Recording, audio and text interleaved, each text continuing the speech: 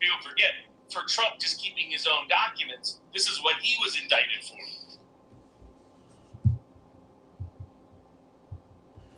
All right, good morning, everybody. I'm going to play something for you. Probably not all of it, but I've got to get my notes.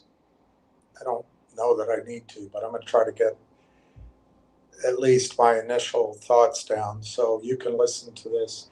I want to make it clear, this isn't my bias. I think they should point out that it's not all, it's just some. And maybe they should add the caveat that it's young, not older. But anyway, I'm going to play it for you. Welcome back, guys. I have a doozy of a video to go through today.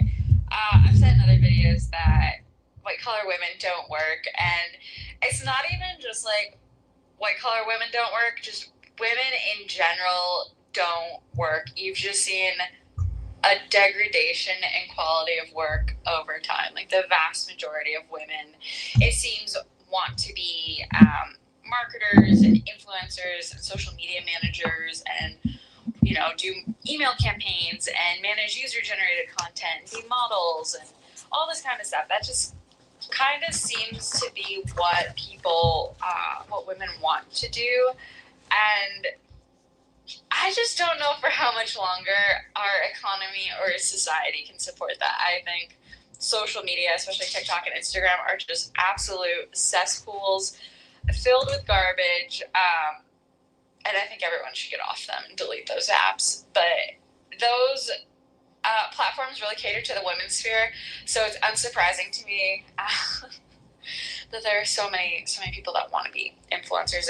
I think they think it's an easy life, and they're just adding no value to society. Like I think if Instagram went down tomorrow, like we would be fine. Society would be fine. But anyways, I digress. All right. This is, like I said, Paul Joseph Watson. He's diving in to how women aren't working anymore. And I think you'll really enjoy this. What do young women even do anymore? Influencers record a day in their life. They usually pick their busiest day to show you exactly what they're doing. Let me do exactly that. Welcome to a day in my life. Why do they all talk like this where the words run into one another? Day in the life is a girl who's always on the move in New York City. We're back at it with another self-care day. And let me tell you, this is What does it say about the sorry state of shortening attention spans caused by TikTok? It's also really fucking annoying. Started my day with my usual cold brew with oat milk, and then the weather. I mean, I know I do jump cuts, but Jesus Christ. Started off the morning with some morning sunshine, got a little Dystopian hellhole. blue energy drink in me, and then headed over to Hot Pilates. I go to practice room, my favorite studio. I go almost every single day. I have to work out in the morning. It has to. Okay, in case you've never gone to like fitness studios like this, I used to be big into this when I lived in DC, and at the time it was like anywhere from like $35, $40, $45, $50 class, depending on what kind of fitness program you did. I used to do solid core, which was pretty expensive. A month pass to solid core was like $400 or $500 a month. So if she's going every day to the studio, just do the math. Part of my routine. I don't feel right if I don't. Good God, this is insufferable. So usually I do run, practice room, or lift weights in the morning. I also didn't really record this class because I feel bad recording in studios. People pay for this. I don't want to. Fairly good looking, but by no means the most attractive woman on the planet. Though I can think of 2 reasons why she's popular. And I immediately went to go get a post-workout smoothie, protein shake. So good. As ever, literally half the day is just consume. Then I had therapy for an hour. Yes. Hot girls do go to therapy. A frenzied yet vacuous, childless existence based around rampant materialism, an atomized city girl living in a pod taking pictures. This is like my critique of New York City. So whenever I talk about white-collar women or women not working, or like I'm critiquing feminism, like this is what I'm critiquing. I'm critiquing this like archetype of a woman who does no work, spends the entire day like consuming drinks, consuming food, buying things that really she doesn't need. She just is for, vanity and performance. Not actually doing work. Like it's a life of leisure that is like being documented, and the documentation of that is what is being sold on social media. So it creates this illusion of like a life that isn't actually real or valuable. Like I don't know. Maybe I'm weird. I would get stressed out if I did that every single day. Like if every single day feels like a vacation, like that kind of feels like a vacation to me.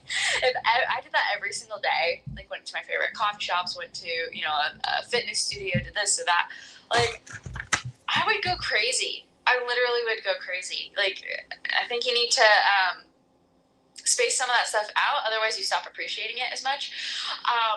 Man, this is what I'm talking about. Like these women are just so insufferable, and all they do is they just spend money, consume, and they do these things. And then because they're posting on social media and the women's sphere is on TikTok and Instagram, they're seeing this and they're judging and benchmarking their own lives against this. And so the belief is, like, among the women's spheres, like you should be trying to become an influencer. You should be trying to live this kind of life, a high consumer life in a city like New York City. And like it degrades the value of work. It makes women not want to work hard, because why would you? If you have someone like that, seriously, if you have someone like this who is just taking pictures, posting them on social media, and making it look like she's living a 6-figure plus life, a comfortable life in New York City, who's gonna want to go show up to a job where they're making $40,000-$50,000 a year, and working, 8 to 10 hours a day? I definitely felt that when I was in my mid-20s, living in Washington, D.C. And that was the height of influencers. And it was at a time where you still could grow organically on platforms like Instagram. And I remember being deep in the weeds of that and being like, why would I continue slaving away at this desk where I hate working here, I hate doing this job? Why would I continue doing this when I could, make content online? I completely get it. Like, who wants to slave away at a desk all day when you can just take pictures of yourself drinking coffee and going to fitness classes? Of their own bobs and pretending it's a real job. Yeah, I can see why she's in therapy. I had to get ready really quickly because I booked a studio on Pierce Space in Brooklyn, so I had to go grab matcha. More beverages. Honestly, I don't usually go to blank space. Okay, also, can we, bring modesty back? I'm just tired of half-naked women walking around all the time and making it seem like that's normal. Like, can we normalize, modesty and covering yourself up? Like, I'm not saying, you need to dress like a Mormon fundamentalist, like you're out of the 18th, 19th century, but can we just, not show everything? Is that so hard to ask? Wait, what? Blank space? Okay, Taylor Swift, Blank Street, but it was just next to the subway. I don't really like it that much, I'm gonna be honest. The studio, I was going to shoot for one brand, but then I found out I had to actually shoot for 2 brands, so I was trying to game plan because I only had 2 hours in the studio, and if I stayed over, then I'd have to pay overtime. So I kind of just was being sporadic for 2 hours. I blacked out and I don't really remember what I did. Wait, what? I blacked out and I don't really remember what I did. Oh, I'm sure it was vital work. And then went to sushi counter immediately because I was starving. I'm regular there, but you would never know because I don't have my punch card ever, so I'm never getting put on the damn wall. Consume. All the coffee shop, because oh my god, how many drinks is he having in one day? I don't know. Consume. Don't stay home at all during the work week. I just like to be out of the house at all times, so I always do my editing out of the house. No surprise me. So coming from a perspective of someone who kind of used to do this, not to the extent that she's doing it, but I used to not like being in my apartment, and so I would go out and work outside my apartment all the time, and I think that's because for a lot of people, apartments aren't really homes. They're a place you rent, they're a place you're paying to sleep, but it's not really a home. Now that I have a place that I call home, I much prefer being in home, hanging out with my dogs, making coffee whenever I want, wearing whatever I want.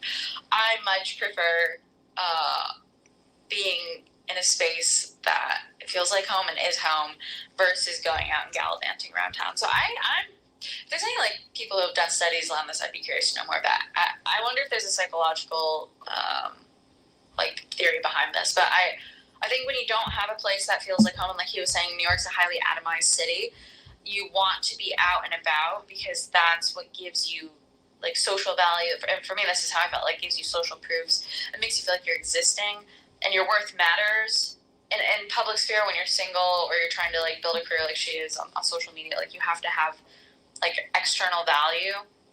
Whereas if you're, building your own business, you're at home, you're in a good relationship, you have a home that you're not renting, that you own. It's different. It hits different. I don't know. I'd be curious if anyone has ever come across theories that talk about that. When you live in an urban pod. Then I realized it was 7 p.m. because the coffee shop, it closed. So I went to go grab some groceries, came home. I made this little like watermelon salad situation. Watermelon salad situation. Watermelon salad situation. And then was editing, and then Love Island Reunion turned on, and I was like, Consume. I gotta watch. It was kind of bad though. I'm not gonna. Good God, that was exhausting. And it wasn't a one-off. All her videos are like this. I quit my job, moved to New York City on a whim. Let me show you how it's been going. Hi, my name's Izzy. I moved to New York a few months ago from Florida to pursue content creation full time, and just recently started a small business. To stay off the 4.5 mile walk because it was just too nice out to go to the gym. Yes, 55 and sunny is nice for New York. I FaceTime my friend Allie for like an hour on the walk. I don't know what's more soul-destroyingly pointless. All those female HR daycare jobs or this. She worked for a total of 2 hours, blacked out, and didn't even remember it. What a meaningful job that must be. Female city lifestyle equals inane materialistic hell. I was having fun until I turned the volume on. Materialism maxing, no concept of introspection, no thinking about meaning of life, no questions like, this is just food or drinks, is it wise to be spending so much time on the... This is an interesting tweet. So it says here, by Tasteful Lindy, these women are the backbone of the New York City retail economy. I don't think people understand this. This is why women are doing this. This is why women aren't working. This is why they're living hyper-consumerism lifestyles, because women like this are the backbone of our economy. Because when you're married and you have a family, your priorities change, and suddenly you don't want to spend as much, or you're in a relationship and you've agreed together that you're not going to spend as much. But single women, especially those who seek validation and inclusion in the culture that's around them, they will be prompted to spend more money. And that programming, I think, is indoctrinated into women through social media. That's why I think women really need to get off social media, because it's not even just keeping up with the Joneses anymore. It is fundamentally altering like how they perceive reality.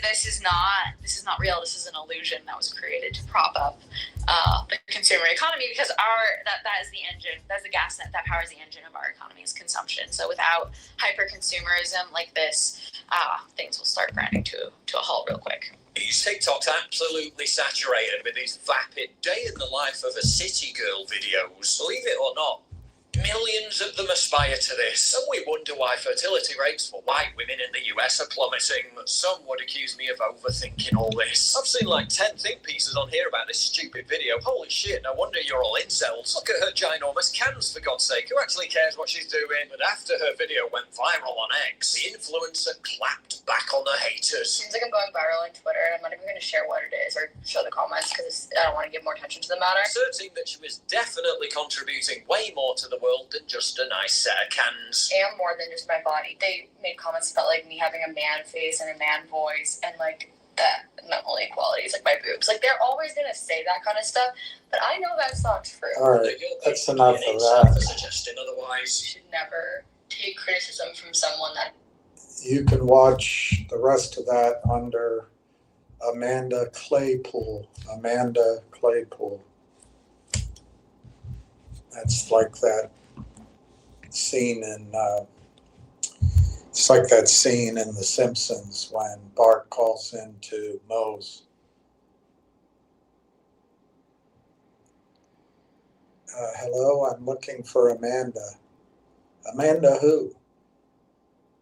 I'm looking for Amanda Hug and Kiss. And so Moe goes out and yells out, I'm looking for Amanda Hug and Kiss. Everyone laughs.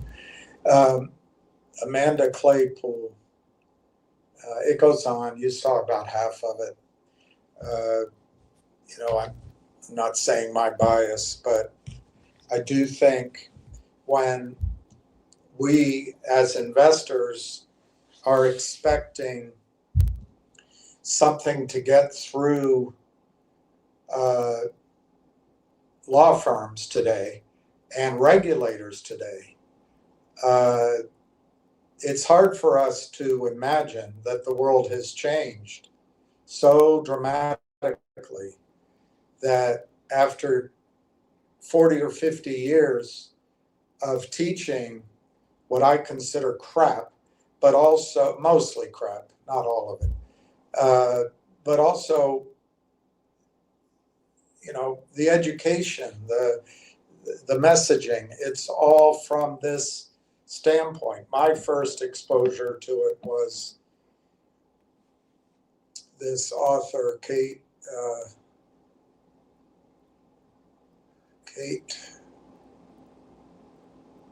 I can't remember. Let's see if I can find it.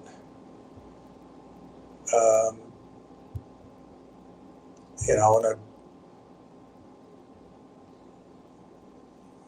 girlfriend made me read it, which I did. Kate something. Damn it, my brain. I have a Biden brain. Could be that. Could be that. Could be that. Let me see. Kate Millett. Let's see if that's, yeah, it is. Kate Millett. She wrote the book Sexual Politics in 1970s. And she's now dead. But what she's wrought lives with us. So my point is, without getting into biases or being impolite, is that when we expect government efficiency, attorneys' efficiency, I would submit to you that things have changed. That's number one. So anyway, we're now for Railtown, we're now at 15,566,000. I removed 10,000 shares for CB, who I will try to address, if she's here, try to address in a minute. I think that is an understandable reaction to all the stocks we've been in, but I think it's a mistake because you believe, despite all evidence, despite all experiences, you believe the price of the stock is telling you something. I submit to you the price of the stock is telling you nothing, except buyers haven't been able to buy. Well, we're buying. I'm talking about up in Canada. Well, somebody's buying. Yes, somebody's buying, but the knowledgeable buying that's going to sustain the price move upward of the stock, they're not buying. And there's continuous computerized selling, computer programming selling, flash boys selling, nanosecond trading to sell, pressure. And so we know those two things, but you're responding therefore to the false price. And I think you're going to regret it. Anyway, I do want to say that we have come through the storm. I got to sign in. Darn it. I always forget to do that.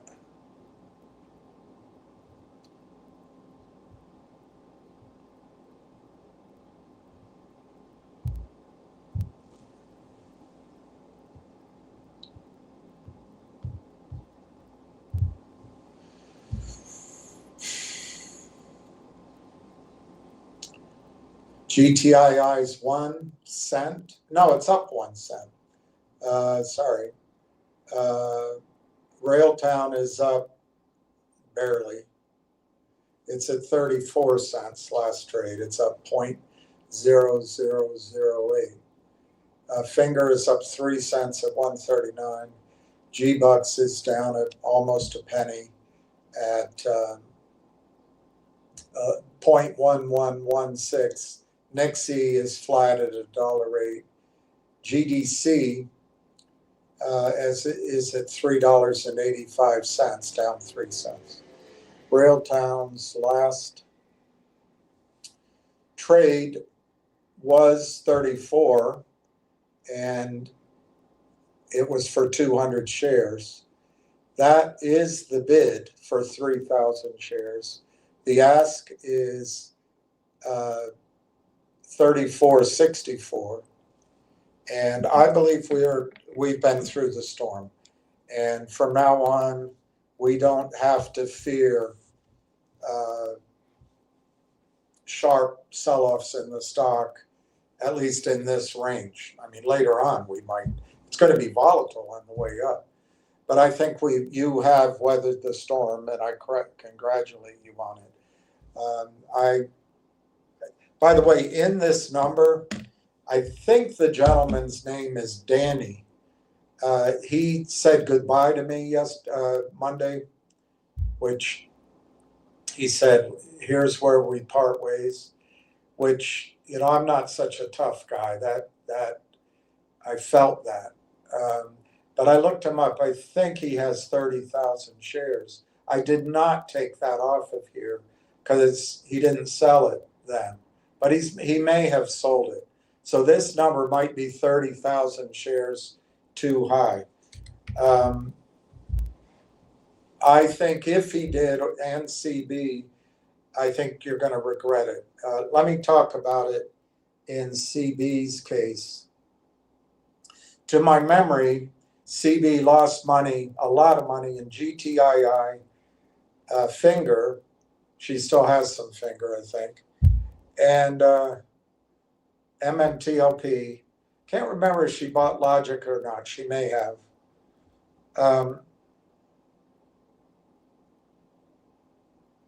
And I'm sure I don't remember anything else. But CB, I would imagine you lost quite a bit of money. Holding cash, and I think you just sold your 10,000 Railtown at 30 cents, 31 cents. So you got $3,000 in an account that you've dedicated to speculative stocks. Yeah, you can take that, and that $3,000 might be what you need to make it through the next couple of months, next 6 months. I understand that. I mean, I'm actually in that position myself. So I do understand it. And in fact,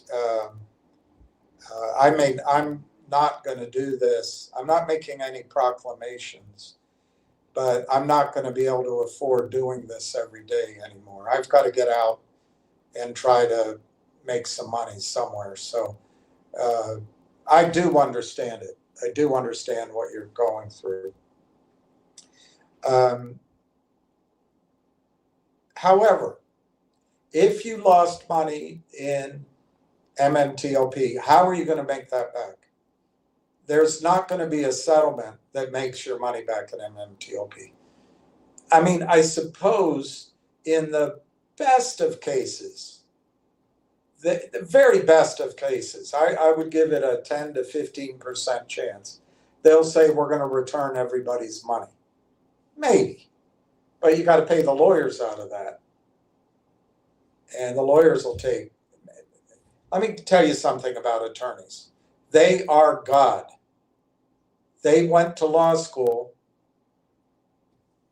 narrowed their brain into a very obtuse way of thinking, and therefore they deserve to be paid. Every utterance, every phone call, every trip, every lunch meeting, every breath they take, they deserve to be paid. So even if a settlement for MMTLP is as simple as return their money, netting it out, unless, I suppose the brokerage firms could pay the legal fees as well. But that would be, in fantasy world, CB, that would be the most you're going to get back. And it's a fantasy. And it's probably at least 2 or 3 or 4 years away.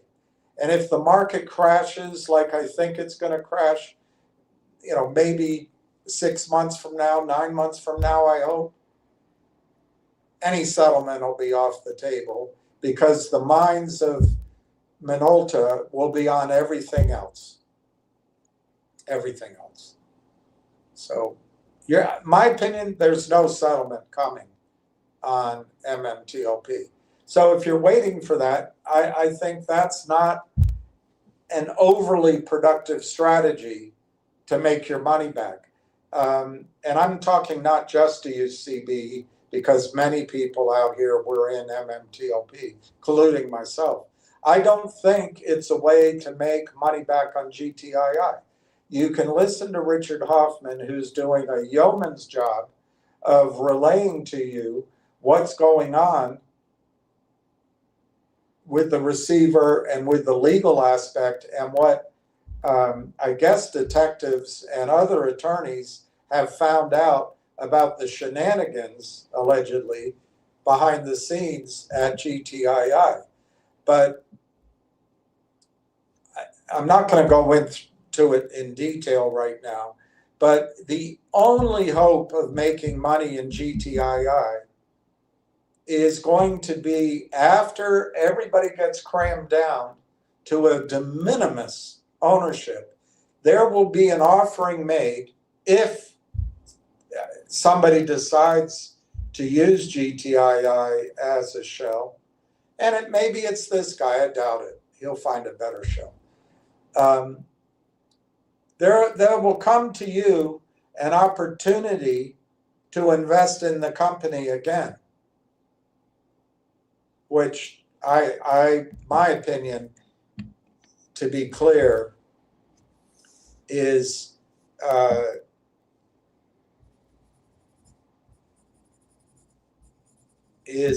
we should just get away from any of these stocks. Any company on the over-the-counter market or on NASDAQ below $1 billion, below $5 a share, who needs to raise money, there's no reason to invest. Doesn't matter how good the story is. There's no reason to invest. You're not going to time it correctly. You're not going to have the emotions, just like CB. And I don't blame her. I do not blame her. Like Danny, if he's got now.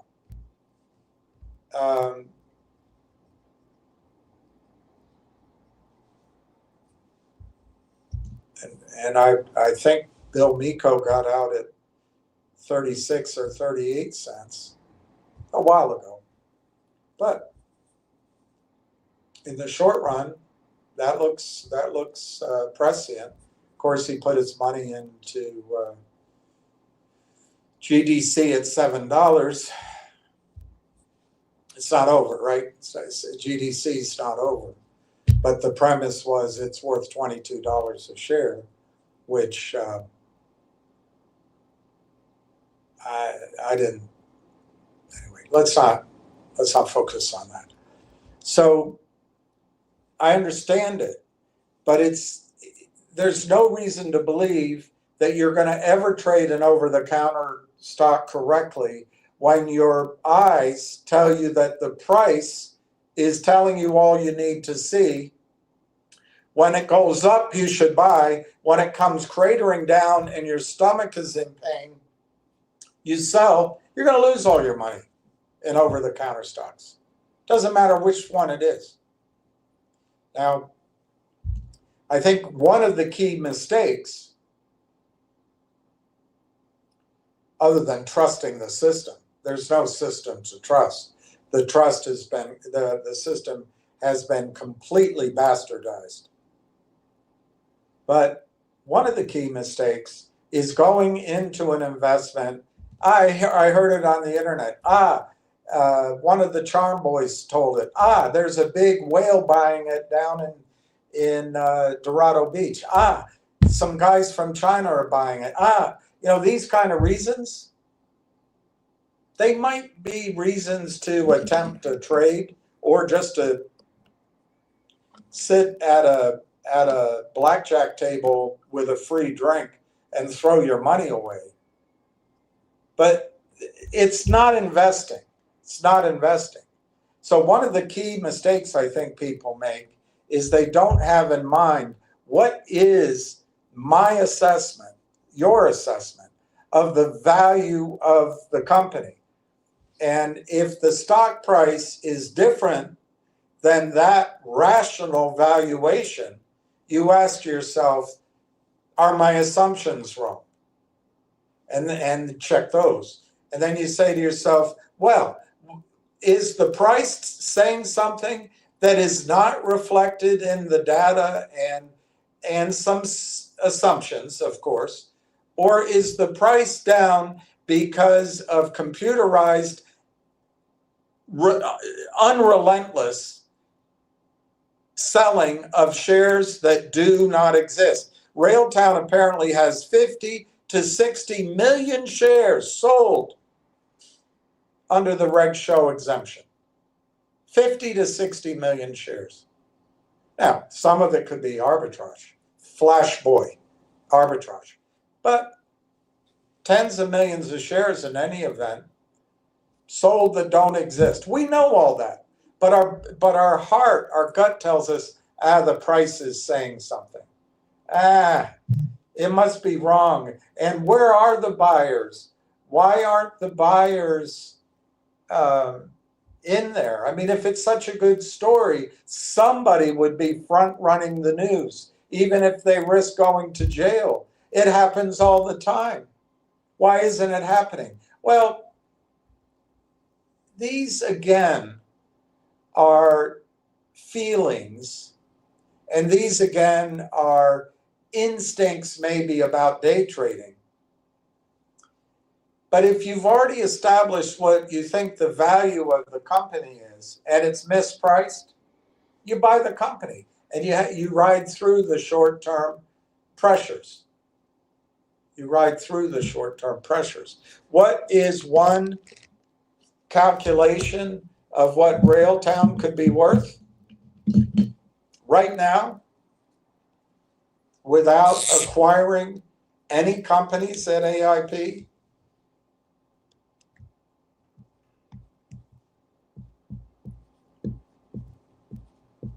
Without acquiring any companies.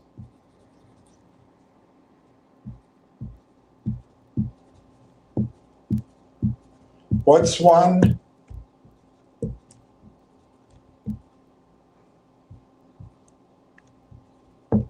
I don't know how to spell that. I'm so bad at spelling. I don't know.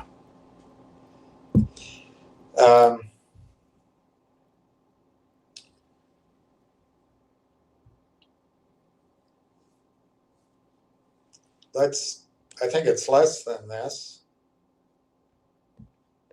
but let's use it.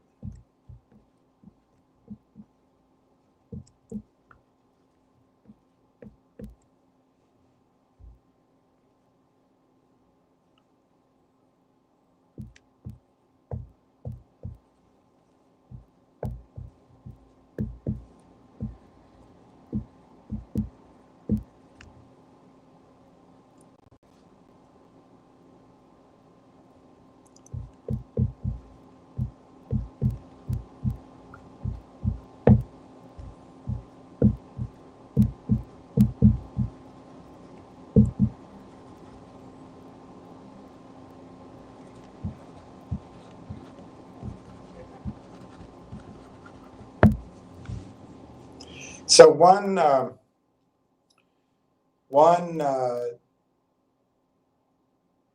way of looking at it for valuation is just a straight up comparison to a company whose product is newer, therefore still in the R&D phase primarily. All software is always in R&D, but it's somewhat commercial, but not fully. But it was priced by Sequoia. And if we just look at the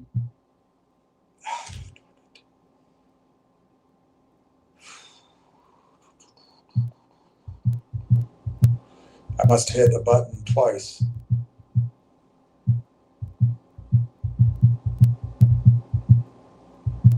There we go. So it's 21. Let's just call it 20.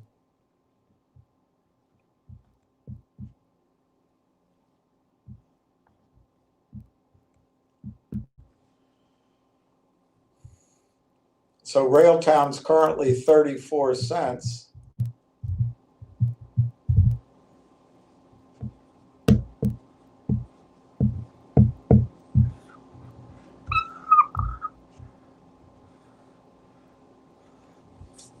So Sequoia just valued Lang Chain, which they estimate at the point in time was going to do, or was doing on an annualized basis, 12 to 16 million in zero margin, non-profitable revenue, non-profitable. And Sequoia did that determination. They raised 125 million. Railtown's market cap right now is 60 million. 60 million. Well, if you assume from the hosting 120 million, I've shown it to you in the presentation. If they get 15% revenue share, I don't know. It doesn't matter for my purposes here. But if so, in other words, 15% times 120 is 15 million forward revenue, but they can estimate it, just like they estimated it up here. Well, one valuation is Railtown, which is a better product. It's been battle tested. It is first to market, is worth 1.25 billion. Well, if you do that, 20x Railtown's value per share today, because they don't have to issue shares. To do this, they don't have to issue shares beyond the 50, that doesn't include the 50 million shares. So that is one number today, but we've got to add in the 50 million shares. So let me do it differently.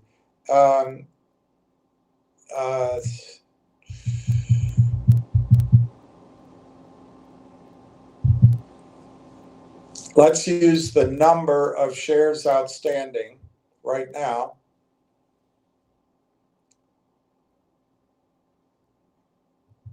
Let me do it on Yahoo.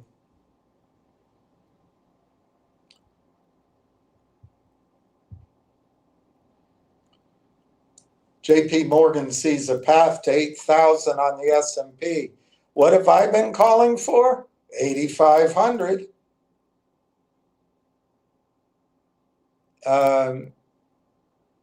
Dave Hunter used to call for 7,500, but he's just raised it to 9,500.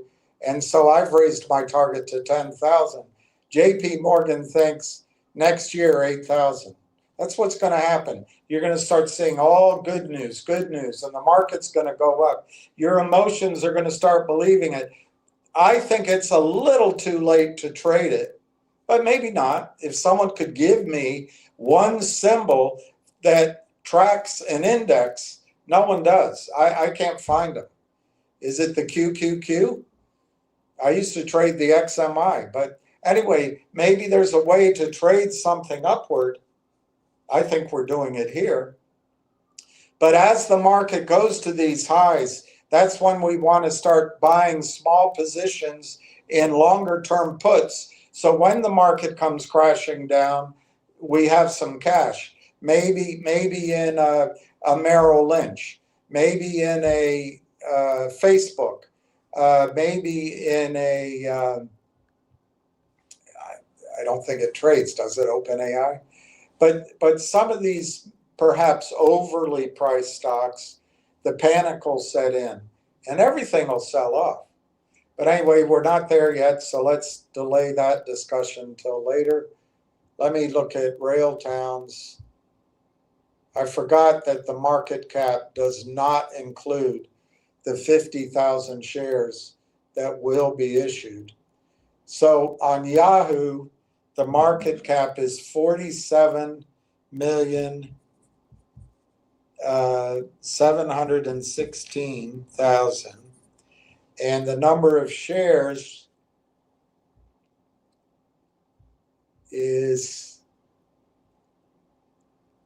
all right, I got to go to statistics.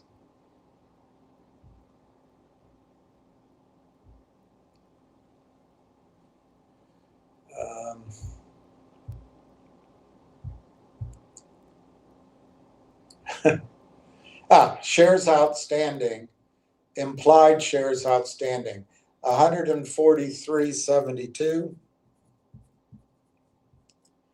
I think it should be higher, but I'll go with Yahoo.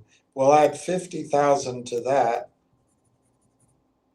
50 million to that.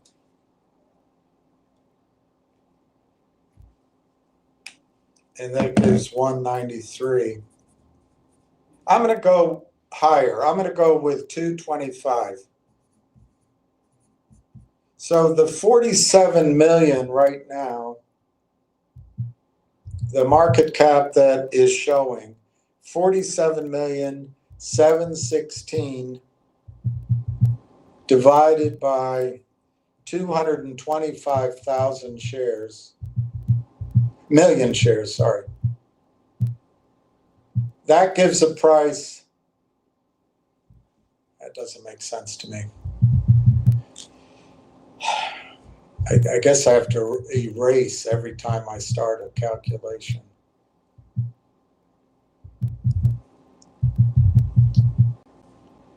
$47,716,000 divided by 225 million shares. That gives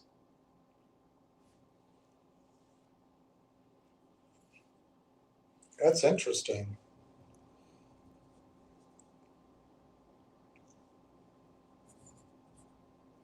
Let me try.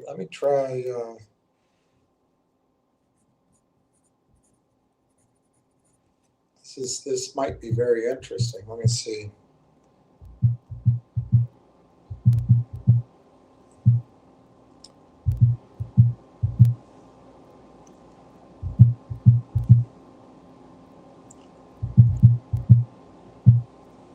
Yeah, very interesting.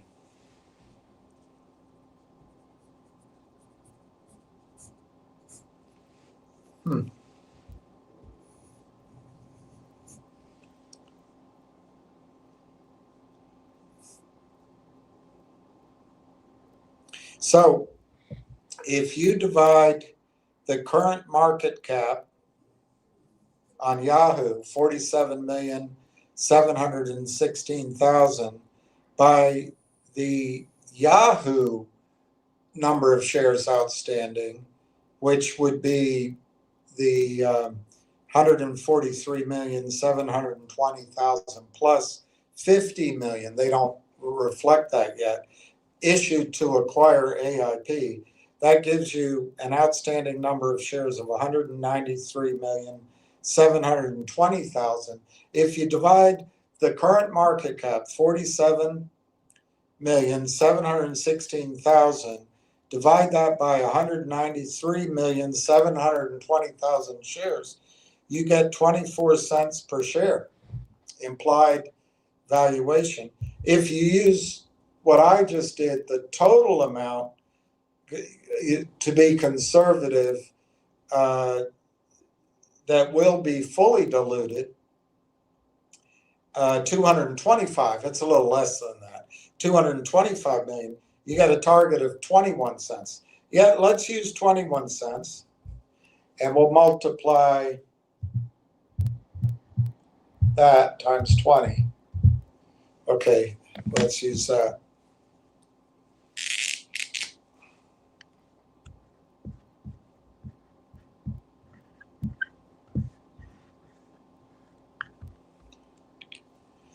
So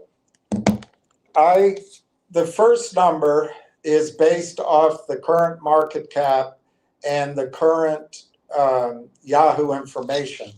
It doesn't include the 50 million shares that are going to be issued.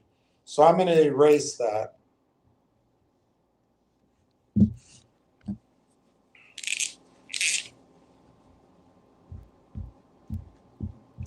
And I'm going to use what it would imply if we use the full 220, it's less, but let's just say 225 million fully diluted after the AIP deal is done. using the same multiple, using the same valuation and the same multiple against revenues, basically, zero profit, 99% profit here. The target should be $4.20 per share, 4.20% per share. The stock right now is trading at 34.29, but a valuation that we can come up with just using Sequoia, smarter than I am, using Sequoia, we can come up with $4.20 a share. Stock last traded 34.29.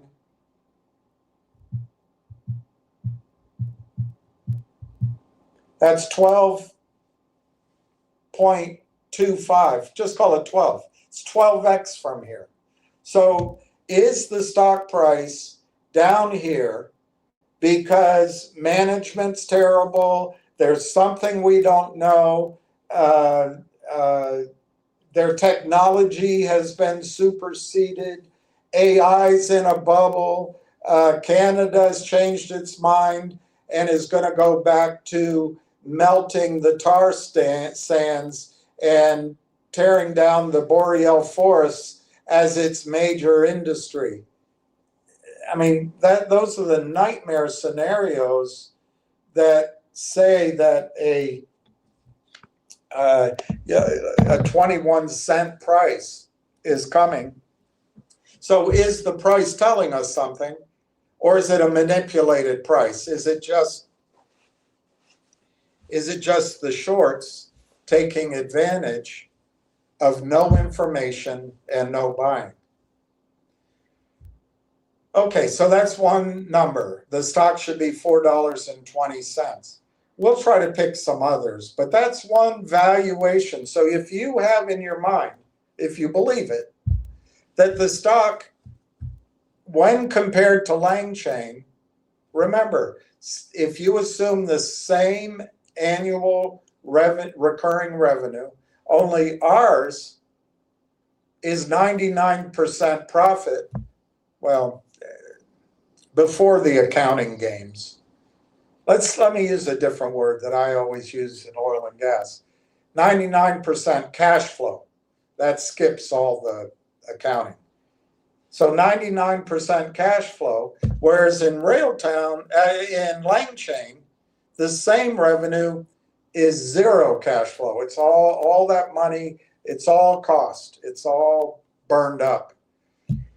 If you use the same multiples that Sequoia gave for non-profitable revenue, and we get the same revenue estimate, only ours is profitable, you have a target of $4.20. Well, if that's good enough for you as a value of Railtown, and the stock's at 34 cents, you should be saying, I should be buying all of that. I can absolutely buy. It's mispriced. The only thing in your head is, the price is telling me something. What is it telling you? What is the price telling you? That the shorts can sell with reckless abandon and they can break securities laws and no one's going to stop them or put them in jail. We know that. We know that. And what else is it telling you? It's telling you maybe that AIP, the deal hasn't closed. Remember, my prediction was they'd do it by today. Well, today's not over. We'll see if I'm going to be right. Do it. What I mean is file it. Maybe it closed on the 14th, but file it. Well, I submit to you, all the price is telling you is there's no buyers in Canada that know what they're doing because they're not allowed to. They have access to material, non-public information. They can't buy the stock. They're just not on the stage. They're not on the field. They're not in the batter's box.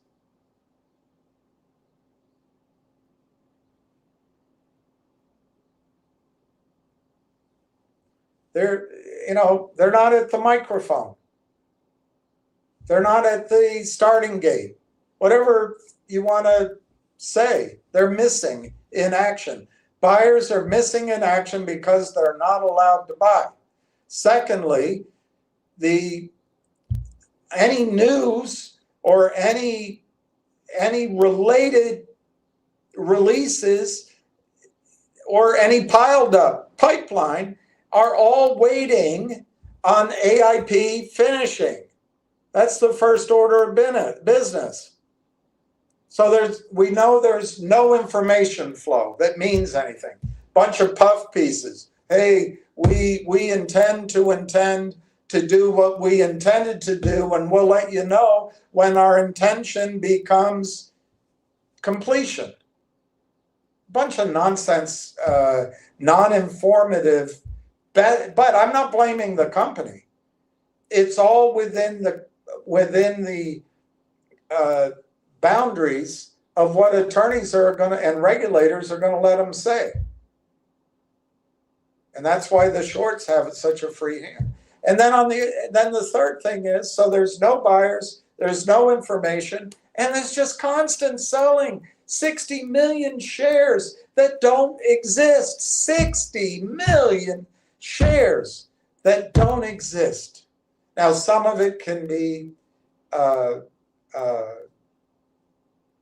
crossed and hedging against Canadian trades, but the fact is, when those trades were entered, they were reg show exemptions.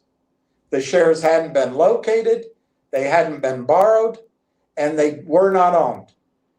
60 million shares. And so the price is suppressed. There's no optimism in the price. There's no excitement in the price. There's no hype in the price. It is as depressed as it can be by 60 million shares being sold. All right, we know those facts. So what is it telling us? Our gut is telling us, shit, this is another GTII. This is another vocal. Crap, this is another MMTLP. The system wins again. That's one thing our gut is telling us that it's saying. Guts aren't always right, by the way. You should trust your gut, but you should always check your gut's assumptions.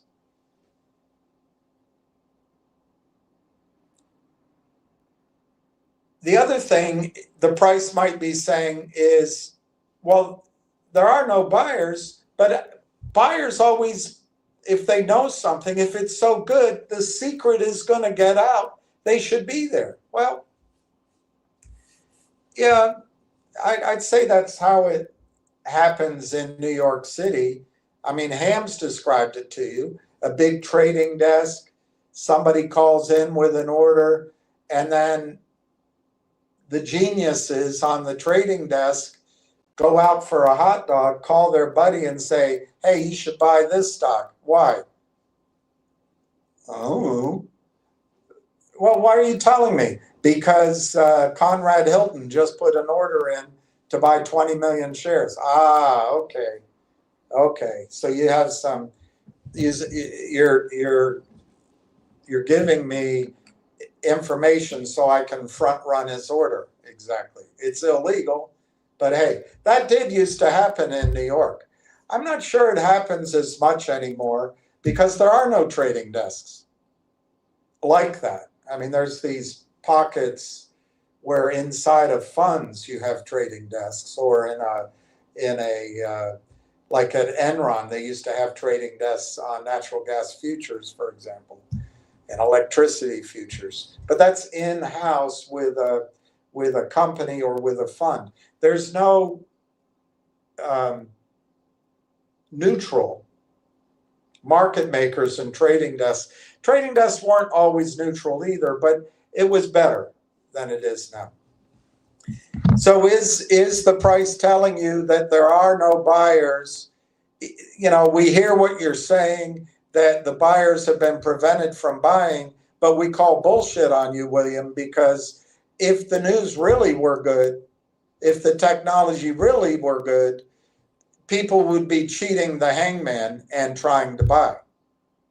Well, I submit to you, that's another thing your gut is telling you from other trades. But in this case, I don't think the buyers is everybody in Canada. I don't think it's all institutions in Canada. I think the current subset in Canada are institutions who knew Corey and Marwan, knew John Ruffalo and Mike Nebrega, and knew Walmers, and maybe know Constellation Software. I think that, and maybe the overpaid investment wankers at Canaccord Genuity have told some of their institutional investors. But that whole subset that I just described, if they jump the gun and cheat, they could lose their franchise, they could go to jail, but they can also not only lose their profits, they can lose huge fines. It's not worth the risk. It's not worth the risk. So I personally think the buyers are totally sidelined.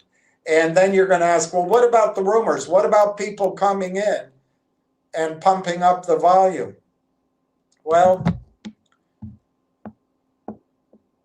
you do see some of that. The stock ran up in October, early October, on the rumor that the AIP deal was going to be closed. But, you know, to go from 40 cents to 60 cents, I mean, it's a big percentage gain, but it wasn't a lot of volume. And I would submit to you, if that run-up happened, it's probably more of a handful of people talking with each other, willing to take, and maybe it's out on the Twitterati web pages. I don't know. I try not to follow that anymore. But I would submit, if there had been any sort of cheating, it was more guesstimates and it was opportunistic. I don't really, it was momentum players. I don't really think information is getting out. That's one of my assumptions. So what else might the price be telling us? That the technology is obsolete already? I don't think so. I just don't think we've got any information. So if we make an assumption that everything's doom and gloom, well, it's still an assumption, and it makes an ass out of you and umption. If we assume everything's rosy-posy, you're telling me that's an assumption. Not you, you know, whoever I'm talking to. But you're saying, all that good news, you're out in left field, you're just making assumptions. You don't know. You're flying blind. Well, I submit you're flying blind, stating that the price is telling you something. The fact is, going back to the things we know that, let's go back, and I'll say they're my assumptions, my predicates. We know the buyers who know what the hell they're doing with money can't buy. We know there's been a limit to information flow for 10 months, meaningful information flow. There's been puff pieces, but nothing meaningful. We know that. And we know that the game of short selling has gone on remorselessly, relentlessly for 12 months. We know those things. Those are my three assumptions. And then to that, I add in a amalgamation, an agglomeration, a combination of all the background data, the market, the revenue projections for other companies, the multiples, all of that summarized by line chain. But you can use, I mean, line chain's multiple here, by the way, is somewhere around 75x. A lot of multiples out there are 200x. So, you know, I think $4 a share, $3.50 from here, 10x from here is the right price to start with. I don't think it's over then. I don't think Sequoia believes that this is the low point in the Lang chain valuation. So all of that other stuff together, my other assumption is we're going to hear good news, good research, good multiples. The market's going to be at our back. And I think based on that, Railtown's going to come out ahead of Lang chain in terms of multiples and valuations. And I believe it's going to happen very quickly once we can move on. And what's holding everything up? What's holding everything up?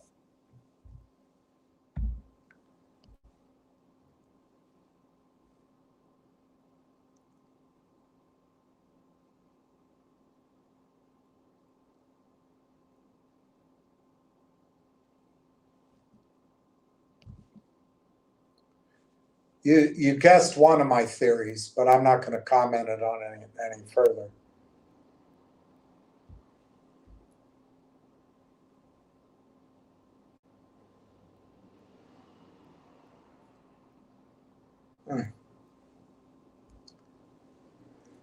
This is the all-in conference held in Toronto by Corey Brandolini 2 months ago.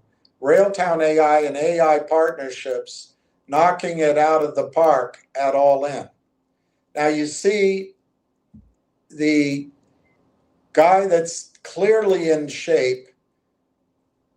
You know, it looks like he's a long distance runner, works out.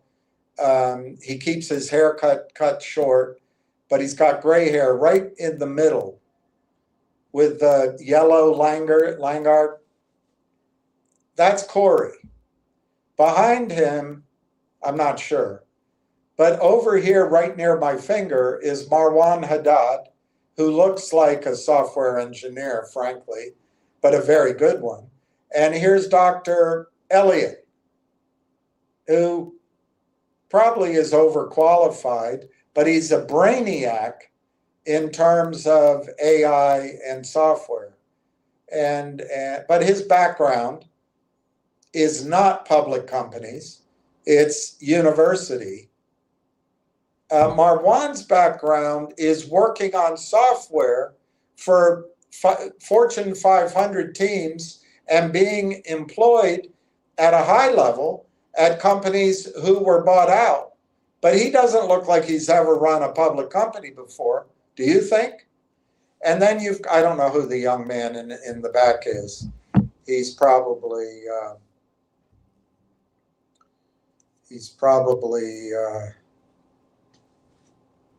I don't hazard a guess. He looks like he's Dr. Tom Elliott's son. So who knows? But then you've got Corey, who does have some experience in the capital markets, has created companies and worked for one or founded one that was sold to Microsoft, but he did it with another company. And he does have capital markets experience. He seems to be slightly more in the world, so to speak, rather than in the moot court of academia, where everything is a beautiful assumption. We have our case here. Let's assume it's a good company, a good government, good law firm, good, which is just all crap, basically. Because when you get out in the real world, you find out that nothing works the way they told you it would in the textbook.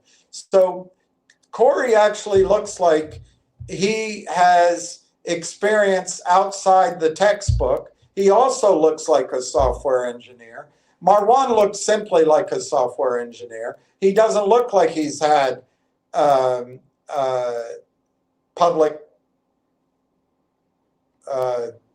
trading company experience. I don't know. In an executive position, I don't know. But rambling Jack Elliott here, he clearly's never run a company before. It's all theory. But now look at Dr. Tom Core. He runs AIP. What do you pick out about him compared to the rest of them? Doesn't he stand out, number one, as being more in my generation than in these generations? Doesn't he stand out maybe more as a professorial type guy, I don't know, an academic type guy, a theory type guy, a university type guy? Well, in fact, that's what he is. In fact, that's what he is. Now, this is the guy running AIP. So out of this whole group of leaders, I would submit to you, there's one guy right in the middle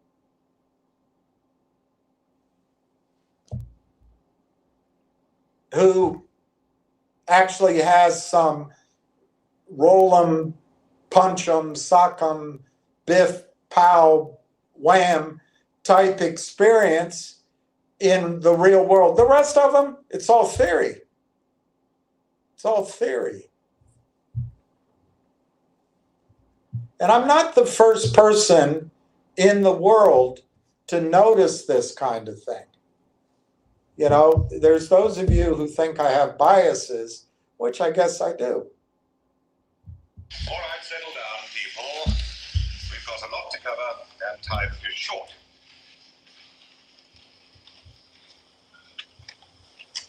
There are two kinds of people in business today, the quick and the dead. So rather than waste your time this semester with a lot of useless theories, we're going to jump right in with both feet and create a fictional company from the ground up. We'll construct our physical plant. We'll set up an efficient administrative and executive structure. Then we'll manufacture our product and market it. I think you'll find it very interesting and a lot of fun. All in the classroom. By looking at construction costs of our new factory. What's the product? That is immaterial for the purposes of our discussion here. But if it makes you happy, let's say we're making tape recorders. Tape recorders? Are you kidding? The Japs will kill us on a labor course. Okay, fine. Then let's just say they're widgets. What's a widget? It's a fictional product. It doesn't matter. Doesn't matter. Tell that to the bank. Take it easy, take it easy. It's the first day. On the board, you will see a cost analysis for construction of a 30,000 square foot facility, which will encompass both factory and office space, and is fully serviced by all utilities, a railroad spur line, and a 4-bay shipping dock. Hold on, why Bill? Hey, you're better off leasing it $1.25, $1.50 a square foot. Take your down payment, put it into CDs, or something else you can roll over every couple of months. Thank you, Mr. Mellon. But we'll be concentrating on finance a little later in the term. For the time being, let's just concentrate on the construction figures, shall we? You will see the final bottom line requires the factoring in of not just the material and construction costs, but also the architect's fees and the costs of land servicing. Oh, you left out a bunch of stuff. Oh, really? Like what, for instance? Well, first of all, you're going to have to grease local politicians for the sudden zoning problems that always come up. Then there's a kickback for the carpenters. And if you plan on using any cement in this building, I'm sure the Teamsters would like to have a little chat with you, and that'll cost you. Oh, and don't forget a little something for the building inspectors. Then there's a long-term cost, such as waste disposal. I don't know if you're familiar with who runs that business, but I assure you it's not the Boy Scouts. That'll be quite enough, Mr. Mellon. Maybe bribes and kickbacks and mafia payoffs are how you do business. But they are not part of the legitimate business world. And they're certainly not part of anything I am teaching in this class. Do I make myself clear? Sorry, just trying to help. So. Now, notwithstanding Mr. Mellon's input, the next question for us is where to build our factory. How about Fantasyland?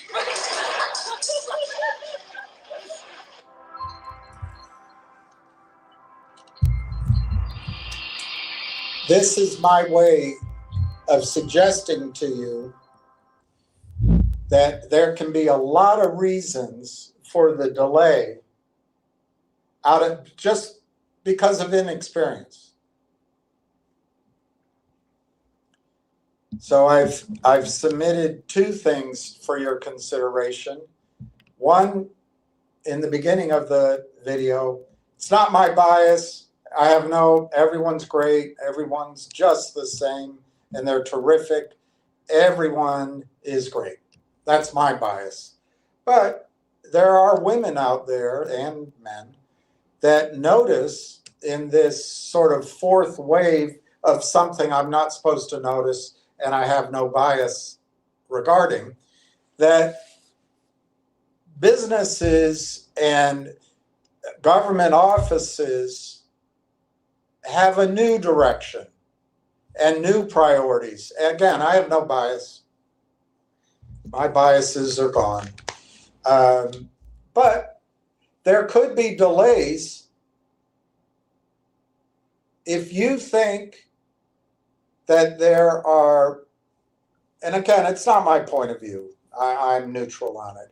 But if you think there are planes that flip over in Detroit or planes that crash with Black Hawk helicopters because 26-year-olds are promoted to pilot too soon because of, dare I say it, DEI, and I would focus on one aspect of DEI, you know, in the popular slogan, go woke, go broke. And I have no bias. Everybody's great. Everybody's wonderful. And I grew up, everything is copacetic. Whatever you believe, I don't argue with it. But if you think that happens in the United States, Canada is a multiple of it. So if you think it affects law firms here in the United States, Canada, that's an area they're in the lead. If you think regulators and bureaucrats slow down approval here and take forever here because of both DEI and power plays in Canada, you can multiply that by 10. They're ahead of us. They're better at going woke than we are. So that's my one submission to you to explain these delays. Not that we're technologically obsolete, not that our product is not as good. In fact, I think it's better than Lang Chain. Not that somehow there's a secret out there that we don't know that justifies this price being 47,716,000 market cap versus Lang Chain's market cap of 1.25 billion. So anyway, those are my opening thoughts. I didn't finish talking to CB.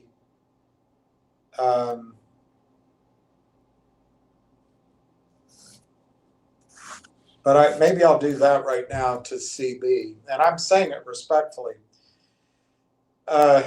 You sold 10,000 shares at 30 cents. maybe it was more, but so you have $3,000, and you lost a lot in MMTLP, in GTII, in Finger, which you still hold on to, and maybe Logic, I can't remember. So that's 4 or 5 positions. If, let's say you lost $10,000 on average in each position, so you're down $50,000, which makes you, and I'm not picking on you. This, other people will learn from this too, but this makes you a victim of the system, and make no mistake about it, it's a system. It is the system now. So it makes you a victim to the tune of $50,000. Well, you used to have 10,000 shares of Railtown.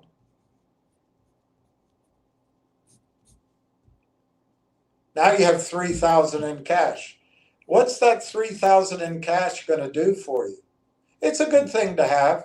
If the stock market does correct drastically later next year, that $3,000 in cash, you can buy something with it. But it's not a lot of money. It's not like you can spread it around. But you might be able to buy something at the low and get a return on it. If you're lucky, maybe 5x. Maybe more, but you'll have to wait. And you'll have to be very clever which items you buy. But if you leave it in cash over the next 5 years, the only thing I'm leaving out here is if you need the money, well, that's a different thing. But if you leave it in cash, the purchasing power, not next year, not during the correction, not during the crash. Cash will be king at the bottom or toward the bottom. But later, the purchasing power of that $3,000 will probably collapse. So what could you buy now? You can't even buy 1 ounce of gold. But let's say you added some money to it and you bought 1 ounce of gold, and gold goes to $20,000 over the next 5 years, you'll have $20,000 worth of gold. Well, CB, what I want to point out to you, and I don't think you can buy back 10,000 shares. You might only be able to buy back 9,500, but I still think you should do it. If Railtown is mispriced,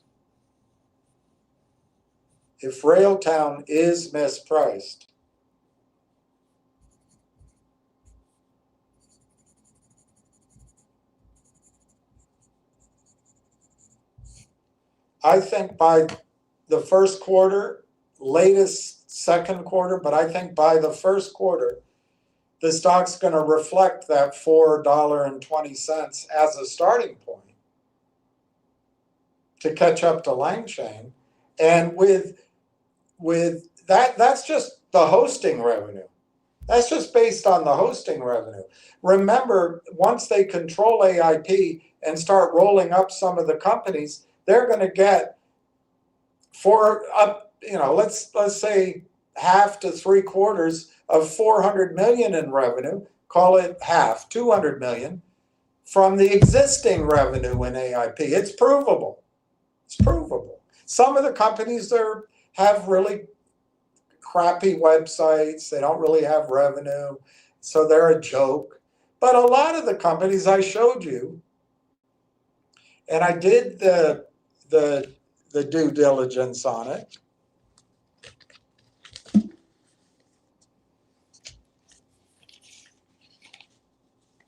I mean,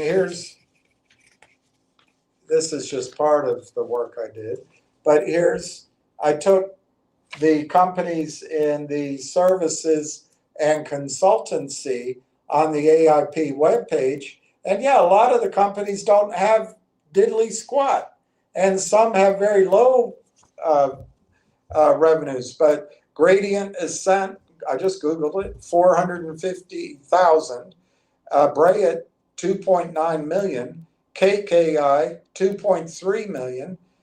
SQA Group, 13.8 million revenues. Primal.ai, 917. And Cloud Brigade, 145.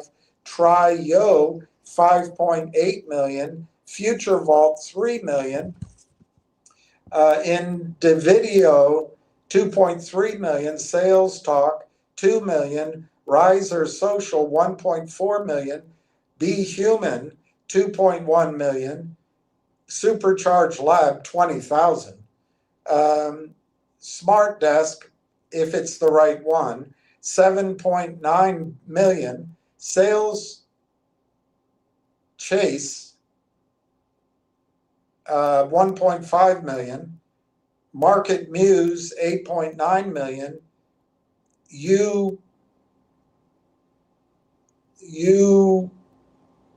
Yubble, 6 million. And then there's a bunch that don't have anything. But that's just in one of their sections. That adds up to tens of millions of dollars of revenue. You can do the homework yourself. So you've got the hosting revenue, you've got the roll-up revenue, and then you're going to have the hosting revenue from AIP. But then we've got to hear about the TELUS deal. You're going to have TELUS revenue sharing with Railtown, any business Railtown brings to TELUS, or clients they sign up who then host and use TELUS. Railtown's going to get revenue from that. The other source you have, TELUS may, we don't know this yet, but TELUS may direct their clients that use the Kissimmee, the AI Sovereign Factory, to Railtown's conductor as a predicate to use TELUS's services. We don't know that. But those are two hosting opportunities in addition to the AIP hosting. Then Railtown also has its pipeline of other revenue deals. So there's revenue from all sources that we haven't heard about. But based just on the hosting revenue, we can use as a comp $4 a share. If some of those other revenues start showing up, the stock could be $5, $6, $7 just to start, CB. And if it goes to 5, you have your 50 grand back. And if you can stand it, and you can hold on, and it goes to 15, or it goes to 20, or it goes to 25, not only do you have your money back, but you have profits for all this pain, victimhood, and we're all victims to this. I'm not judging you. I'm a victim to it too. But it's a way of taking your experience from the red, getting it into the green. And if you have 10,000 shares, CB, and it goes to $15, you have 150 grand. I had a boss that once told me, and I think he read it somewhere because other people have the same advice. But the hardest amount of money to come up with is $100,000 of investable capital. Once you have that, if you're careful, you can grow that pretty well, maybe as much as $1 million. I submit to you, CB, that Railtown is mispriced. I think we've made it through the storm. And I think what's ahead is probably slow but steady, one step forward. I'll flip it. 2 steps forward, 1 step back. 2 steps forward, 1 step back. Until we get to $5 or $6 a share, and then I think it'll double or triple very quickly. But we don't see any of this. So our gut is telling us, this is another one. Well, I'm telling you, that small part of our brain that we use for conscious thought, 4 or 5% of our brain, is telling, if you put it all down on paper, everything lines up that Railtown's mispriced. Our gut is telling us, because we've been punched in the gut, we've been cheated and lied to and misled and churned up and chewed out for 3.5 years. So we're saying, I'm not going to let it go to zero.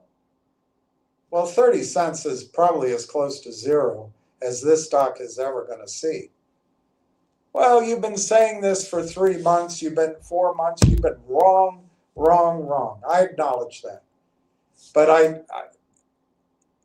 I submit to you that once the buyers can buy, once the knowledge flows, once institutions start buying, the computerized algorithmic selling will slow down and then stop. I think you got a $15 stock. So CB, and I'm being respectful, I understand. I go through the emotions. I'm pretty much show my emotions right on my sleeve because I can't help it. But I think you're going to regret it. And then you're going to have $3,000 while other people have $100,000 and more. And you're going, shoot. So unless you need the money, CB, I think today's Wednesday. So my prediction of Wednesday has not yet been invalidated. It may be. Because everything's been delayed. But I suggest to you the 2 reasons for the delays, broad stroke, have absolutely nothing to do with the fundamentals and what the stock is going to do afterward. So anyway, CB, I really hope you buy back your position and you do it today or tomorrow or Friday. I don't think, you've said that before. Yes, I have. I don't think there's going to be much more time to own the stock in the 30-cent range. I don't think that the filing that they acquired AIP is going to make the stock skyrocket. I don't expect that. I think it'll probably get it up to, where is it right now? 34 cents. Get it to 35, 38, maybe 40 cents, something like that. Because the damage was done pretty sharply. But remember, it might only be in that range for a few days and then goes higher. I think it is going to be, we can look at a chart in a minute. I think it is going to take some churning to get through the 44-cent range, but I think it will get through that range. And then, you got your 60 cent, 70 cent, 80 cent range to get through. And then I think it's $1, $1.20. And that doesn't sound great compared to my previous predictions.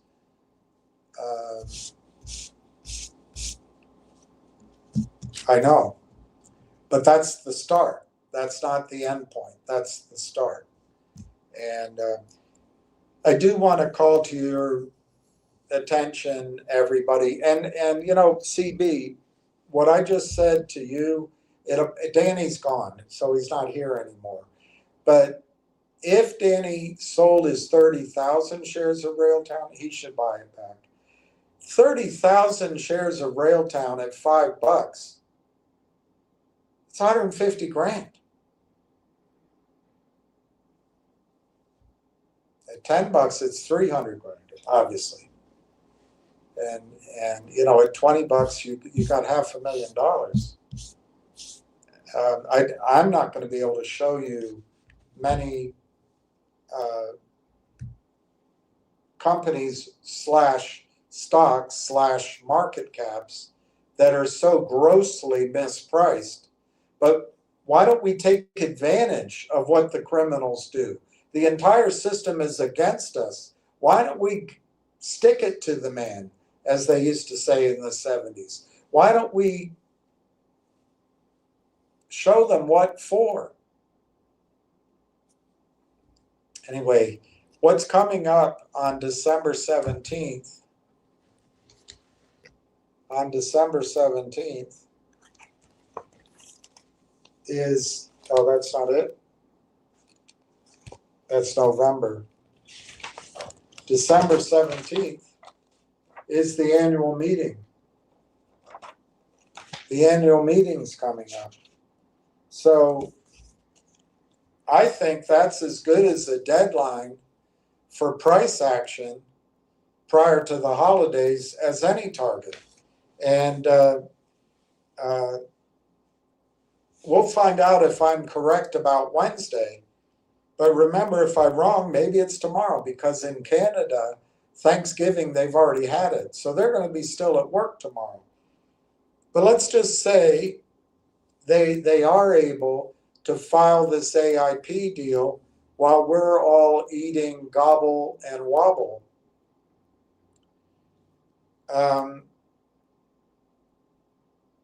So they get it done this week, let's say. Well, that gives us next week, the following week, and half a week, essentially, before the annual meeting. I would submit to Danny and CB, you're going to see a lot of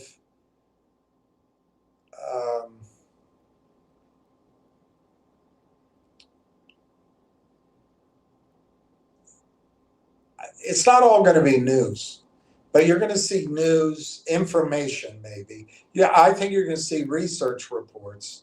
I think you're going to start seeing buying,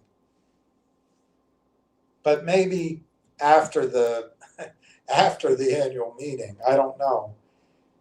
But I think you're going to start getting all of this information we've been missing for 11 months.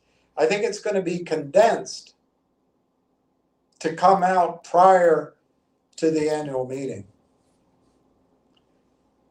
Why? I don't know. Maybe it's as simple that Corey, when he stands up at the annual meeting, lots of annual meetings take 20 minutes, and the secretary reads out the vote, you know, the matter at hand, the vote, and then the next one, and then any objections, bang, and that's it. But if Corey wants to have a more meaningful shareholders meeting and maybe start making presentations, I would guess a good deadline for him is to get all of his pipeline announced before the 17th. A good deadline for him is to get all of his research analysts informed before the 17th. A good use of his time between now and the 17th would be to talk to institutions who matter and get that done before the 17th. A good thing to do would be able to create a new corporate presentation that's more informative between now and the 17th. Perhaps having interviews before now and the 17th. Once the AIP deal is filed, I think Corey has to sprint to his December 17th annual meeting. Makes sense to me. Does it make sense to you?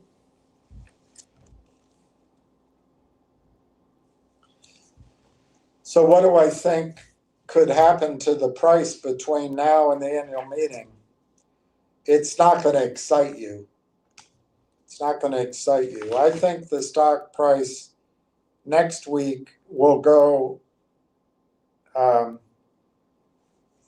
Wednesday, it'll be 40 to 50 cents. And by Friday, it could be as high as 60 cents. The second week in December, I think it'll pretty much be 70 cents the whole week, possibly trading up to 80 cents. But I think it'll just trade at the high on the stock, which was 70 cents, and end the week at 70 cents. That the week of the annual meeting, on that Monday, I think it'll open around 70 cents. It'll get to 80 cents. And I think it'll finish that week at around 80 cents. The next week, the 2 weeks that are the holidays, I actually think the stock will go over $1 before it leaves this year. I know all of my predictions have been wrong, but I gave them in good faith. I haven't erased my other targets here, so you can see how wrong I was. My other target said it would end the year at 350, but I think we're headed to $1, maybe a little bit over the $1 in December. And I think all of my other targets have just been shifted January, February. We can live that long. It's going to happen anyway. And what's your better idea? What's your better idea? GDC is maybe one. It's at 392. Nixie, I don't know. It's $1.07. G-Bucks, that's cheap. 10 cents. Finger,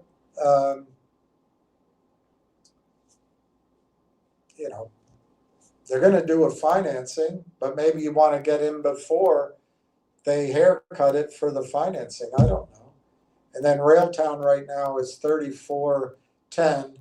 34.10 is the bid. 34.63 is the ask. The volume today, I see 8,200 shares. Last trade, 3,000 shares on the bid. Already, the selling of non-existent shares seems to have slowed down. We'll find out. It's 1 o'clock.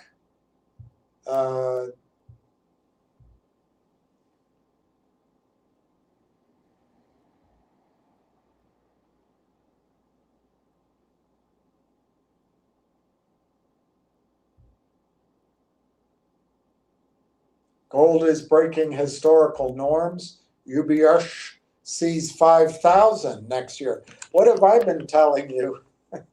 What have I been telling you?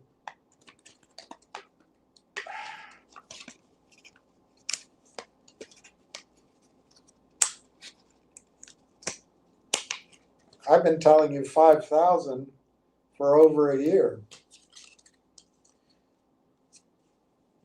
I'm going to go to your comments, but I am going to follow up with you on the gold company that you invested in. I do not think the financing that I thought was going to come is going to come in time. Let's just leave it at that. It may not arrive at all, I don't know. So I'd like to talk to everybody that's invested in it and others that might want to invest in it over this holiday period, because if the company runs out of money, somebody's going to come in, whether it's private equity or a friend of the largest shareholder, and cram us all down. It'd be a real shame. luckily the company doesn't trade, so we haven't been buffeted by the short selling. But if you remember on that gold company,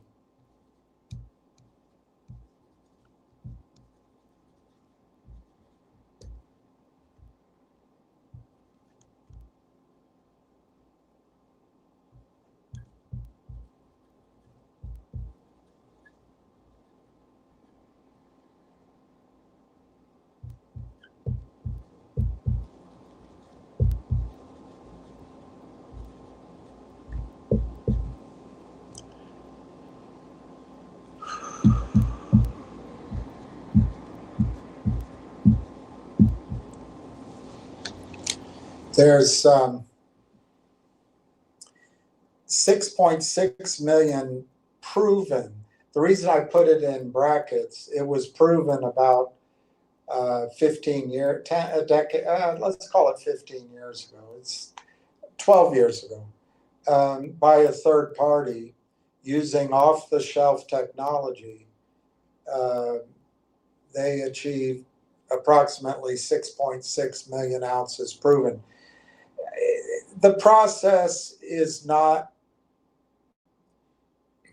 designed for this method at this point, but it is off the shelf. And it is the same methodology that Barrick Gold and Newmont Mining are using 120, 200 miles away in their giant autoclaves in the Carlin Trend. Now, the Carlin Trend gold has slightly different characteristics than this gold, but it's all of a piece. And so an obvious buyer would be Barrick and Newmont combined. They could buy this and truck it to their brutalist autoclaves, their 6 giant autoclaves, and just do it the way they're doing it with the rest of the material. That method is proven at point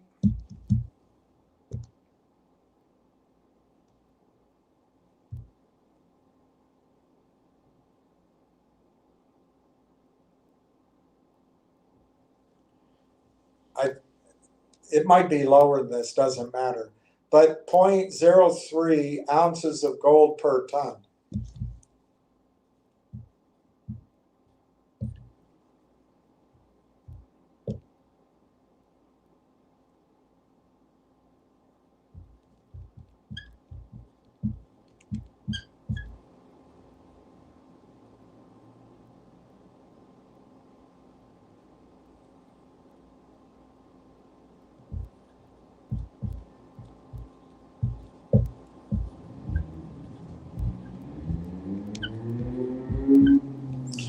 So at 0.038, the proven amount is 6.6 million. What they get at Barrick Gold and Newmont Mining is 0.033. 0.033. So we could reduce that to 6 million in a second.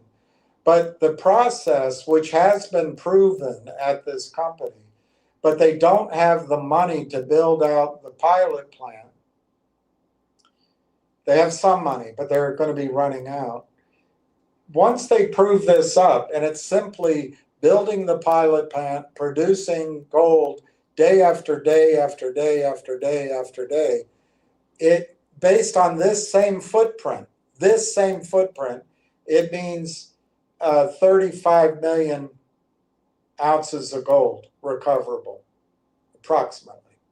Now, if they get this amount and they expand it to the entire prospect's tonnage, you're talking 150 million ounces or more. But let's ignore all this. Let's call that 6 million. The process that the company has produces gold once it's up and running at under $500 an ounce. I don't know the costs at Gold Strike, which is Barrick Gold and Newmont Mining together. But if gold goes to 5,000, it's not there yet. And let's say it costs 1,000 to get an ounce of gold. That's 4,000 in gross profit.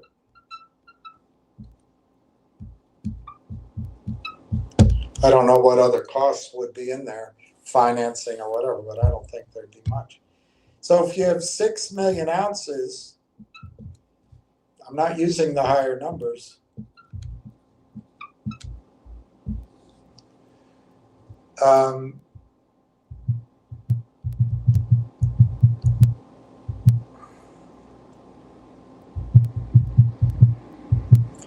It's an astonishing number.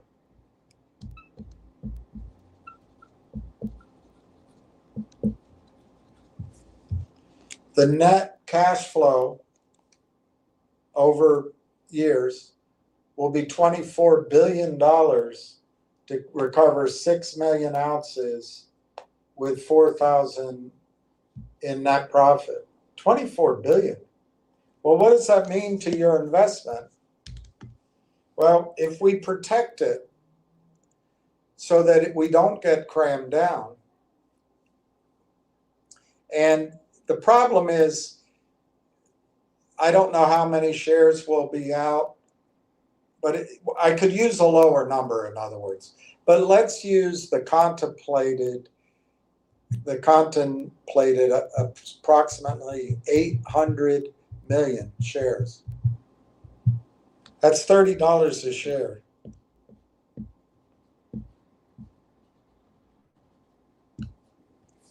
$30 a share for the gold company. You paid 4 cents. And if I don't want to go too far on this now, but if there's anyone interested in it, 4 cents to $30 based on the low estimate of gold. I'm not saying it's without risk. There's execution risk. There's cram down risk. If they run out of money, there's all manner of risk. But I think they have, the last conversation I had with the company, they're fully paid on everything through next August. But I know it would give the current CEO a sense of confidence to wait for further funding if we stepped in, and it's an opportunity. The deal basically is we're paying 4 cents a share to get in, and the target I would give just on the 6 million is $30. If we get crammed down, I would say the target is anywhere from 40 cents, $4, maybe $8. So it's not as exciting as if we get crammed down. Obviously, if they find more gold, that $30 number goes higher. And you're going to ask the same questions as to why, if it's so great, why is it still there? I think it's 2 or 3 things. The guy who founded it and is the engineer is a bit, I think he's a good guy. I think he's good to people, but he can be a little bit possessive of his idea, and he knows, excuse me, more about it than most people do. And he does, he's protective of that. Secondly, he doesn't want to sell it right here. He wants to prove his process because there's huge money selling it at 6 million ounces, but there's so much more selling the company at 35 or 50 million ounces or 100 million ounces. And he's being stubborn about that. I actually agree with him. He's been working on it for quite a long time. Nobody really knows the story, but I think that's going to change. And I would like to beat private equity coming in. I was hoping that the funding I sourced would come, but I don't think we're going to beat private equity or an insider that works with the guy. I hope we do. I hope we do.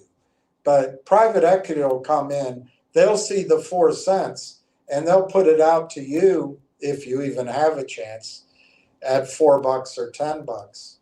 And so nothing's ever perfect, but it's a great opportunity to play the gold cycle. If you're interested, let me know by email. Some of you have my email. If you don't, I'll give you my email, and email me and just say you're interested. But make sure you give me a phone number, because I'll call you. I'm not gonna talk about it out on a call. So that's my email, fair and balanced at gmail.com, fairandbalanced@gmail.com. Just send it to me, mention Gold Company, give me your phone number. I'll make every effort to contact you this weekend. And I told the company that I'd like to try to raise 50 grand, 100 grand by the end of the year. And I think that would buy some time. I could link it to the agreement that my source has already. And then if Railtown were to work, we could fill it out later on in stages. But I'd rather remain loyal to his position than commit to that. But if we can keep this alive, there'll be some optionality without risking a big percentage of what we have. Maybe some point next year. But anyway, I'd like to try to raise 50, 100, 150,000 for it so that we can protect being crammed down. I don't want to see a cram down. The upside is gigantic. The process is proven. It just needs to be commercialized. And that's a leap, to take a proven process and make sure it works commercially. There is a leap. It's not without risk. But that's why the pilot plan. Anyway, I'm going to move on. Let me go to your points. Silver rocket at night. Afternoon delight.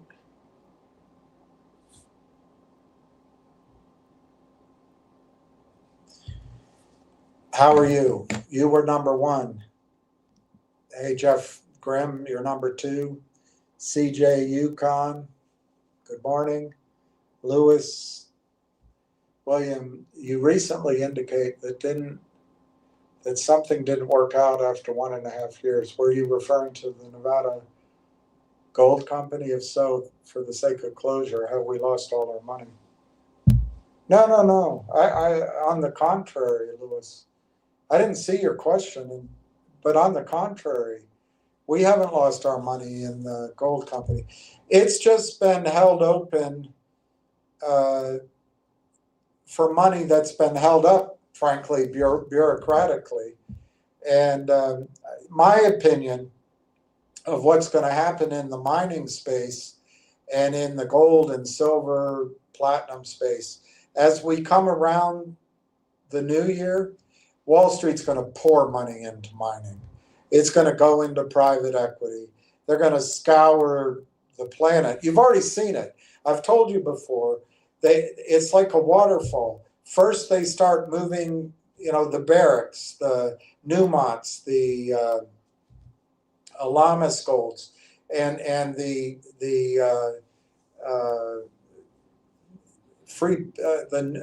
damn it.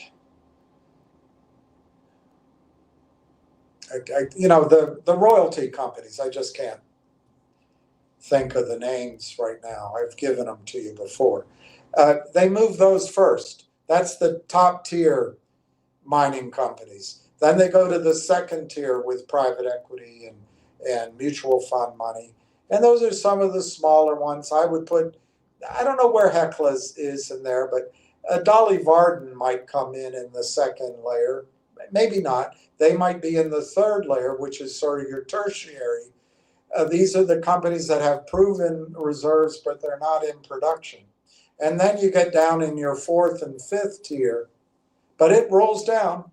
And as the others, the juice is sucked out of the lemon on the top ones, they roll down. And they'll come for the fifth tier, the unknown companies. They're not only not proven in Wall Street size, the process has to be commercialized, and there's a whole set of due diligence on the side, all of that. There's plenty of companies out there like that, but the money's going to flow down and it's going to start funding them. I wouldn't be surprised to see the company you're in, Lewis, be priced at 10 or 20 times where it is now, just as the private equity comes in. It's not there now, though. It's not there now. Problem is, when private equity comes in, they'll cram us down. And that's why I just went through this long thing. If I can get some money to the company that gives, the guy that's running it right now does have backbone, and he will protect the shareholders' standing. If we get lucky and the bureaucrats release some money, maybe we'll have it funded and it'll be great. But no, I think that company is it's a lot, Lewis, it's a lot like an aeroplane. If a plane takes off with 60% of the economy seats filled and maybe 1 or 2 first class and 5 business class, it may break even. And it looks like that's not a profitable route. But if for some reason all of a sudden that becomes a destination, maybe Wall Street moves all of its the city of London moves all of its offices there, and everybody's flying, and each additional seat you fill goes 100% to the bottom line. The leverage is enormous. That's where we are with this company.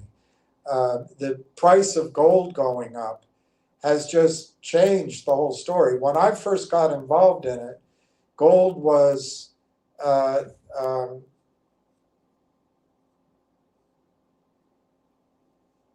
I think gold was around $600 an ounce. I'm hesitating because it might have been as low as $450, and it might have been as high as $800, but it was somewhere. It might have been $450 when I first was made aware of this company. And now gold is $4,300, and I think it's had a pullback, but it's on its way to 5,000 and higher. And no, I actually think exactly the opposite. I think this company will be funded, just maybe not by us, and the value in it is just out of this world. So no, we haven't lost our money. We haven't lost our money.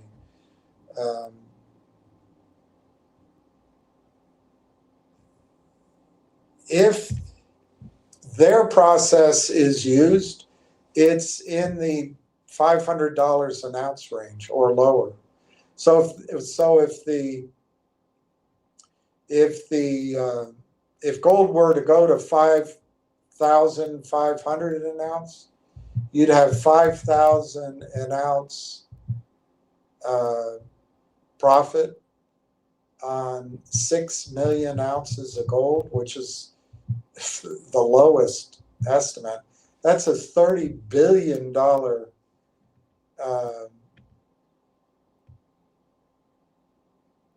cash flow over the next decades. You don't discount that very much because it's gold. It'll keep up with inflation.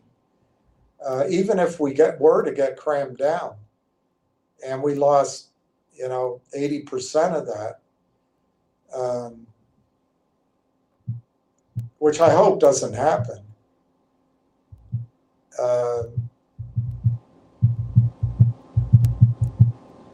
I think the stock would still be worth $7.50.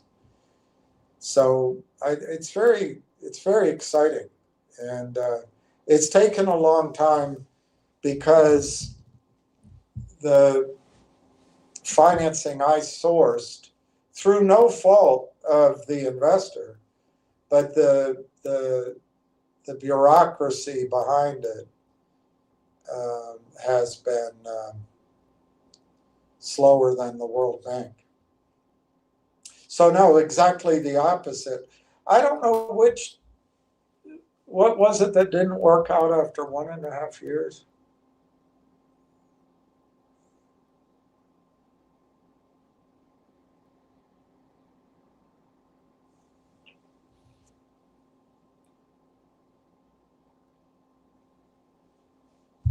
The only one I can think of that fits that time frame is the SPAC that was sponsored by Aubrey Advisors, the DLQ SPAC.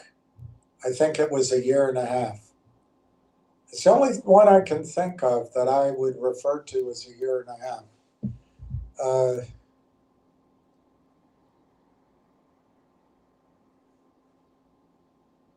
There was a girl I was seeing.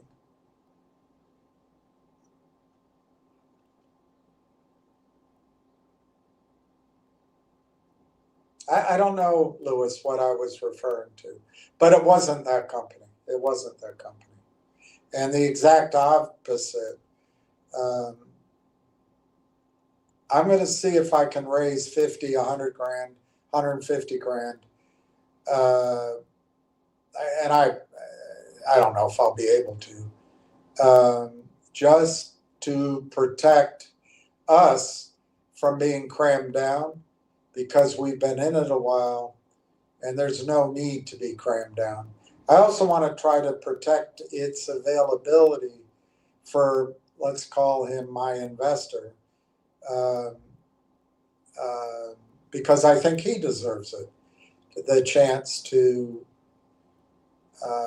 benefit incredibly for what he signed up for. But, it's the same thing maybe as with Railtown. All of us in this new world, and I want to address it with zero biases. I have no biases. But in this new workplace, things don't get done very quickly. And the bureaucracy, it's not his fault, but the bureaucracy behind funding this has been a torture. And the story's only gotten better. That's the good news. But we'll see. We'll see, Lewis. I'm really excited about it. So no, it wasn't that. I haven't been able to talk about the company, and there's not much more to talk about, but I think, Lewis, I have your phone number. I'm going to try to go through I forget how many people are invested. I think it's about 30, 35 people. I'm going to try to go through them, all of them, over the next days, and see if we can raise a little more money. But But I don't want to take away from Railtown. Railtown is where to be right now.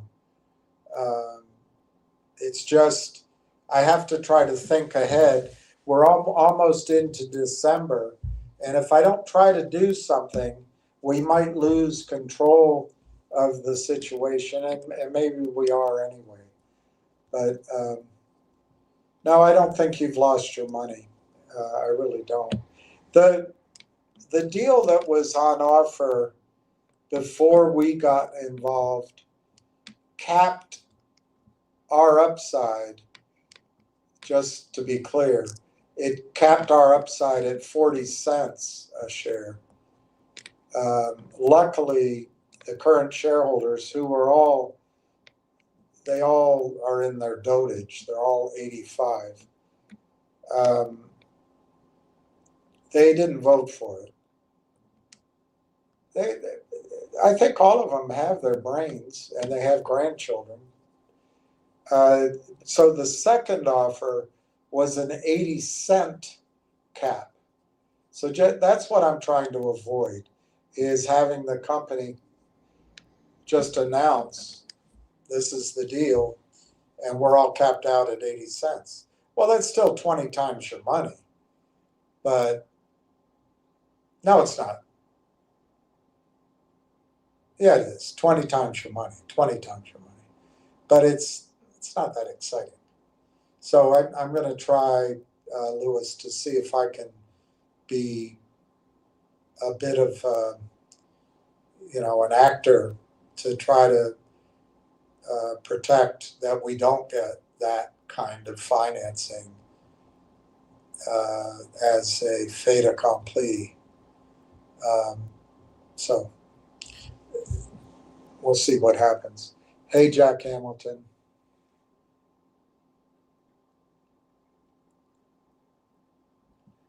Jack Hamilton, I remember a conversation about that time frame. I believe it was an MMTLP discussion. Yeah, that could be. I might have put a framework on getting a settlement, or expecting something to happen. I might have done that on MMTLP. I don't think MMTLP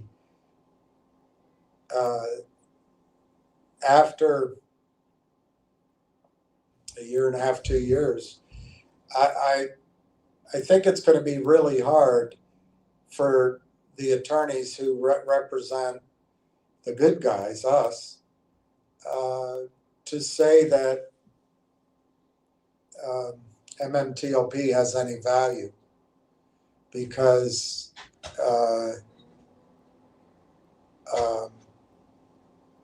they haven't shown any discovery of oil or anything. So maybe that it was in that context. I don't know.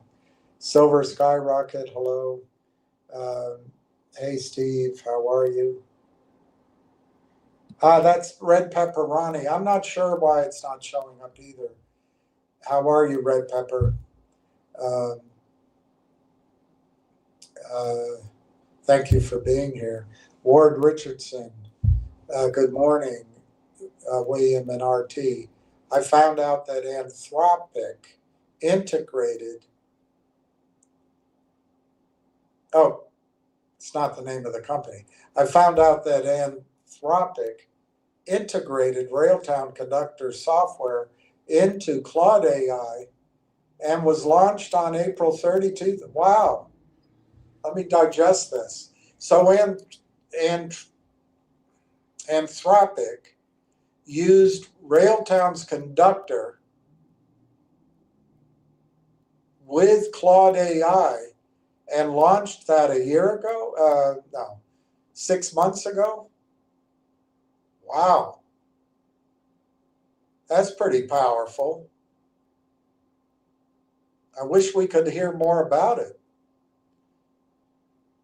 My reaction, maybe you're going to write something, but my reaction is that if Anthropic used Conductor, they must have looked at other alternatives if they exist, including LangChain. Wow, that's huge news. Anthropic used RT Conductor software with Claude AI and launched their product April 30th. I mean, a fair question would be, why hasn't that revenue shown up in the financials? But maybe it doesn't show up right away. That's great news. That's great news. Giuseppe. Good morning, Giuseppe. Giuseppe. Holy AI Batman. Fundamental so strong helps to hang tough through share price depreciation. Exactly. That's great news, Ward. Ward Richardson, if Railtown lands partnership with Planeteer, it will set this company up on another whole dimension. Why, have you heard that? I haven't heard that. It's possible. Anything's possible. Railtown is now 34-1. It's still only 8,200 shares. It's 135.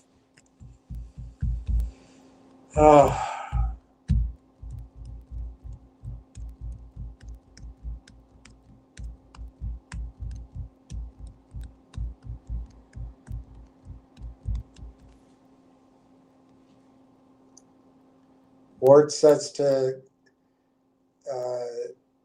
Joseph, yes, indeedy. Nobody's name is showing up. Hey, Barbara. Good afternoon.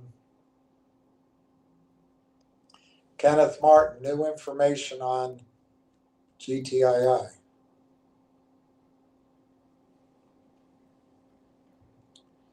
Let me see if it's out there.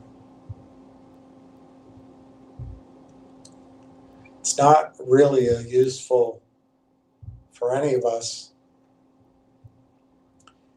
We're not going to be remunerated for the time we spend on GTII. It's better to wait till they have an offering and there's a prospectus with it. That's going to be the best information as a snapshot that you ever get. And then you can make a decision on investing again. Let me see if there's news. I don't see any news.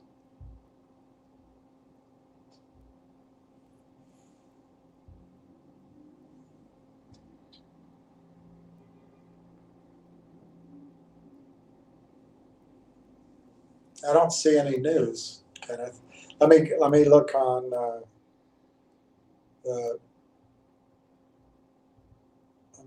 the SEC.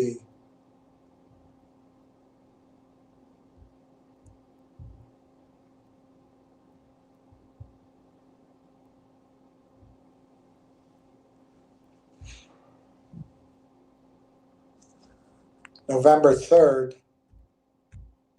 current report.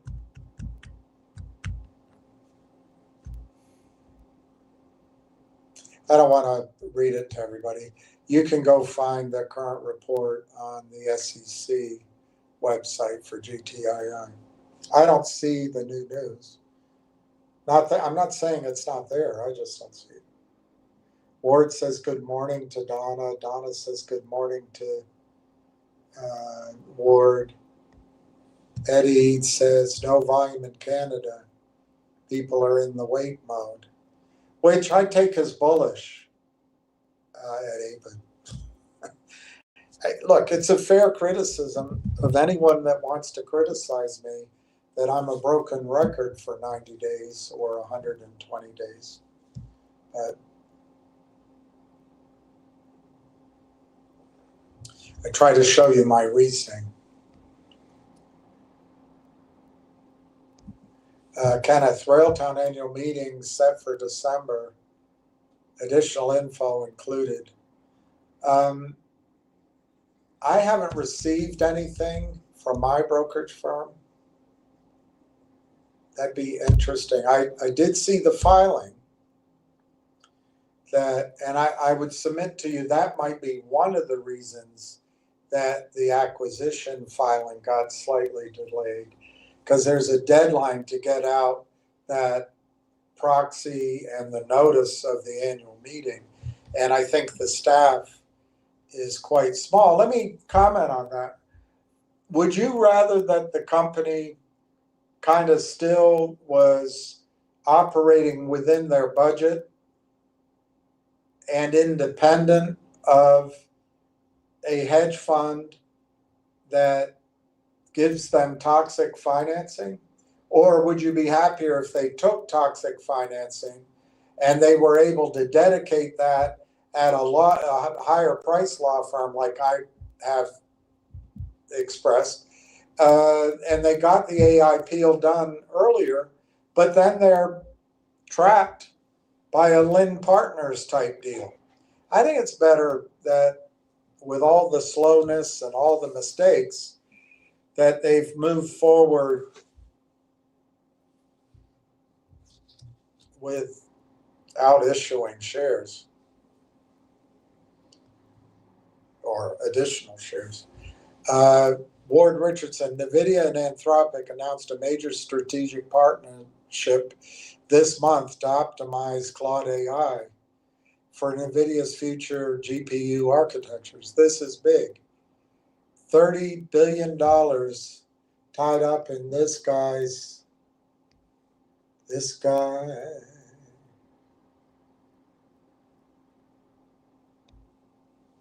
In this guy's. I don't see the rest of that sentence.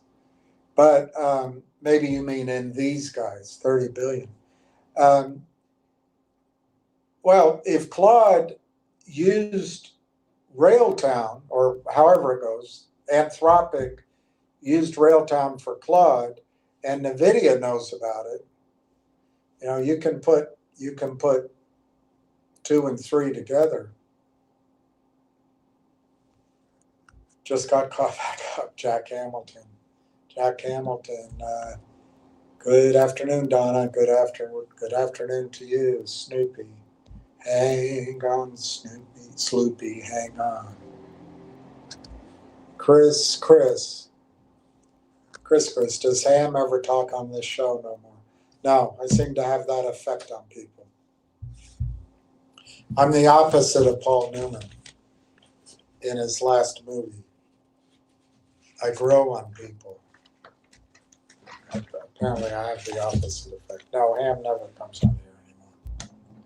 But if you want to follow Ham, he hasn't stopped working hard. You can find him on the Twitter pages under, I'm sure, some title that involves Ham or short seller or short red drum.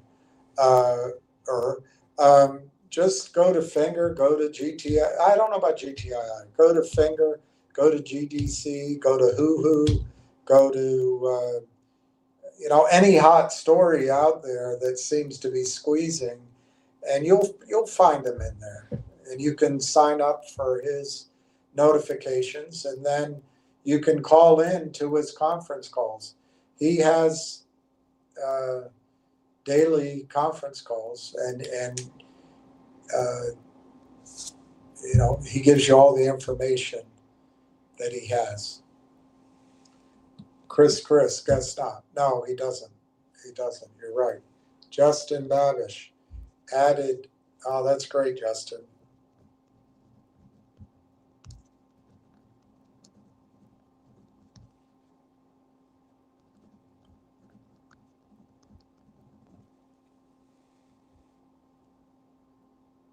Who's this? Brandon just added.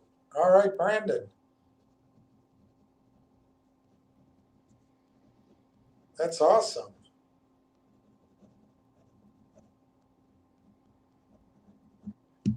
Perfecto. Solomon.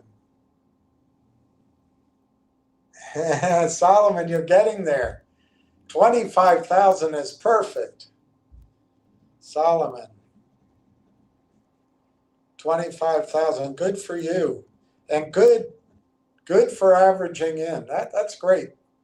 You did it the right way, Solomon. I congratulate you. You're a pro. Ward Richardson, that's right, William. Stick it to the man. Take advantage of RT now. This share price will not be here long. I think that. Now, could it be here for 2 weeks? I don't think it's going to be at this price for 2 weeks. But could it be 40 to 45 to 50 for 2 weeks? Yeah. But it might not be.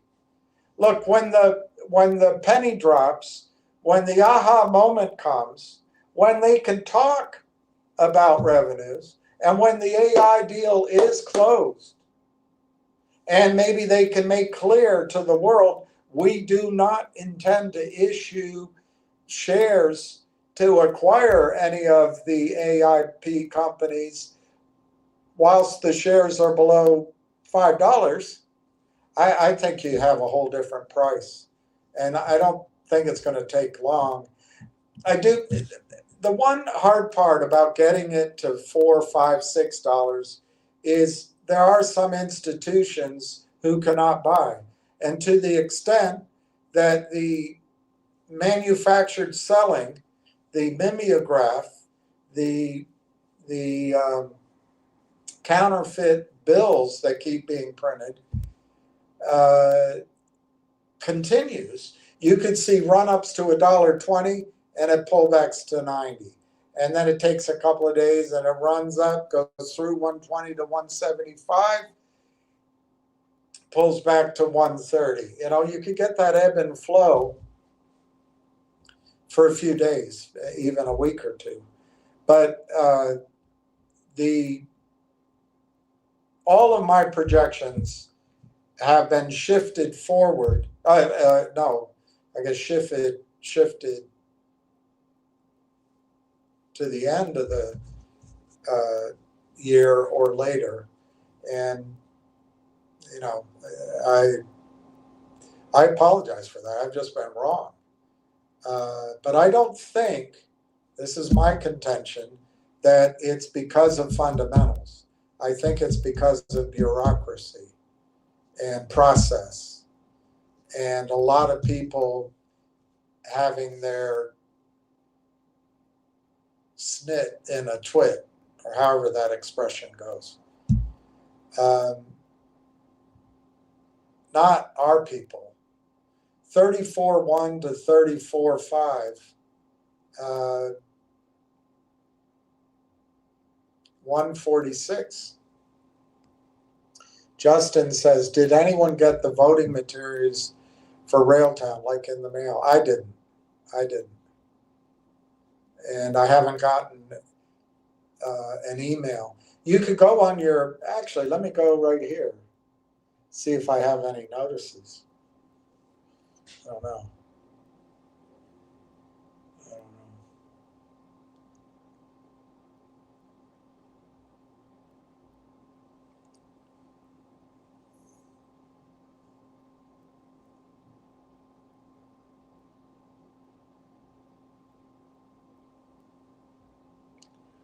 Yeah, I don't know how to find it here. Maybe I have to sign in on my computer. The Dow is up 350, NASDAQ up almost 200, S&P up 50. I think we're going to have a Christmas rally. So all that fear is going to turn to greed now. And our backdrop is going to be stronger. Ward Richardson, Justin, I have not received anything through Schwab. Have you? Hawaii, I'm not Bank of Hawaii. Yes, I voted this morning. Marty Party. Igor. Hi, Igor. I got a letter from E-Trade about voting. Haven't opened it yet. I haven't gotten one. I wonder what maybe it's going to my old address. Swell. I need a wife. need a wife. My mother said we all need wives. I just need a secretary.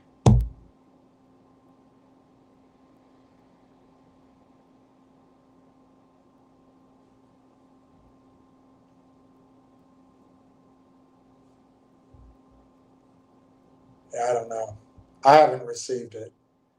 I think they have my correct address, but I don't know. 34.1 to 34.5, I still show 8,200 shares. Marty Party, I also snagged some rail. Wow, Marty Party.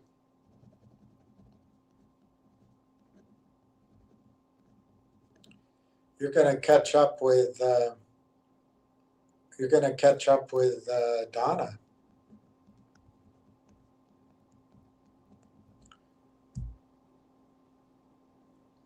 All right, Marty. I think I have your details in my email.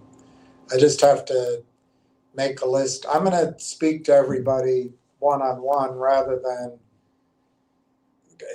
I don't know the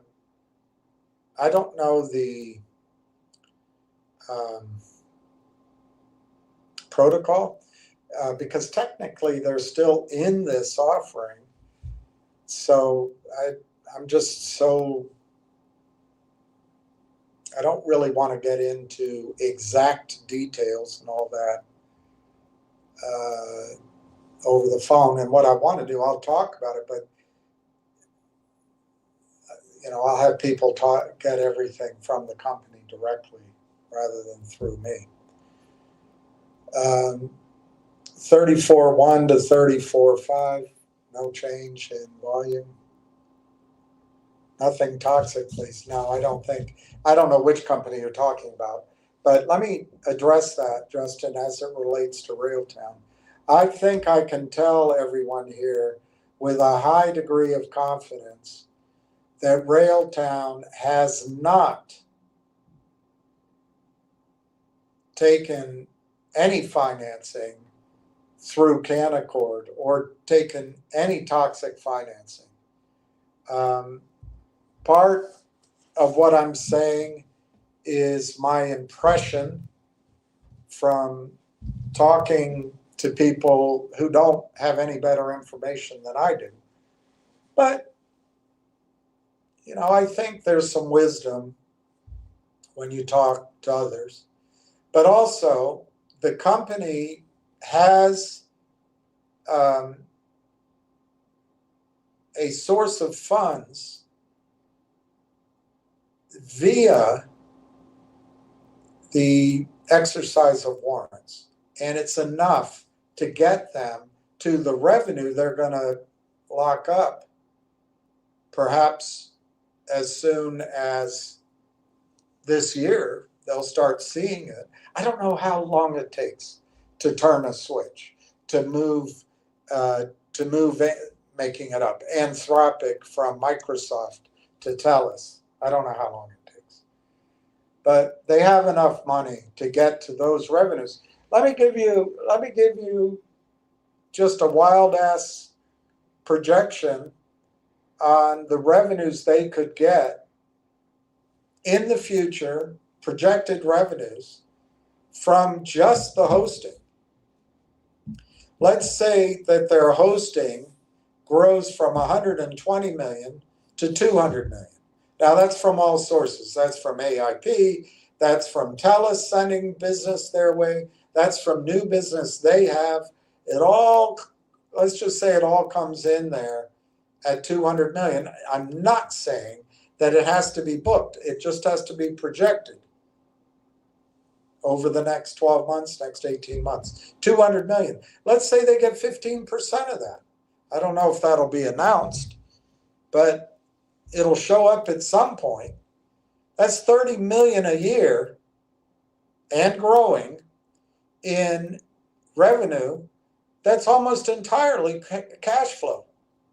What does that mean in terms of money, revenue that they can spend. Well, my arithmetic is terrible, but I think that's $2.5 million a month, just coming through, just from hosting, where they don't have to do anything. That pays for a lot of engineers, that pays for a lot of overhead, pays for a lot of attorneys, and it might even pay for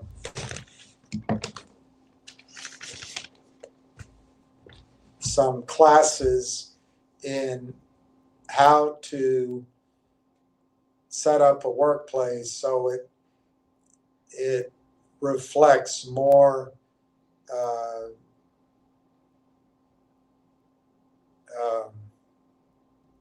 equality and has some safe places, and people can take a break for their own life and downtime to recharge, and maybe it can be spent on just in general educating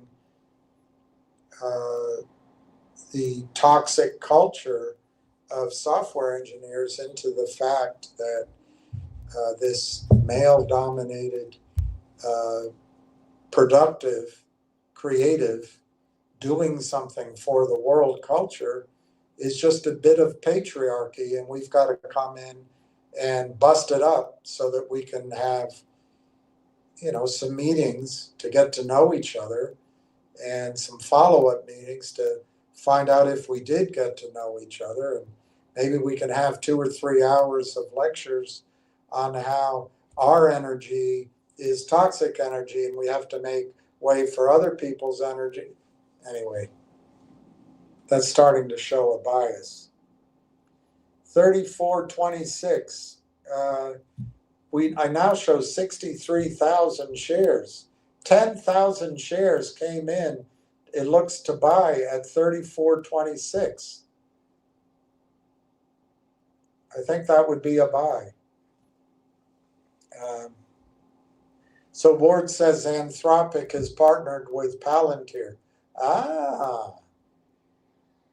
And are rapidly building a large network. Sniff, sniff. I smell a partnership with Palantir. I like the cut of your jib. Makes sense. That makes sense. Ward Richardson, William, when this merger is done, there will be a lot of information rolling out according to my due diligence.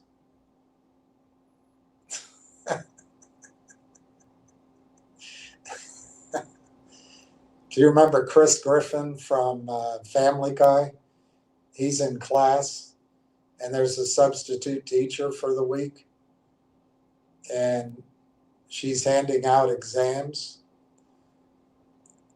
and Chris gets a failing grade, and she leans down to him, but she's a rather buxom woman who allows her points to be one of the features anyone will first see. So she leans down and shows the test. She's very upset with Chris and says, Chris, what do you see here? And Chris looks up. He said, 2 D's and an F. Anyway, that's what it made me think of. I like this idea. Dirty Randy asked Ward, can you post a link to where Anthropic is using Conductor? He might have sent it to me, but I don't know how to get it while I'm online. Robert Kepke, I can't stay. Listen, just wish you happy Thanksgiving. Happy Thanksgiving and peace on earth. That's beautiful. Happy Thanksgiving to you, to everybody, and peace on earth. I'll listen in the recap. Dirty Randy just added 10K. Printed me below the offer. Wow. I think I have.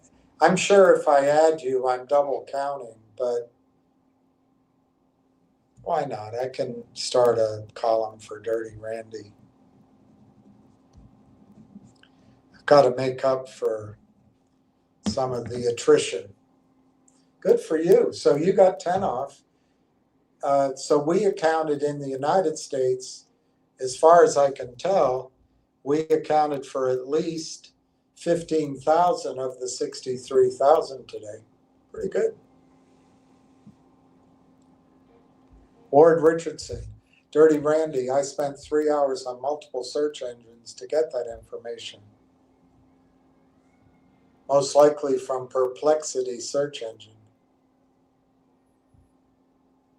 That's pretty good. All right, so it's 2 o'clock. Let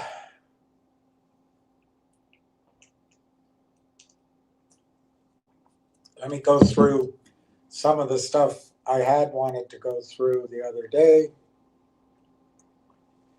if I can still find it.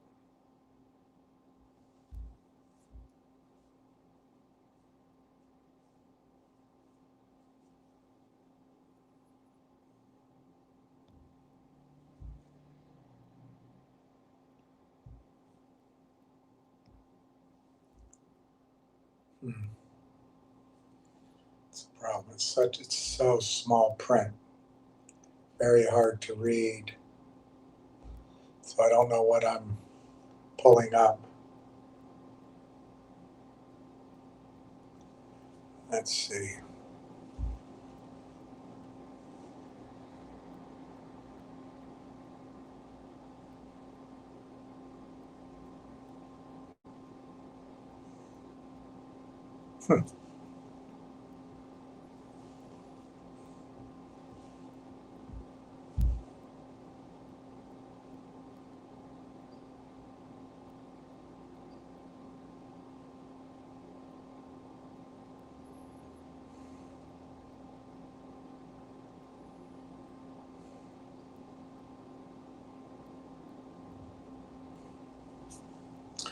Of course, I can't find what I wanted to. Oh, here, maybe it's here. Maybe it's there. Let me see. Let's see. We're now at 34.1 to 34.5. Dirty Randy, I wish I had money. I would buy some. I just don't.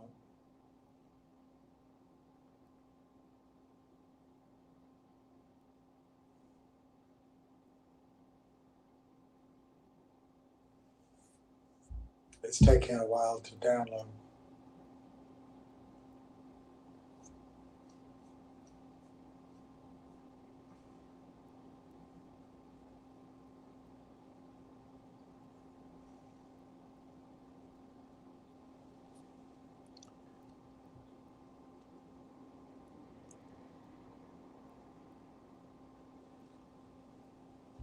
Here, I did find it.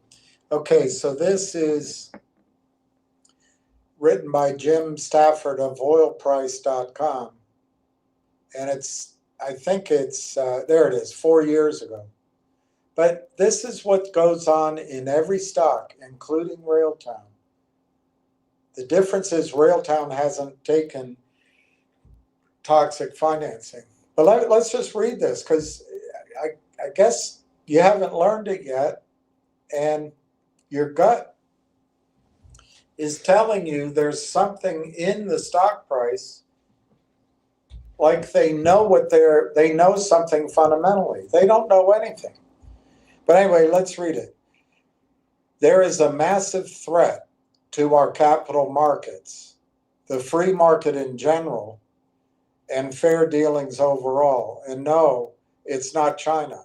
It's a homegrown threat that everyone has been afraid to talk about until now. Of course, what has happened in 4 years? Nothing. Hordes of new retail investors are banding together to take on Wall Street. They are not willing to sit back and watch naked short sellers funded by big banks. Do you see that? Short sellers funded by big banks manipulate stocks, harm companies, and fleece shareholders. The battle that launched over this week over GameStop between retail investors and Wall Street backed naked short selling, Wall Street backed, is the beginning of a war that could change everything. Not yet. It's a global problem, but it poses the greatest threat to Canadian capital markets. It poses the greatest threat to Canadian capital markets, where naked short selling, the process of selling shares you don't own, thereby creating counterfeit or phantom shares, survives and remains under the regulatory radar because broker-dealers do not have to report failing trades until they exceed 10 days. They just move them around. This is an egregious act against capital markets, and it's caused billions of dollars in damage. I think it's trillions. Make no mistake about the enormity of this threat. Both foreign and domestic schemers have attacked Canada in an effort to bring down the stock prices of its publicly listed companies. And Railtown's not immune to this, but luckily they have not taken a toxic financing. In Canada alone, hundreds of billions of dollars have been vaporized from pension funds and regular everyday Canadians because of this. Billions of dollars have been vaporized. So it's not just we. It happens to everyone. And then we turn on each other, and the guys come on here to brag about their theft, and then they make fun of me. But it's a system. The banks are in on it.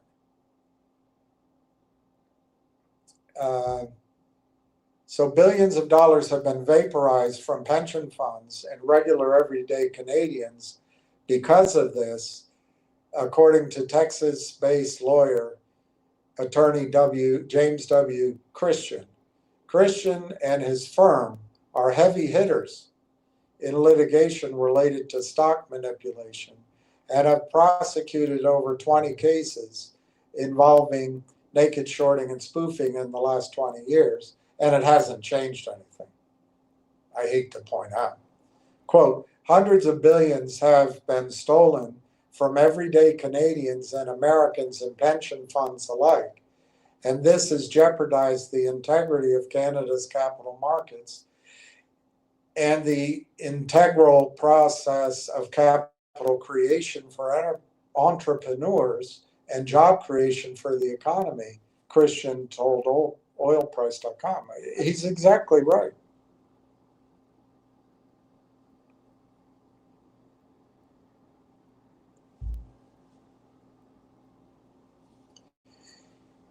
In order to legally sell a stock short, traders must first locate and secure a borrow against the shares they intend to sell. The actual rule is you have to secure it in writing.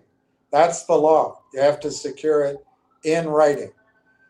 A broker who enters such a trade must have assurance that his client will make settlement. They look the other way.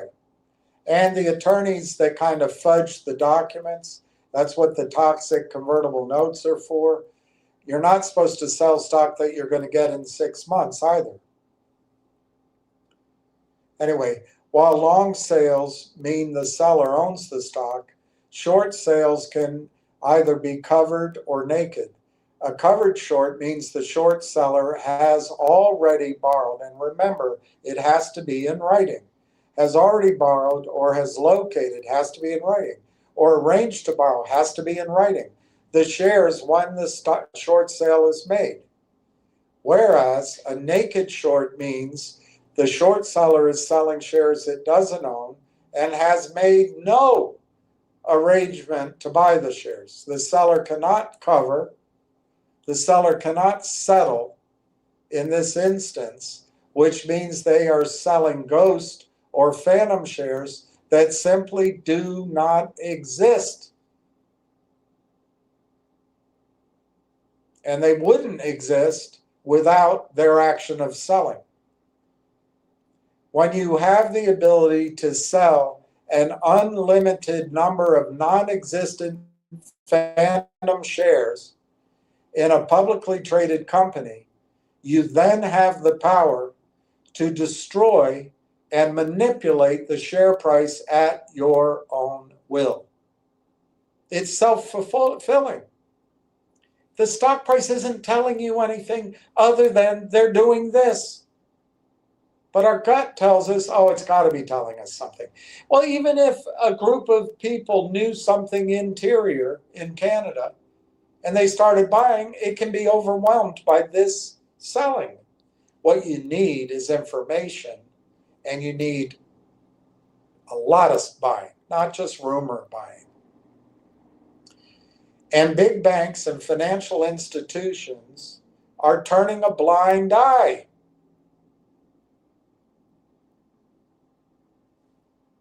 To some of the accounts that routinely participate in these illegal transactions because of the large fees the institutions collect from them, the trades. These institutions are actively facilitating. I'm not making up everything I say. They're actively facilitating the destruction of shareholder value in return for short-term windfalls in the form of trading fees. That's what Canaccord, for example, is renowned for. They are a major part of the problem and are complicit in aiding these accounts in the creation of counterfeit shares. Big banks and financial institutions are complicit in the creation of counterfeit shares. The funds behind this are hyper sophisticated and know all the rules and tricks needed to exploit the regulators, maybe even stall the regulators, to buy themselves time. They just need time. Do they use the same law firms? Do they make phone calls? Do they have lobbyists? Do they hire expediters to just slow everything down? Does Canaccord help them out? Not the whole firm. These funds, the funds behind this, are hyper sophisticated and know all the rules and tricks needed to exploit the regulators to buy themselves time to cover their short position, if in fact they do. A lot of it's sent over to Europe and it's not even traced. According to multiple accounts from traders, in other words, multiple of interviews from traders, lawyers, and businesses who have become victims of the worst in this game, short sellers sometimes manage to stay naked for months on end. And you're telling me the stock price is telling you something? In clear violation of even the most relaxed securities laws. What the stock price is telling you in Railtown is that the aggressive players believe the pattern is going to continue in Railtown. The lack of information, the lack of buying, has allowed them to operate in this delusion they have, as far as I'm concerned. And once they lose their illusions and lose some money and don't want to put up money with their prime brokers, I think the stock becomes a whole different price. But if you're believing like unfortunately I think CB did. I'm not blaming anybody, and maybe Danny did, I don't know. And I think Bill Miko did for half of his position, and others might have, I don't know. If you're believing that the stock price is telling you something, I think that's a misread. If the stock price is warning you that the shorts are going to win, well, the only way the shorts win is if Railtown does a toxic financing. And I am now confident, and I'm making some assumptions, but I'm now 99% confident that Railtown has entered into no such toxic financing. So we don't have that risk. And I don't think they need to raise capital either. And like I said before, one of the costs of sort of running on a tight budget might be that they've inadvertently stretched out the closing of AIP. But I'd much rather, I hate it, and I think it's over. My prediction was today. We'll see if I predicted something correctly finally, but maybe it's by the end of the week. But if it does finally happen, that's all behind us now. The pain is all behind us. And I believe the company does have enough funding to cover everything they need through the first quarter, second quarter. They have everything. So that gives them the flexibility to execute their plan, start bringing in revenues, and avoiding the toxicity that is the U.S. markets for over-the-counter, the smiling idiots at the over-the-counter market. I don't know what they're smiling about. And the fifth most powerful woman on Wall Street over at NASDAQ, what makes her so powerful? She aids and abets the destruction of American markets? Swell. I don't call that power. I call that either incompetence or corruption or just simple hubris. And now we're finding out the Canadian markets are subject to it as well. Not a surprise to us. But the key to remember is Railtown is not in this maw. They have not signed a toxic deal, and they're not going to. And in the meantime, when there's no buying and there's no information, some of these day trader shorts and swing trader shorts can just keep pressing it and pressing it and pressing it and pressing it. And finally, a wonderful person like CB has had enough. She doesn't want to go through it again. So she gets out at 30 cents. It's already 35 cents to get back in. And I would say by the end of the week, it'll be 45 cents to get back in. And next week, it'd be 60 cents to get back in.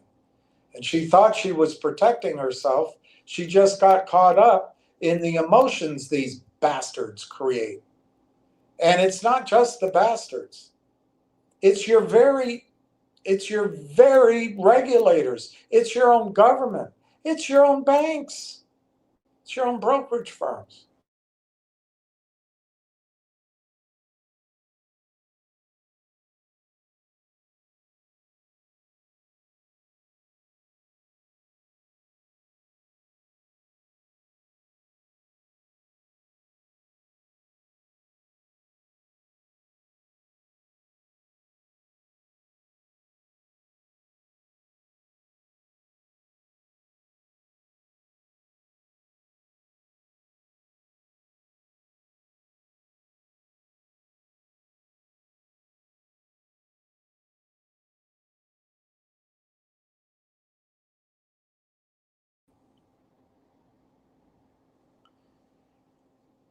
I probably lost your comments, darn it. But my Wi-Fi I don't know why, it just randomly got disconnected.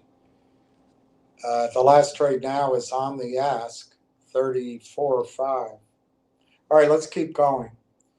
Let me make sure my mic is on. Okay, it is. All right, let's keep going. The funds, that's your brokerage firms and your retirement funds. The funds behind this are hyper sophisticated and know all the rules and tricks needed to exploit the regulators to buy themselves time to cover their short positions.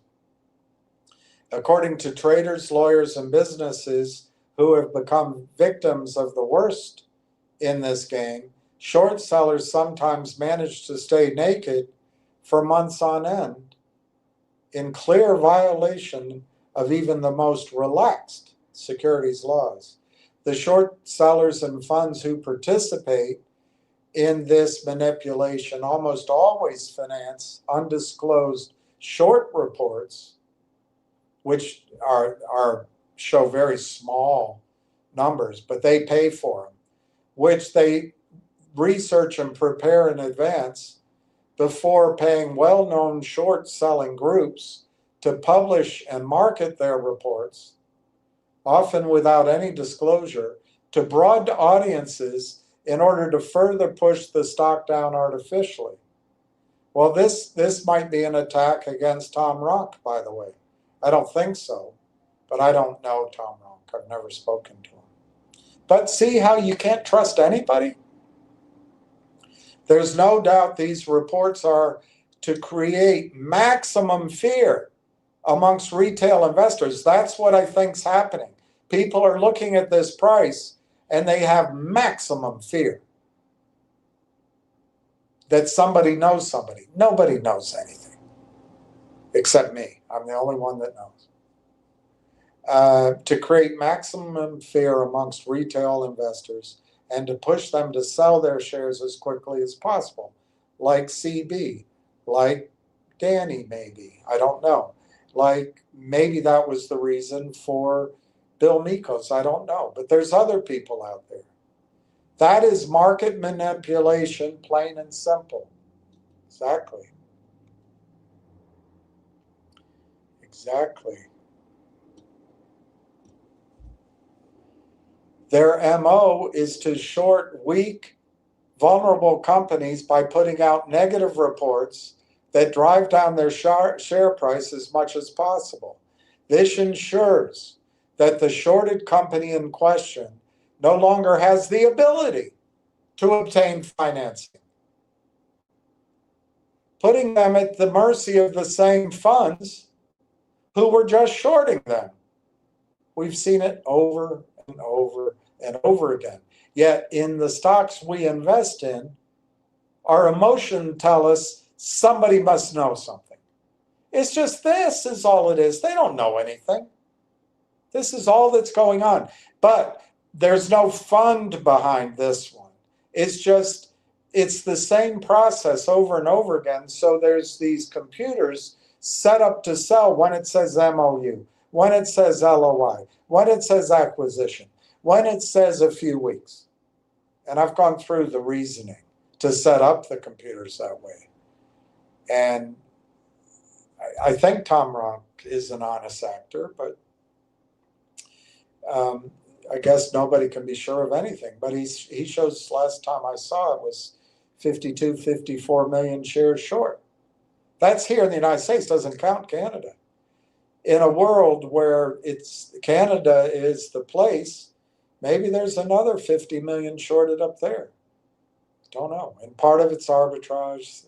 The fact is, because of Ann Wagner's reluctance to show accountability here, because she wants to protect the privacy of the criminals, we don't know. So the modus operandi is to short weak, vulnerable companies, by definition, all of them, any company that needs capital, by putting out negative reports that drive down their share price as much as possible. This ensures that the shorted company in question no longer has the ability to obtain financing, putting them, the company, at the mercy of the same funds that just shorted them.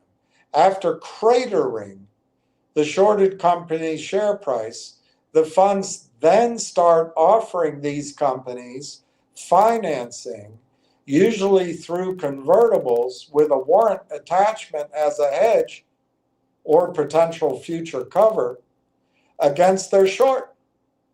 And the companies take these offers because they have no choices left. Rinse, repeat.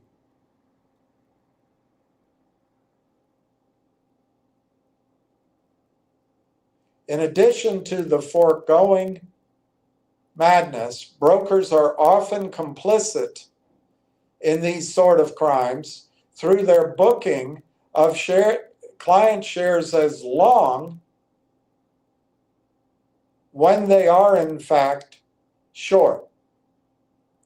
This is where the practice moves from a regulatory gray area, I don't think it's that gray, to conduct worthy of prison time. They're not going to prison. Not when they hire Mark Brazil. He'll settle. Who's paying Mark Brazil? The company, or is there something else? I don't want to question his integrity because I don't know. But the end result is settlement. He gets paid, and the companies go to be seller boxed. That's been a history so far. Naked short selling was officially labeled illegal in the United States and Europe after the great financial crisis. All right, they labeled it illegal. You know, prostitution's illegal. Snorting coke is illegal. Running a red light is illegal. Okay. Making it illegal didn't stop it from happening, however, because some of the more creative traders have discovered convenient gaps between paper, there you go, and electronic trading system. And they have taken advantage of those gaps to short stocks.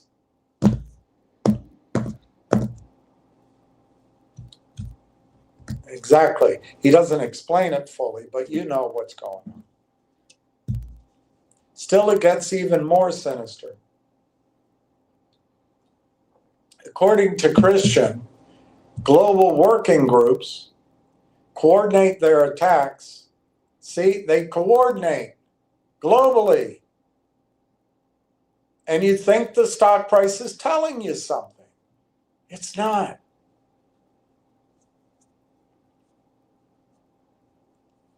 The good news with Railtown, I think it'll come up to a price where there is price discovery, where the markets are essentially fair and self-correcting and self-policing. The same crap that Secretary Rubin fed Bill Clinton, oh, the greatest president. And so Bill Clinton allowed the UCC Section 8 to be changed in favor of the banks. So according to Christian, global working groups coordinate their attacks on specifically targeted companies in a mafia-like strategy. I don't want to get into that mafia. You know, they call the groups up in New York the Italian mafia, the Russian mafia. But I don't want to call this one because I'll show my biases. We're not allowed to. Journalists are paid off, according with social media influencers and third-party research houses who are funded by what amounts to a conspiracy. How about White Diamond Research, who screwed up for a modest $2 to $3 million profit, totally screwed up Nixie's move. No one's going after him. Together they collaborate to spread lies and negative narratives to destroy a stock. So is that what's happening here? Or is there somebody that knows something? I think we know the answer. At its most illegal, there is an insider trading element that should enrage regulators. Exactly. They all know this in advance. The modus operandi is to infiltrate a company through disgruntled insiders. Or, does it say it here? Lawyers close to the company. No, lawyers and attorneys, they're officers of the court. They're not corrupt. These sources are used to obtain insider information that is then leaked to damage the company. Now, in this case, in Railtown's case, this isn't happening. This is not happening. They don't have this scheme to steal the whole market cap of a company. But what is happening, I submit to you, is by releasing news that has MOU, LOI, acquisition weeks in it, the computers read the news, oh boy, about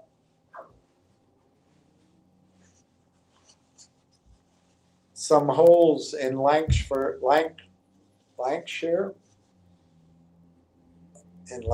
I can't remember the song, but they read, the computers read all this and started automatically selling. I submit to you that the short position in the United States got created by the computers. And then the high testosterone fellas they don't drink or smoke weed or do anything else that's wrong. This is where they fill the hole in their heart. They just kept pressing their bets because it always works, but it's not going to work this time. But I tell you one thing, it's not that they know something bad about the company.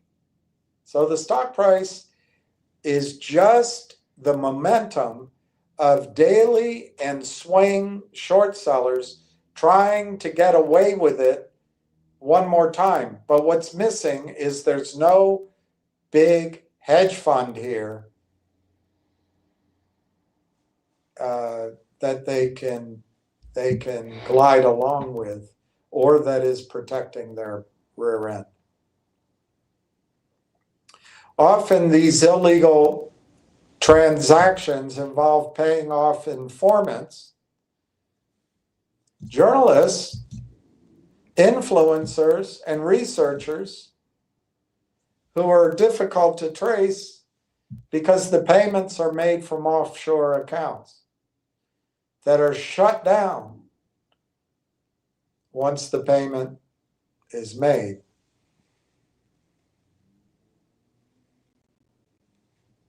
Do you still think the price is telling you something? Likewise, the shorts disguised as longs can be difficult to trace when the perpetuators have direct market access to trading systems. These trades are usually undetected until the trades fail or miss settlement. At that point, the account will move the position to another broker-dealer and start the process all over again. The collusion widens when brokers and financial institutions become complicit in purposefully mislabeling shorts as longs, lying, sweeping the illegal transactions under the rug and off the regulatory radar. Spoofing and layering have also become pervasive techniques to avoid regulator attention. Spoofing, as the name suggests, involves short sellers creating fake selling pressure on their targeted stocks to drive prices lower. Do you think that's happened here for the last 5 months? Since the deal was announced, do you think it's happened? They accomplished this by submitting fake offerings in layers at different prices to create a mirage. Have you seen any evidence of that? It's sitting there right now. They're doing it right now. 54,000 and now 57,000 for sale. 57,000 for 43,000 for sale. It's all a mirage. Do you think it's telling you something? Do you think they know something about the company? What they know is they're going to keep the pressure on in collusion with each other. And they know people like CB, and I'm not blaming her, or other people get their emotions, not just emotions, their rationality too, just pushed to the extreme. They said, screw it. There's something wrong. If it's such a good story, it'd be up by now. Well, I think it's going to make up for all this time very quickly. And it's a shame that people it's just human nature, and it's completely rational. But that's what they know. They know that. They know if they can get it down, some people are going to sell. They know if they can break support, other people are going to sell. They know there's computers out there automatically on breaking support that are going to sell. Cheating is a winner's game here. Except it's not going to work with real time in the long run. It has worked in the very short run. Finally, these bad actors managed to skirt the settlement system, which is supposed to clear on what is called a T+2. I think it's now either T+1 or T+0. I don't know. That means that any failed trades must be bought or dealt with within 3 days. Never happens. Never happens. In other words, if you buy on Monday, your T or transaction day has to be settled by Wednesday. Never happens. Unfortunately, Canadian regulators have a hard time keeping up with this system, and failed trades are often left outstanding for much longer periods than T+2. These failing trades are constantly being traded to reset the settlement clock and move the failing trade to the back of the line. The failures of a centralized system. That's Bill Clinton. Trudeau and others. According to Christian, it can take T plus 12 days. It used to be when I was there, it was T plus 21 was the maximum. Before a failed trade is even brought to the attention of, this is the Canadian SEC. This is the regulatory body, or one of them, the IROC, the Investment Industry Regulatory Organization of Canada.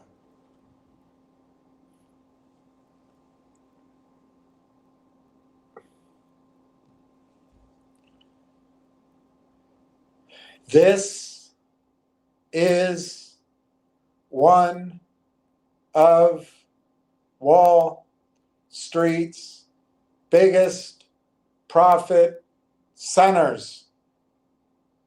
This is one of Wall Street's biggest profit centers. And fines levied against Wall Street are merely a minor cost of doing business. Some banks are getting rich off these naked short sellers. Jefferies, I think Goldman Sachs too. The profits of this kind of lending are tantalizing indeed. Brokers are lending stocks they didn't own for massive profit and sizable bonuses.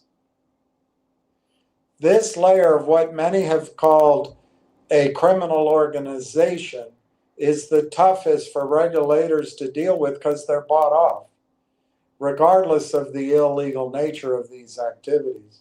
Prime brokers lend cash account shares that are absolutely not allowed to be lent. They lend them to short sellers in order to facilitate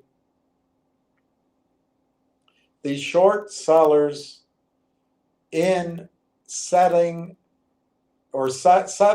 their naked shorts.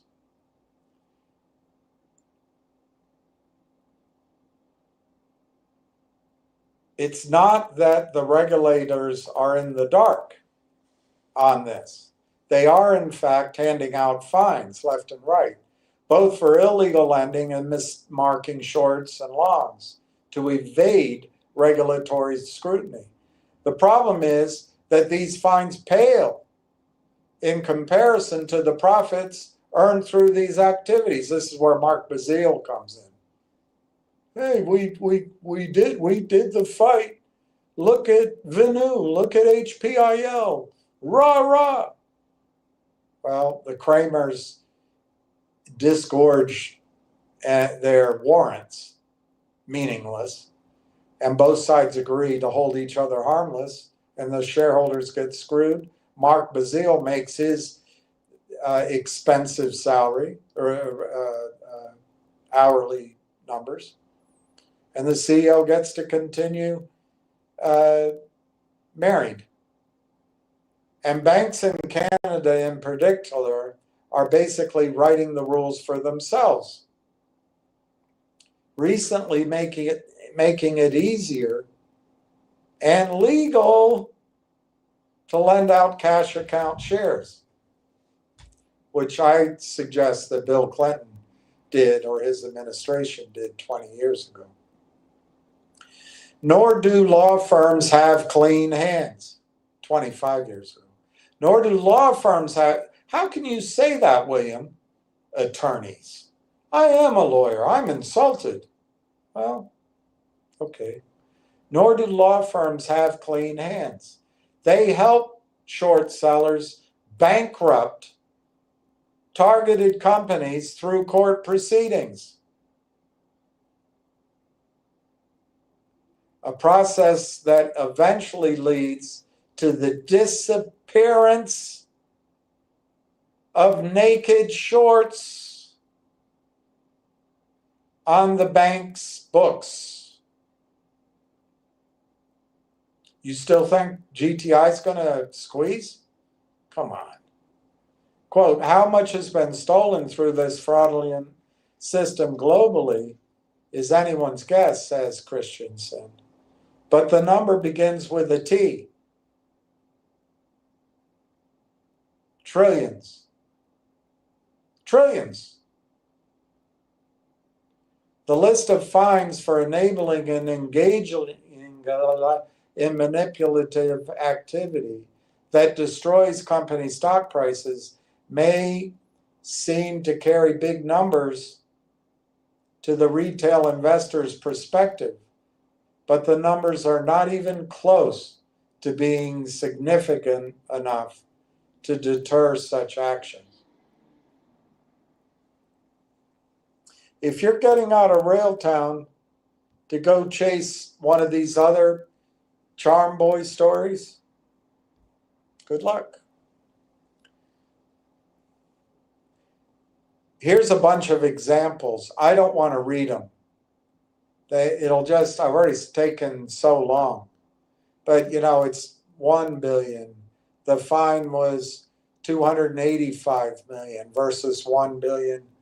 Goldman Sachs, 15 million. Schwab, 8.2 million. Merrill Lynch, 11 million. Versus trillions stolen? Come on. And the attorneys, it's paying for their law school. I don't want to go through it all.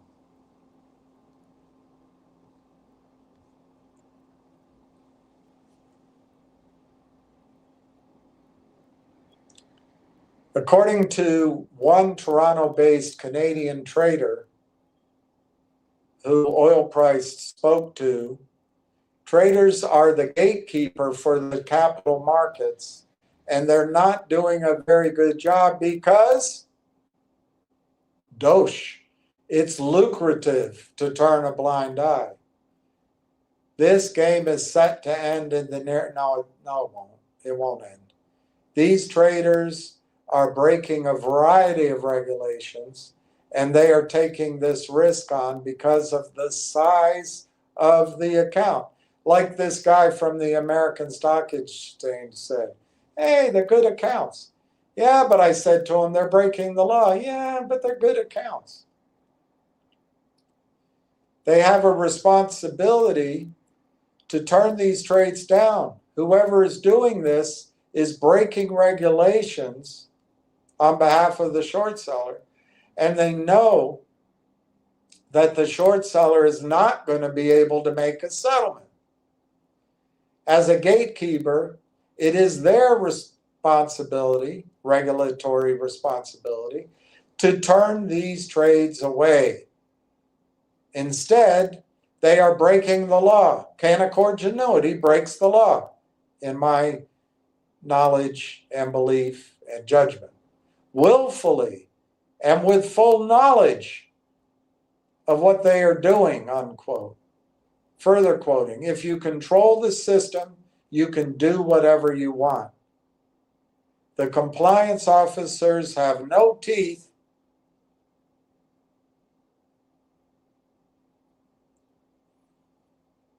because they're either babies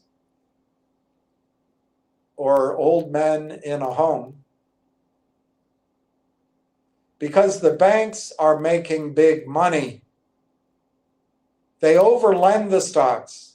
They lend from cash account shares to cover some of the fails. For instance, if there are 20 million shares they sold, quote unquote, long, they can cover by borrowing from cash account shares. Guys, if you're moving out of Railtown to go trade G-Bucks or ZJ, good luck. Railtown's your way out. Railtown is your way out. The naked truth. And what he calls, this is this guy. Oh, no, it's a different guy. And what he calls the ominous financial reality, Tom C.W. Lynn, attorney at law, details how, quote, millions of dollars can vanish. 35 million was taken away from Finger and GTI investors when it went into COSM. Oh no, you're blaming a dead man. No, I'm not. I'm observing that $35 million disappeared. Can vanish in seconds. Millions of dollars can vanish in seconds. Rogue actors can halt trading, like they did on DLQ, which became Collective Audience, of billion-dollar companies, and trillion-dollar financial markets can be distorted.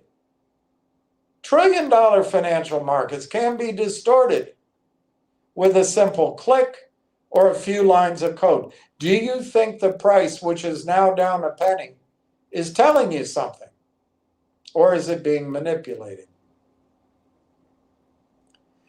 Every investor and every institution is at risk, writes Lynn. The naked truth is this: investors stand no chance. Can I read that again? Investors stand no chance in the face of naked short sellers. I'll tell you after I'm done why Railtown is different. You already know the answer. It is a game rigged in the favor of a sophisticated short cartel and the Wall Street giants. And you're going to beat them? And you think the stock price is telling you something. I mean, your observation could be that Wall Street always wins. And I I don't think they're going to win here. Why? Because Corey is not going to take toxic financing. That's why. And a surprise is coming out of left field. Massive revenues without diluting the share base. It's going to be tough on the Wall Street. But you know what? It's not going to hurt Wall Street that much. They'll take some losses. They can write it off for tax reasons. They'll go on. They might as well push it to the limit and see if it breaks down. Challenge, find out if Corey is going to take the walk or strike out. Might as well find it out. At the end of the day, they're not gambling their own money, and it's so bountiful, they can absorb a loss, and they can hide shares offshore.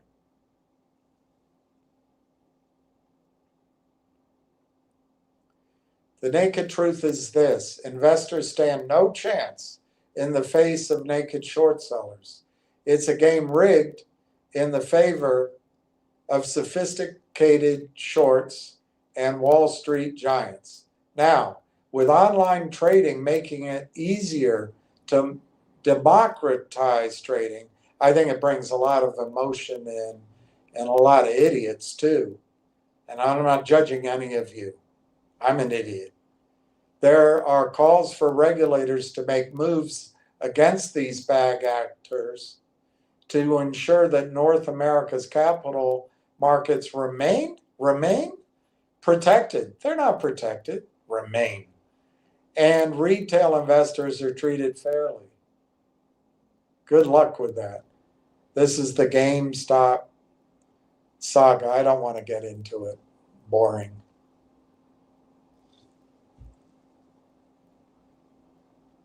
The pressure is mounting in Canada too, where laxer rules have been a huge boon for manipulators. You can say that again.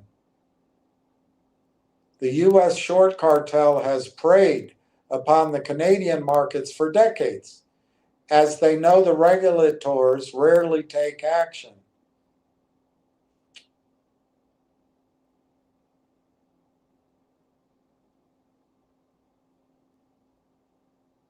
They're talking about benefits. There are no benefits. McMillan also noted the number of short campaigns in Canada is utterly disproportionate to the size of our capital markets.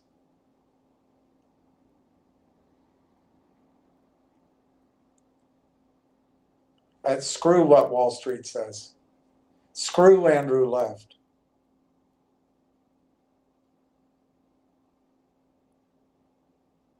Short sellers, particularly the naked variety, are not helping police the markets and rout out bad companies, like Wall Street says. It's a bunch of hooey. Naked short sellers are not motivated by moral and ethical reasons, but by profit alone. They attack good but weak companies, vulnerable but good companies. They are not saviors of capital markets, but they are the destroyers. I am destroyer of worlds. Andrew Left, screw him.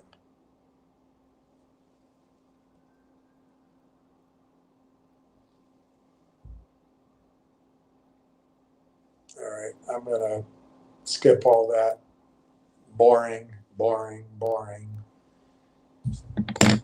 All right.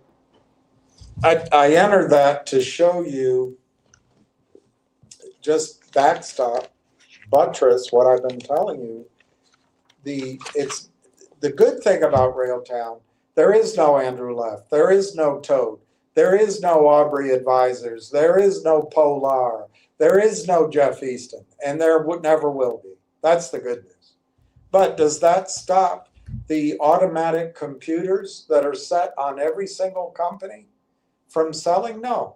Does that stop the cocksure shorts from pressing their bets? No. Does that stop the stock lending? No, I don't think so.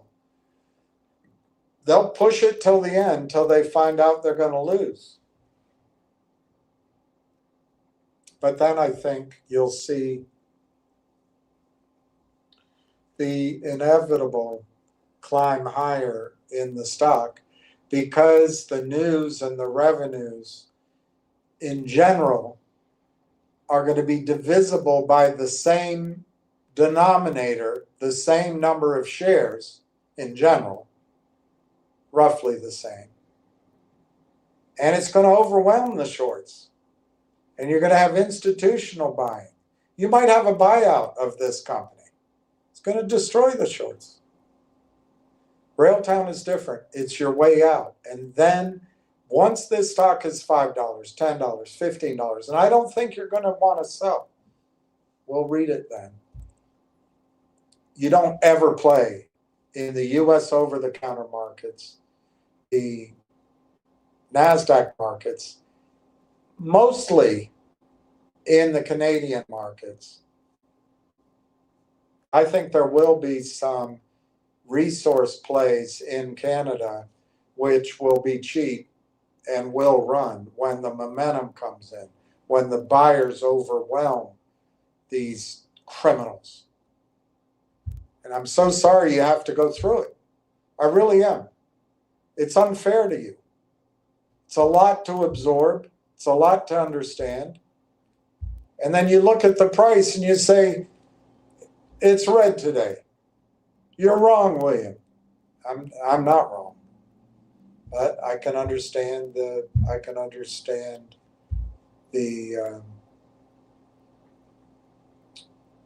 point of view. Why is Railtown different? It's pretty short.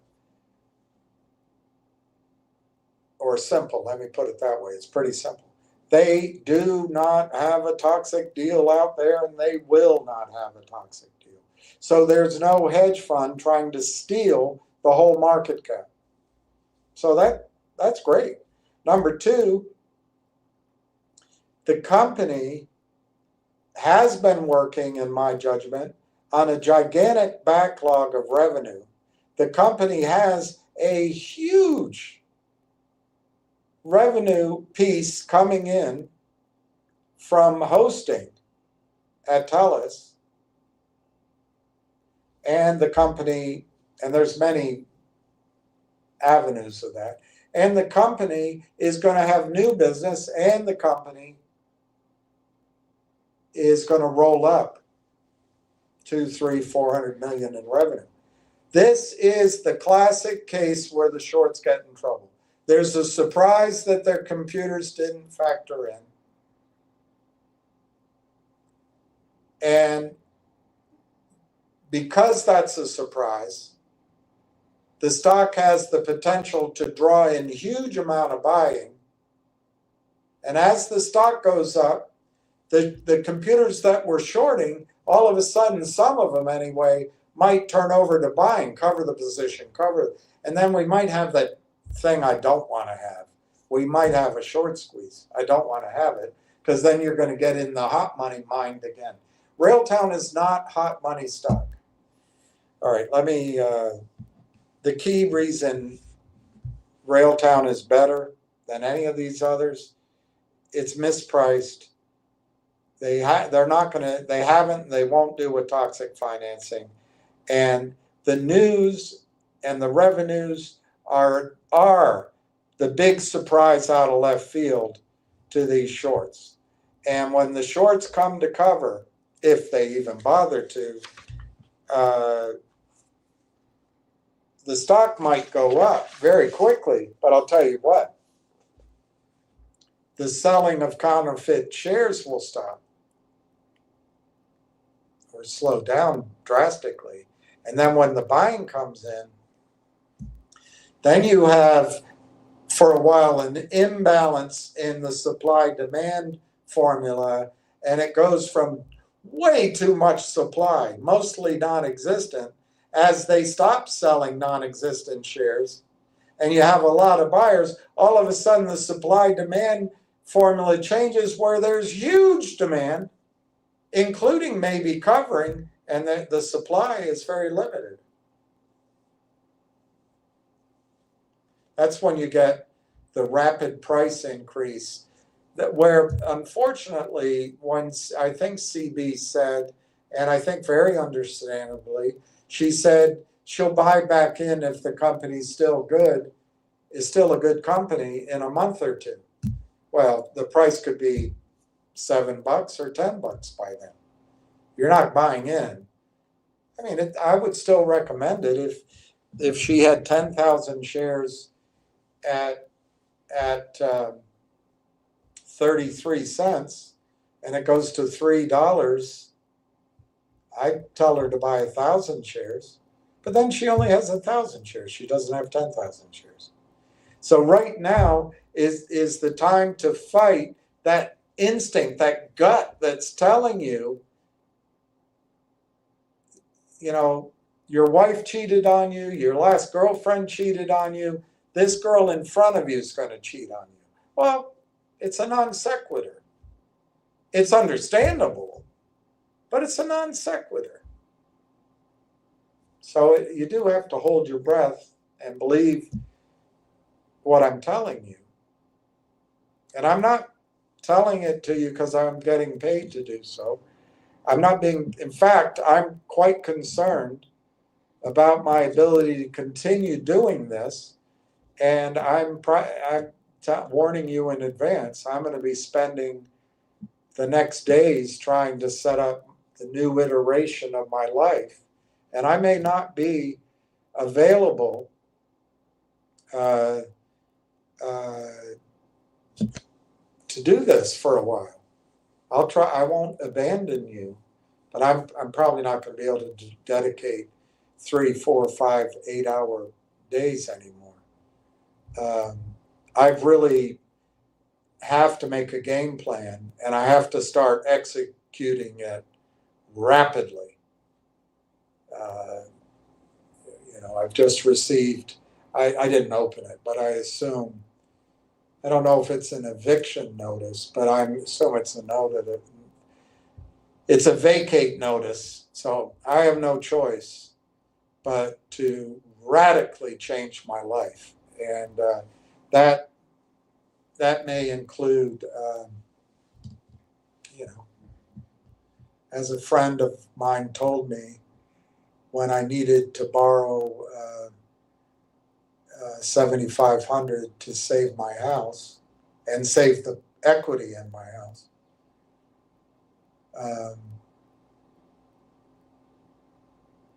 And I mean, he's a major producer at a top. Anyway, he's a friend of mine. I used to work with him.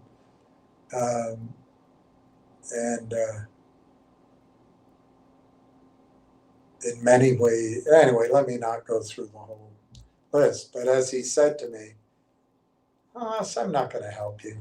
Get a job. So I may have to do that very, very shortly. I have to do something. And so I don't know why I got off on that, except to say I kind of understand some of the pressures some of you may be under. Not kind of, I do. So I'll leave it at that. Let's go to your comments.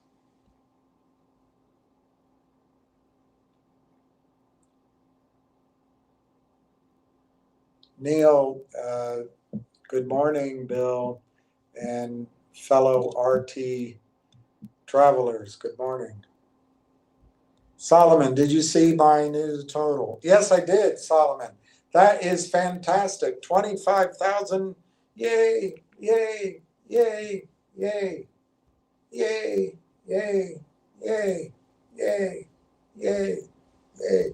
You know what? If it goes to $10, you know how much money you have, Solomon? 250,000.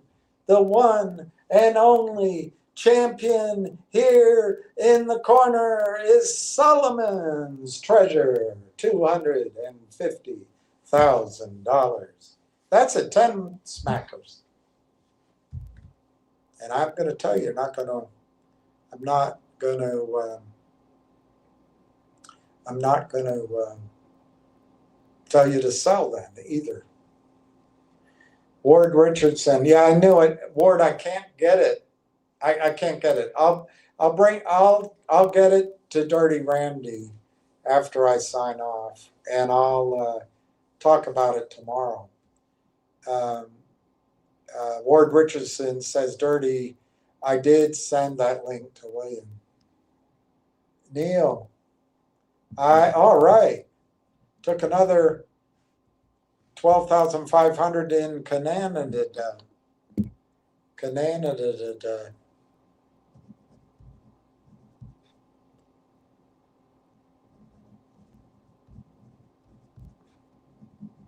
That's awesome.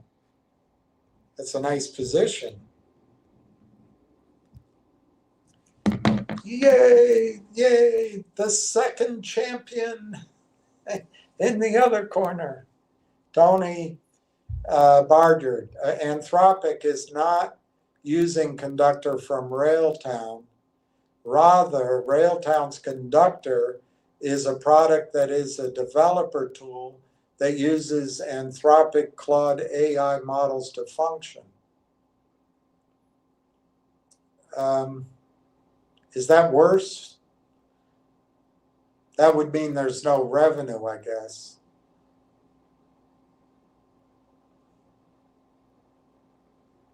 But it could mean that Claude is growing so quickly, it could mean that companies who use Railtown, they have a use for Railtown using Claude. And so it could mean there's a huge market for Railtown. It's not all negative, but I hear the distinction. Dirty Randy, I'm rolling pennies, William. Yeah, I rolled mine. I bought some, what do you call it? Not Wonder Bread, but the store brand of bread. You know, nothing's cheap anymore.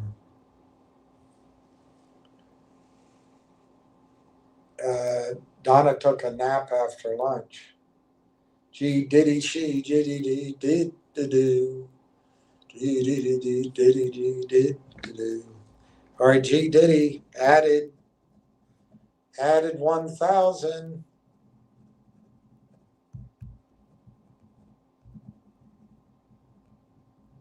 I hope G Diddy, I have them accurate, but I might have mixed them a bit. But I hope the total is accurate. I sure do, because if I have to reduce my number again, that'll be disappointing. But anyway, I'll do it. We are right now at 15,566,000. You guys are going to be so proud to be the largest, let's call ourselves an institution of ragtag retail investors. You're going to be so glad to be part of that number, I'm telling you. Congratulations to each of you.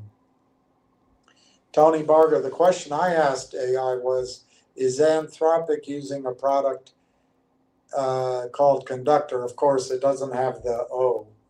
You know that anyway. From Railtown Technology. Ward Richardson, Tony, Railtown spells conductor. There you go. Conductor without the O. It's Conductor. There is another software out there that is named Conductor. I had a hard time with the AI search engines as they are confused with that spelling. I emailed it to William. I'll get it. I'll get that link. I just can't do it while I'm live. Tony says that's AI for you. Yeah.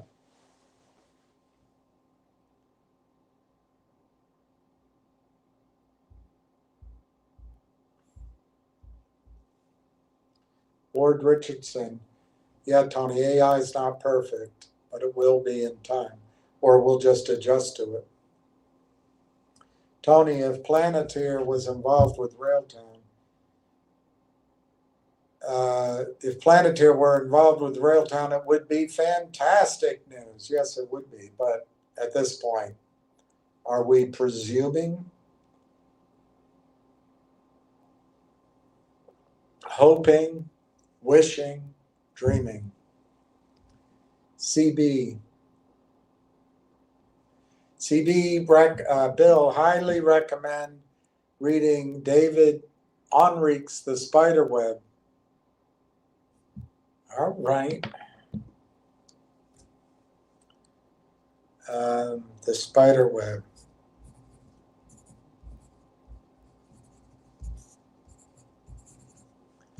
David Onrich.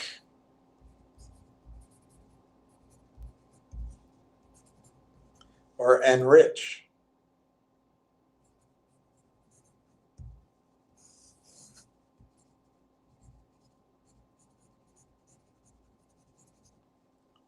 New York Times investigative editor. Check out his other titles. Okay, The Spider Web by David Enrich. All right, I'll do it. Patricia is just tuning in. Hi, William, just tuning in. What is your showing on the screen? In what you're showing on screen, the Ham's lawyer friend Christian? Well, that was on Reddit. It's from oilprice.com.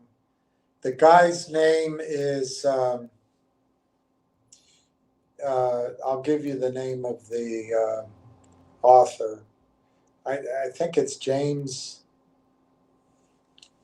Stratton. James. It's almost coming to my head. I'll find it.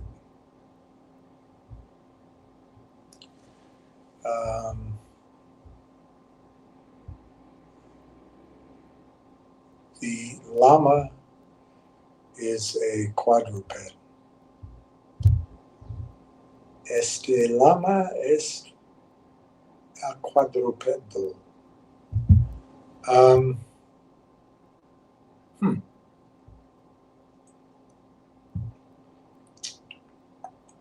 Okay, there, maybe that's it.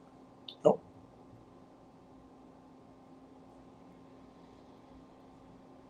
This was a comment, Patricia, on that story. I'm not going to pull it up, but this is a CEO. That story I just read. He commented, "My company gets naked shorted by RBC and Credit Suisse every day. The issue isn't so much the short, it's their trading algorithms trying to manipulate the price of our low volume small tech stock. They will flash a bid for 50,000 shares. You see that every day for Railtown, for 1 cent below the current ask. You see that every day for Railtown. Then as soon as someone bites, they have such a fast order execution that they fulfill 100 shares of the 50 shell order and then cancel. Then they repeat minute after minute, flashing huge orders, 1 cent below the market price, driving it down, over and over, trying to meet their short position. That's what happens to Railtown. But this time it's not going to work for the reasons I said. We are a small Canadian tech company, and we are being destroyed by the banks and the exchange.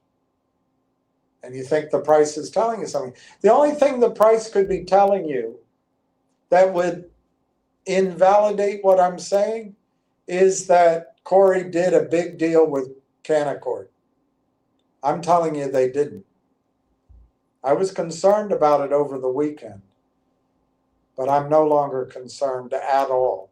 They did not do a toxic deal. So you have a chance to buy the stock. Everybody else is afraid of it. The shorts are believing it, but it doesn't exist. There is no toxic deal.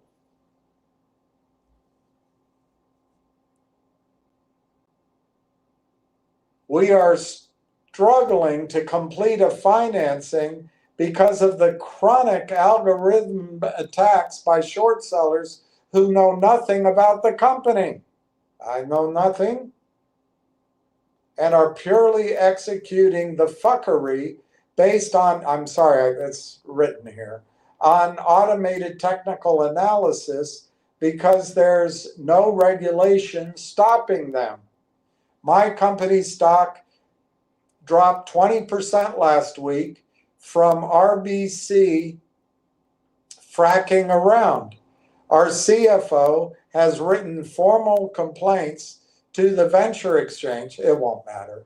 And their response is that their current policies are good for overall liquidity. It's bought, that response is bought and paid for by the big banks, by the shorts.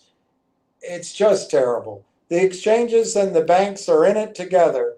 The incentive systems are broken, and regulation is needed badly. Regulation isn't needed badly.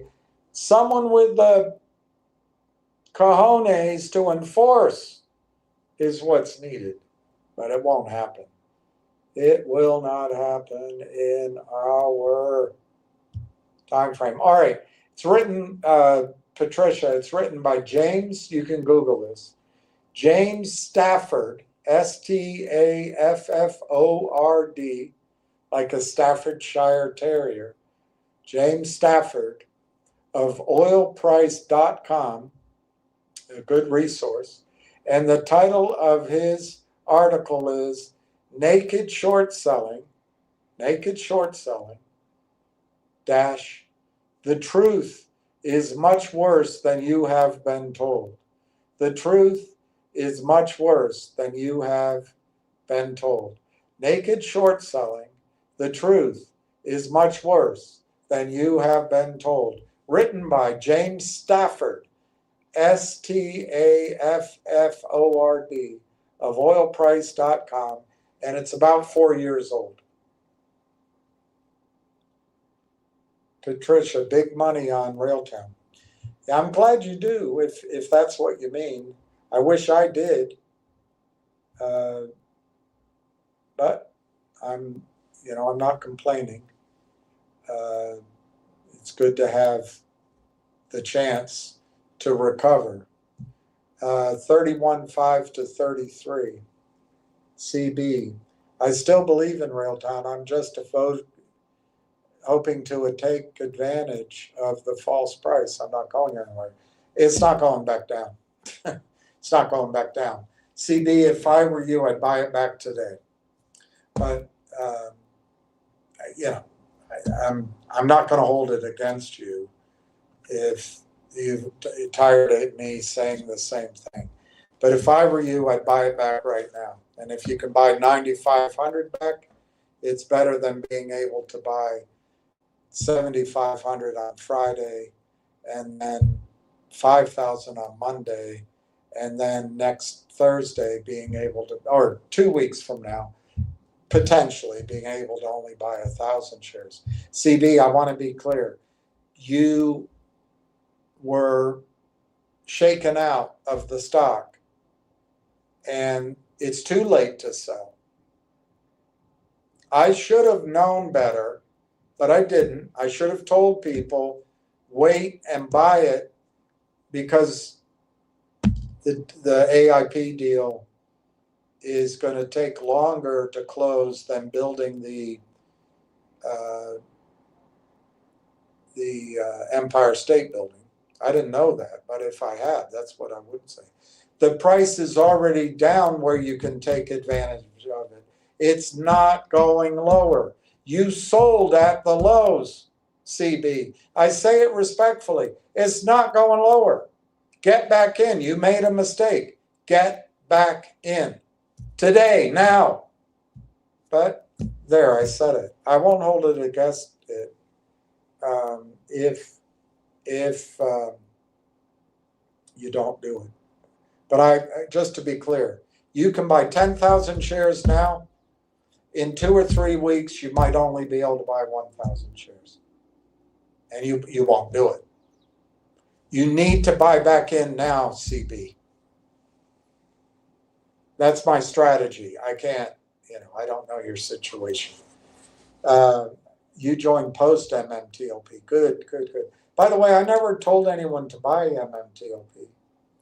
I personally bought it either the last day or the second last day while everyone live was talking to me, showing my inability to fight enthusiasm. But I also thought, I really did believe that the system would have to cover those trades. I never would have predicted that Jessica Hopper would stop trading.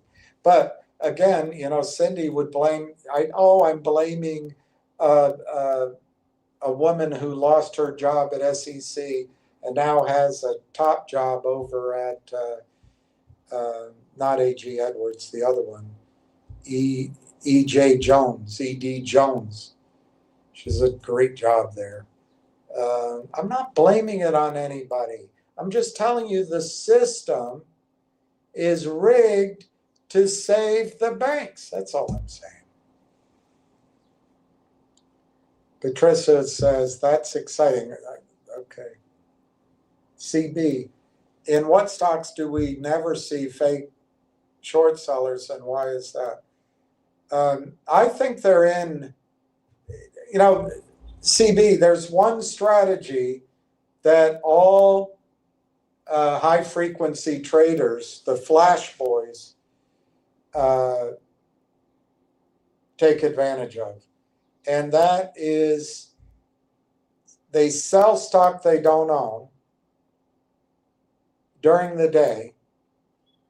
And because of Bill Clinton's change in the UCC regulations, Section 8, they have this,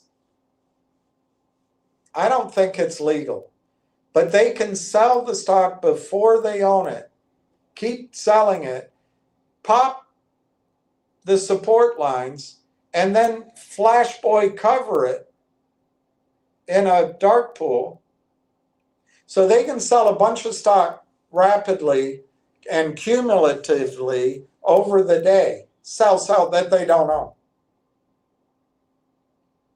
But then as it comes down, real stock comes in selling it further, they can cover some of it flash boy, nanosecond. And then at the end of the day, the thing that the UCC rule change allows is at the end of the day, they can net their trades. It's illegal. Every time they sell stock, they have not located in writing. But at the end of the day, they're allowed to net those trades. You're not allowed to do this. You couldn't buy stock all day. Buy, sell, buy. You're not allowed to do it. But they can. And that netting of shorts by the buying, which is illegal, but that netting gives a much smaller number at the end of the day. And I think it happens in all stocks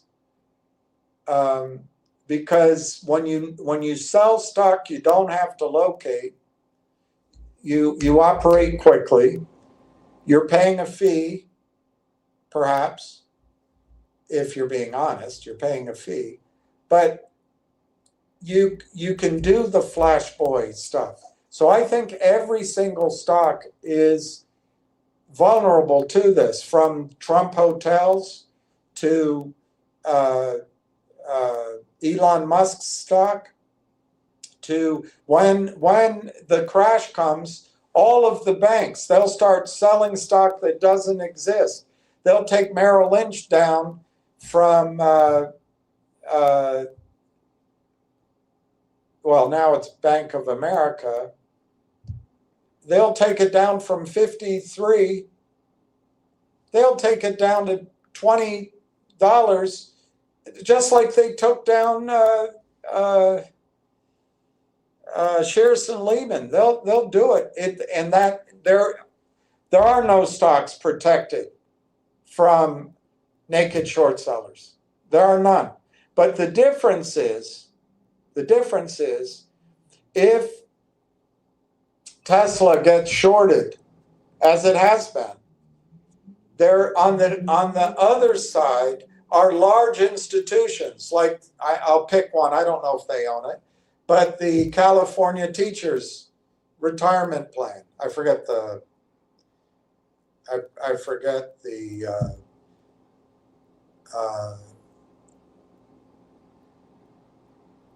letter, the call letters for it right now. But maybe they're in it and they're long Tesla. Well, they have a trading desk. They have money and they have research and they have an open phone line to the company. So they can counteract the short selling, and they can use margin if they want to, but they can counter short selling in such volumes that the short sellers quickly nanosecond cover. So it's a different game once the stock gets up to where institutions and funds and brokerage firms and wealth advisors and research and trading desks all exist. Even though there is this horrible short selling during the bull market, there's trillions of dollars, billions of dollars that come in on the buy side. So they don't notice the threat. You'll see it when the crash comes. I think the crash is months, quarters away. But if the Dow were to get to 70,000, 65,000, everyone's bullish. But then we wake up one day and it's down $5,000. And let's say it's Merrill Lynch. Let's say it's, I don't know. I would pick Merrill Lynch as the most vulnerable. But I don't know. It could be one of the others. But one of the banks starts selling off, oh my gosh, you will see short selling like you've never seen before in a big company. And so none of them are protected. The difference is, though, down in the over-the-counter space, there are no buyers unless the charm boys can cause some buying. And then you just saw it in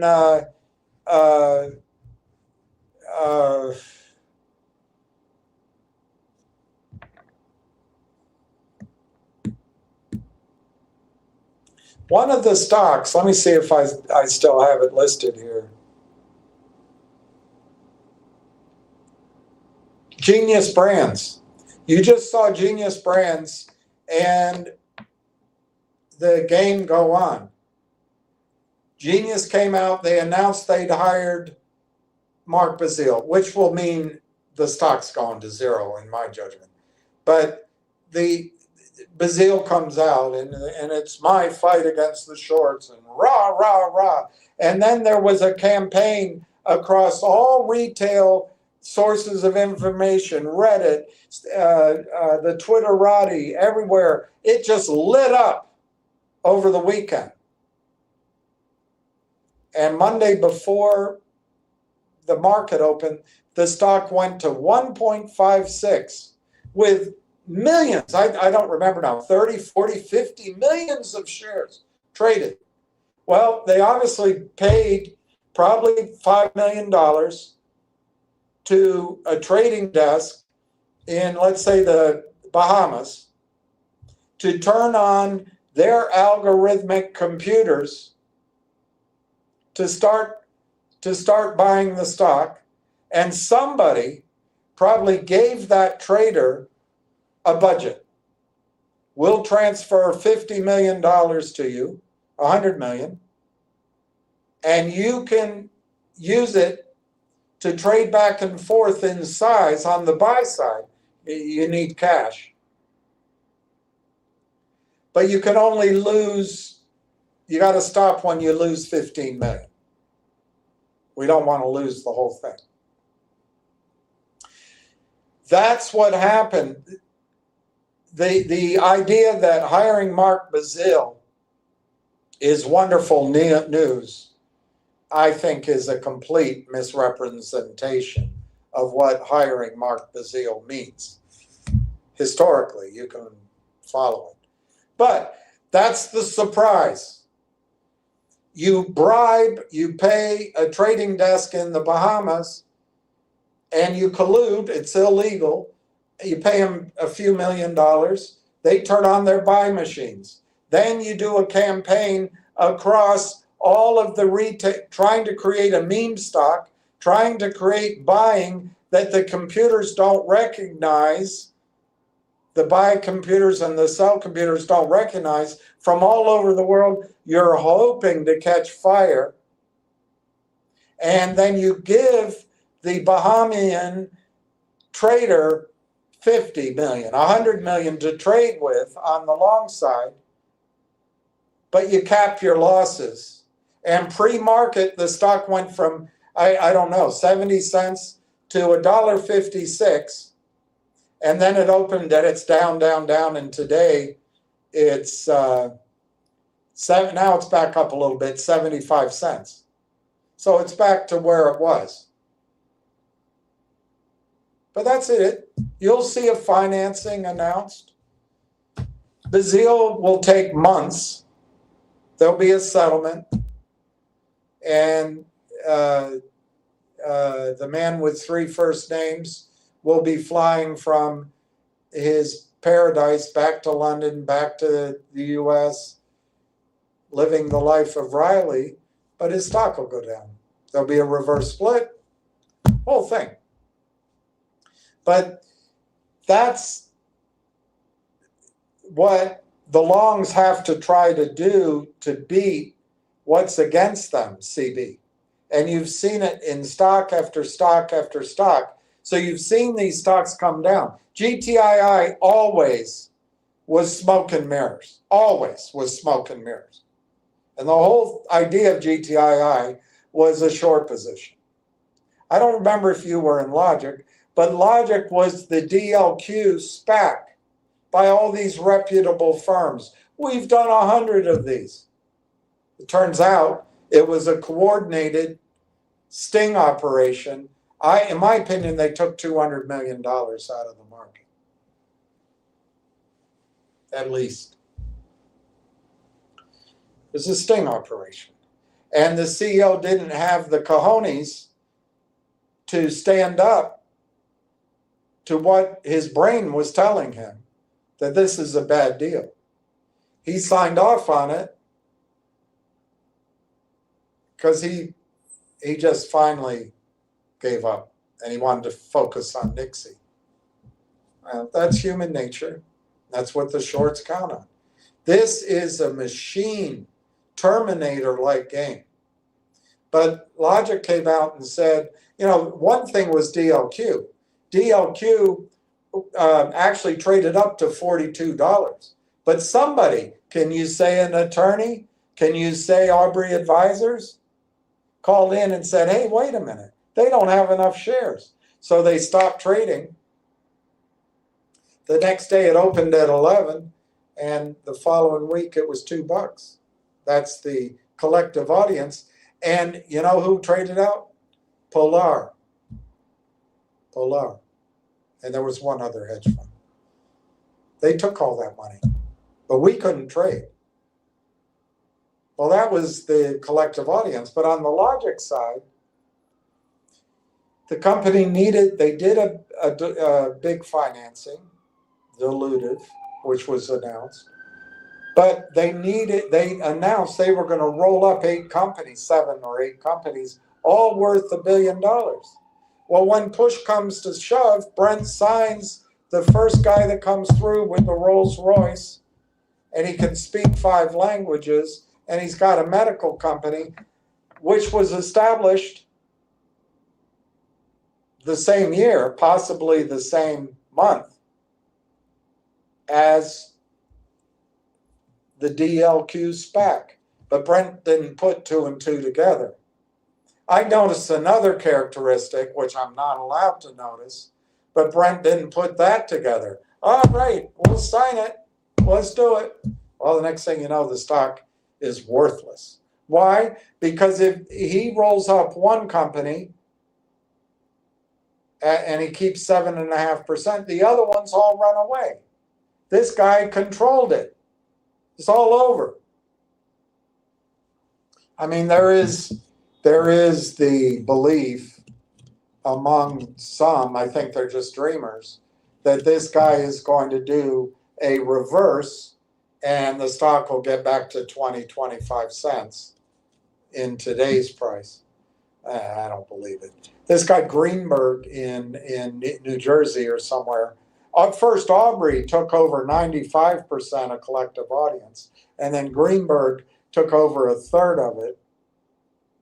That just stinks. It all stinks. And then Logic somehow, this guy, I'm not going to point out one of his 5 languages and etc. I'm not going to do it again.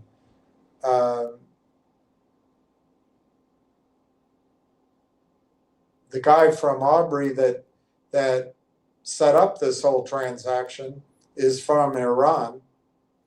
I'm not going to point out anything, but I will point out they all work together. And I think they destroyed Logic to nothing. So is that what's going on with Railtown? No, it's not. It's not. But Railtown is buffeted. It is buffeted by the naked short sellers. There's nowhere to hide, CB.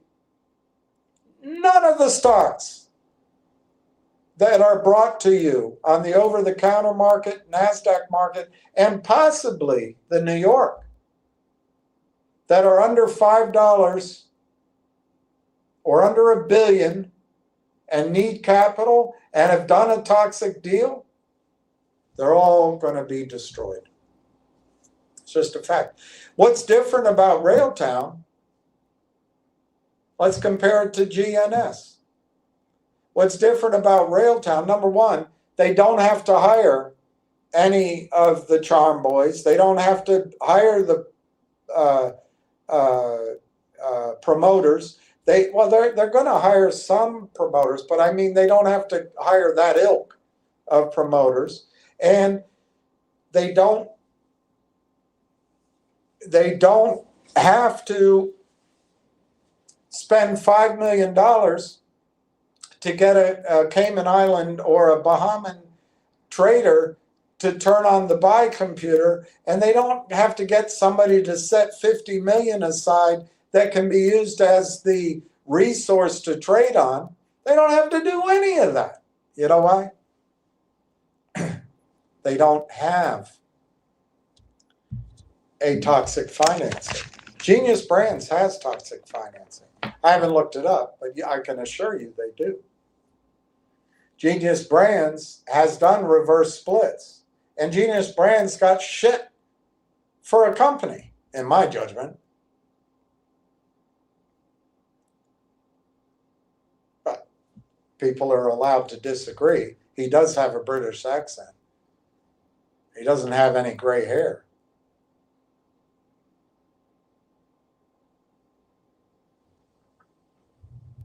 So they don't need to do all that scammy, manipulative stuff. And Genius has this surprise, which is they hired Mark Brazil. Swell. You know what the surprise is going to be with Railtown? And I've shown it to you. I've shown it to you.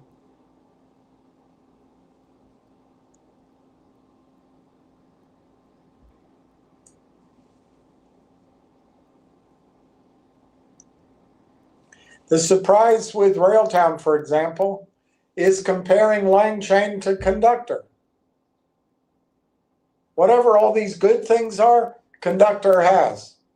Look at what's missing with line chain. Look at all the things conductor has missing with line chain. Line chain's valued over $1 billion. If conductor's better, Should it be valued at 45 million? Is it going to get cheaper? I don't think so. Another thing that's going to surprise everybody, and I miswrote some of these, but you've got revenue coming out of everywhere. Hosting referral fees, cross-selling conductor, already announced revenue deals, new revenue deals in the pipeline, new ongoing. These are new revenue deals already in the pipeline, but new ongoing revenue deals. AIP's new clients beyond the 5,000. And what about TELUS? And that's the surprise. You could have 100 million in revenue that's projected after the AIP deal's done. It might take 2 or 3 weeks to make that projection, but that's not only a surprise, it's real. It's not hype, it's just real. So you're using your instincts, CB, to challenge me and say, well, there's always fake sellers. There's going to be fake sellers in Railtown, and it's going to get cheaper. And you're going to be very sad. You're going to be sad. That's my opinion. But hey, that's enough on it. I respect you have all the information, so I respect your choice. T. Alex, Railtown is an investor. Railtown AI is an investor in Anthropic. I don't think so. I don't think so. If that's true, that's huge, but I don't think that's right. I don't think that's right. But the companies operate independently and focus on different areas. No, I don't think that's correct at all. I don't think it's correct at all. It's nice to hear, but I don't think that's right. Flying bus driver. Hello, Bill. I hope you have a Thanksgiving meal lined up. Thank you. I wish you the best. I am going to go to Thanksgiving dinner with my sister and her rather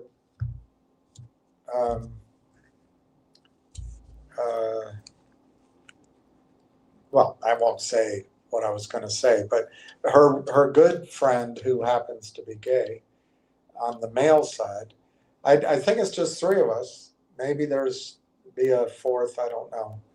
But I'm going to have dinner with my sister at a nice restaurant. So I'm looking forward to it. Thank you for asking. All right, 90,000 for flying bus driver.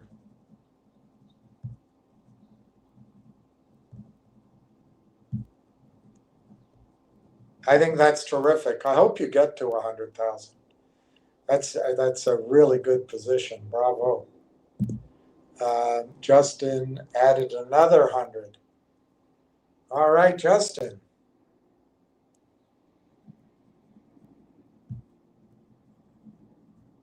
Good for you, Justin. All you guys adding are going to be happy.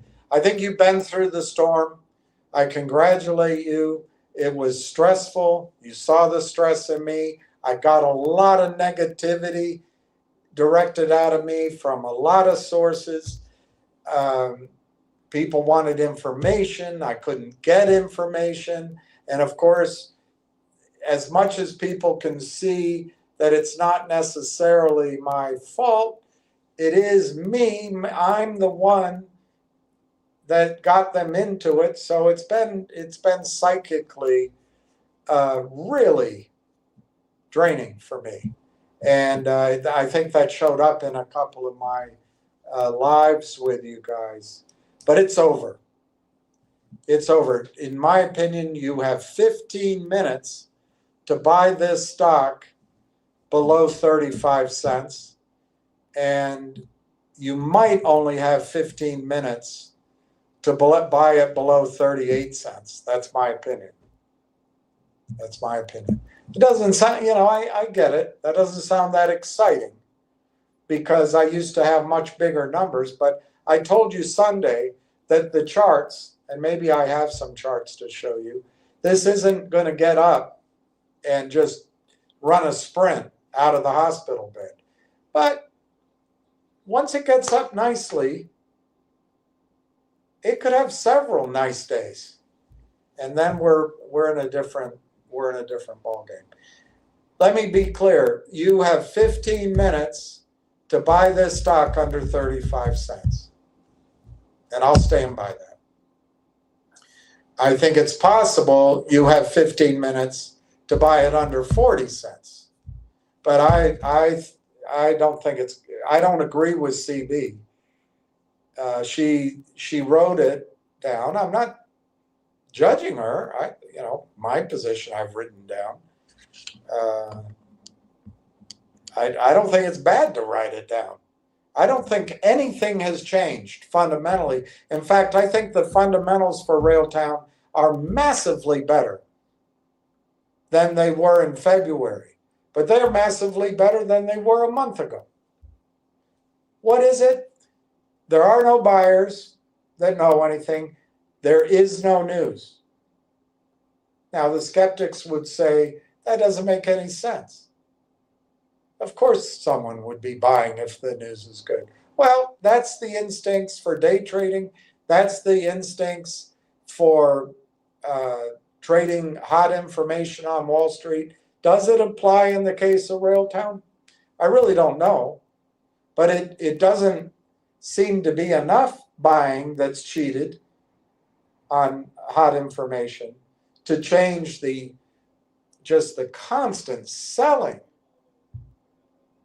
So there's no buying, no information because it's material inside information. And then the selling just doesn't stop. So for those three reasons, the stock is down. I'm telling you, once the AIP deal closes, and I don't know, I hesitate to emphasize anything about predictions, but I predicted Wednesday. I made that prediction a week ago. I made it again Sunday. I'll stand by it, but you might find out it's as weak a prediction as anything else I predicted. But I'm going to stand by it. So that means you have 15 minutes to buy the stock before the AIP deal is filed and, well, before the trading closes and then the AIP deal is filed. And once it's filed, it might set up buying, but I doubt it right away. I doubt it right away because I bet there's more material information that has to be disclosed. But what does it do tomorrow while we're eating wobble and gobble? They're not closed up in Canada. They can start presenting that information that has to be fully disclosed. So I submit to you, you now have 13 minutes to buy the stock at 33 cents that you'll never see again. Yeah, you said that before. I know I've said it before. I wasn't making it up before. I was wrong before. Could I be wrong now? Is CB correct? I think CB's going to be really disappointed.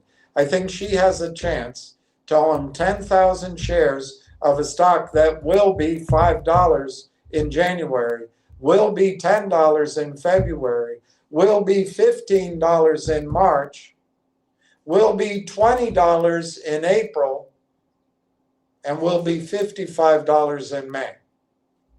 And you can call me a loony. I've been called worse. But she's going to regret it. If she owned 10,000 shares at $55 by May 5, it's $550,000.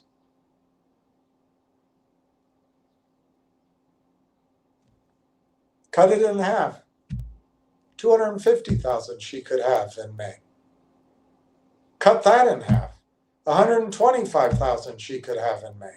But instead, she's going to go on a fool's errand and try to get it at a cheaper price because every stock is shorted. I'm telling you, CB, you got 12 minutes to buy back your position. And I can't be clearer on that.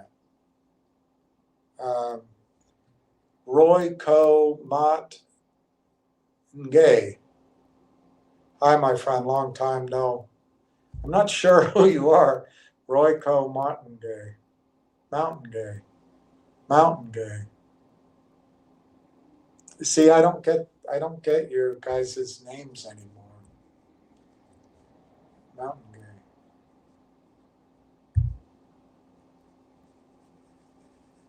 I don't know.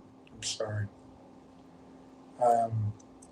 Donna, William, we understand. Don't worry about us. We love you and wish you well. We'll be grateful for whatever time you can. Good luck. Thank you. All right, flying bus driver is catching up with Donna. She better be as scared. She better be as scared because here comes flying bus driver pulling up on her side, about to catch up.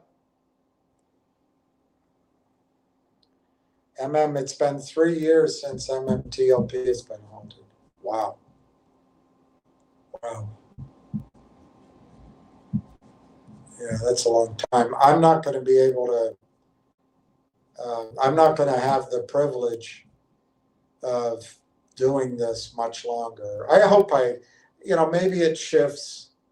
I don't know exactly what I'm going to be doing, but I have to do something. So things are going to change. And that's made me very nervous over the weekend. But, as the priest said, you have to trust the master's plan, not the master plan. Kind of corny, I know, but it's all I can do now. I just have to do my best day to day, but things are going to be different. Things are going to be different. All right, flying bus driver. Just bought another. Yeah, I wrote it down. Good job, flying bus driver. Flying bus driver, I've been watching it below 33 cents. It got down there. It got down to 31.68 today. And Sunday night, I had a sinking feeling.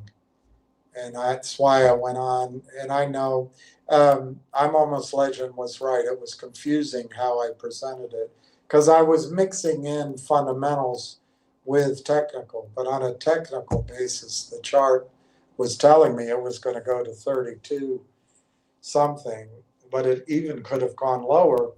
And I think it got down to like 30.58 or something Monday morning. But that was it. We weathered the storm. And I think we have weathered the storm.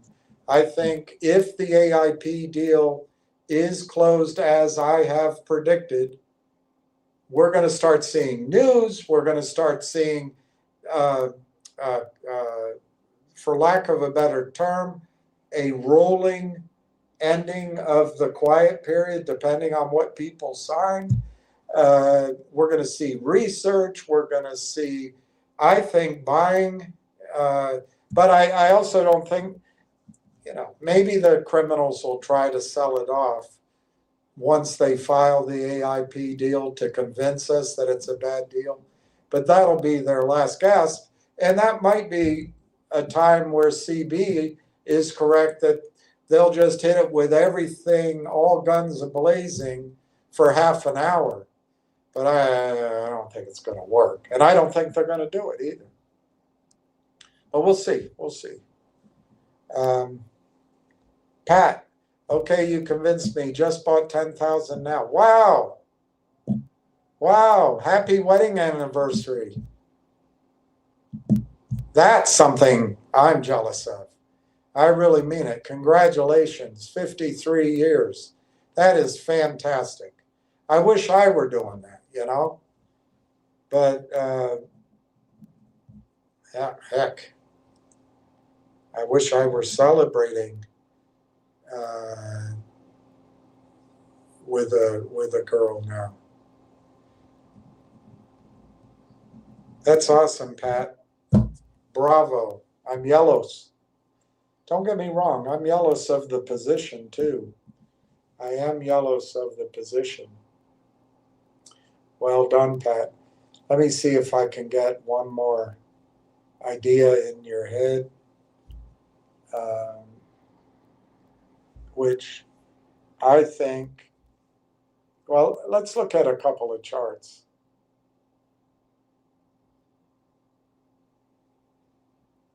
On Railtown. The charts aren't great yet. The charts are not great yet. But here's one. This is this morning. And trying to convince me that this is bullish. I didn't see it this morning as being bullish, but it's not bad. This action right now is very similar to what happened in May. So when you just look at it, you're like, but then look at May. Look at May. The same thing. This downturn. Boom, boom, boom. And then all of a sudden it's trading up, which is what it's doing. It's trading up right here. It's down, down, down, down. Now it's trading up. So is it similar to this? Yes. And so you could get it crossing the 200-day moving average here, which, according to this chart, is roughly 38 cents. Actually, that's the 9-day. Look up here. It's the 9-day moving average. It could cross the 9-day moving average at around 39 cents. And then if you got a short-term move the way this did after it crossed in May, it went from 28, I can't read that, to 30 cents very quickly. It's, it's not. And then it kept, he doesn't show it here. Somebody else sent me this. It kept going up. It kept going up. So I think that's what could happen after today's action. And that's why I'm so adamant about this. Is very hard to read, but the MACD and the relative strength index are all in textbook positions to achieve liftoff for the price per share on Railtown. Continue to watch for updates from the company as Railtown expands its reach into all things AI and software development. The key is software development is not a bad place to be. All right, let me see if I can get one more idea in your head. It's a lot of coverage, actually. Maybe I won't read all of it. Railtown right now is 32.28 with 3 minutes to go. 31.20, 0.312 by 0.33. And I see Pat's 10,000 shares. Congratulations at 32.41. Somebody else came in at 7777. Looks like communication to me at 32.41. They may have crossed with you. And then the last trade is 6,225 at 32.28. Last trade 32.28. 3 minutes to go. Let's just watch the close before I read this other thing. Flying Bus Driver says, well, good job, Pat. Well done. Pat says, thanks. Barbara says, congratulations, Pat. Woo-hoo. And the Will Under down on, great job, 7,000.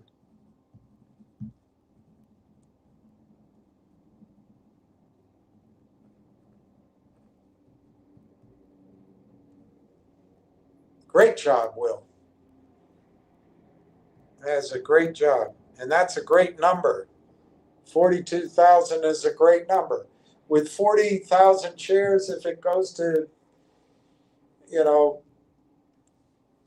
it's a scary thing to admit, But if it goes to 10, you got. Let me just. I'm getting scared that my arithmetic is wrong. I know it's not, but I do get scared. Yeah, it goes to $10. You got 420 grand. I mean, it's significant. Railtown is 31.2 to 33. The volume is 134,660 shares. We got a minute to go. 10,000 additional shares just went off at 32.19. Now, Pat, that could be your 10,000. Somebody on Flashboy land might have purchased 10,000 at 32.19 and then sold it to you at 32.41. So a flash boy somewhere might have made how many shares? 10,000 might have made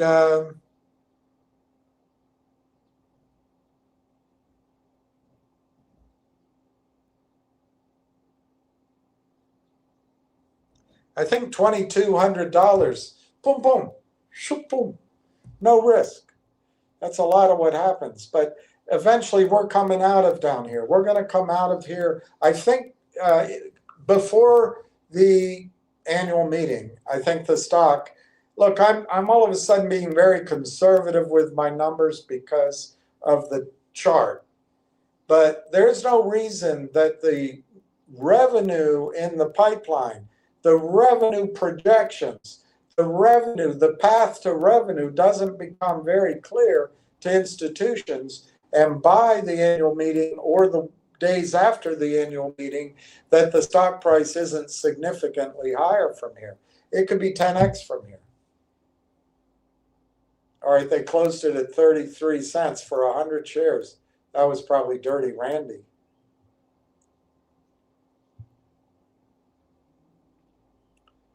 Let's see if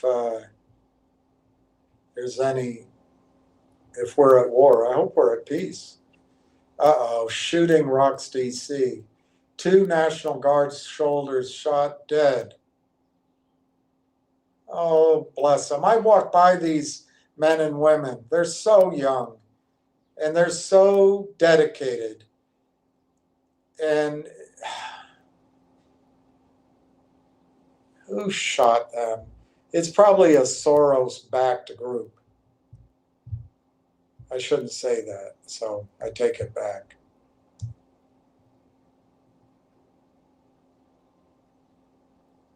They were killed near the White House. The suspected shooter is in custody after multiple West Virginia National Guard. Oh, that's terrible. Oh, I'm so sorry.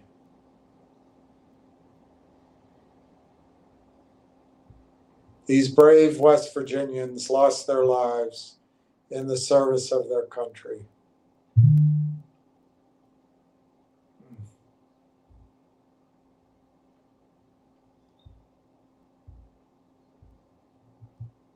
Oh, it's just, that's heartbreaking.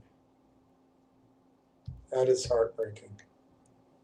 Look, I looked at Campbell's soup today. I think it's around $33, $35. That's a short. I mean, it'll probably stay steady and maybe up in a rally, but that's a stock to short. Imagine that Campbell's soup is made by bioengineered meat. People stop buying that in a heartbeat. That is a short.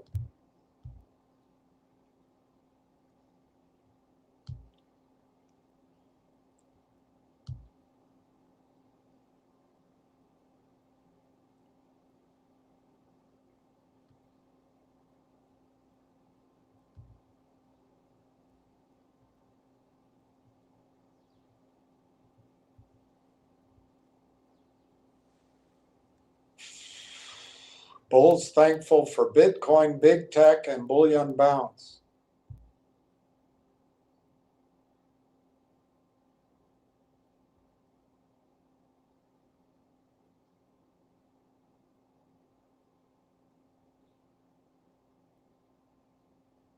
Why are the elites moving into high security fortress communities? That's where I want to go. Gold breakout brewing. See, the oil price might plunge to 30 according to JP Morgan, which I've been saying as well, which is great. If we can have an opportunity to build positions in the oil space, although already private equity's in there again. I don't have much respect for private equity.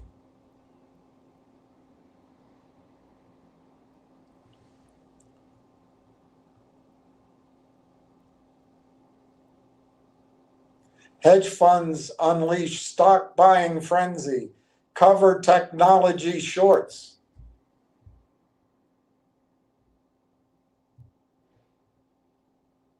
The trickle of hedge fund buying has become a flood.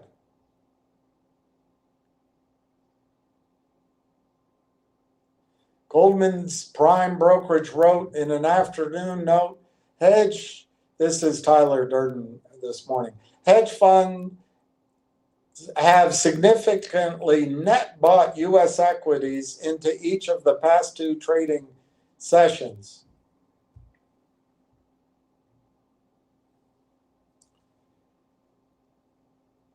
Hedge funds were heavy sellers of U.S. tech stocks last Thursday, but turned buyers on Friday and Monday,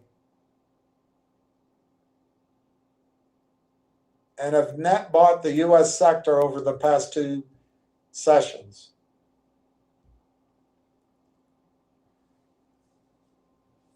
And U.S. healthcare.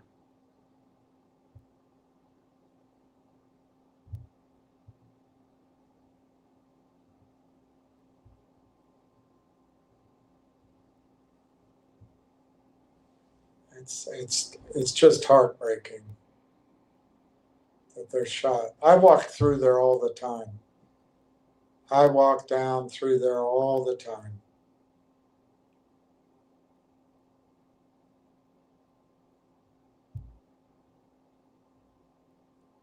That's heartbreaking.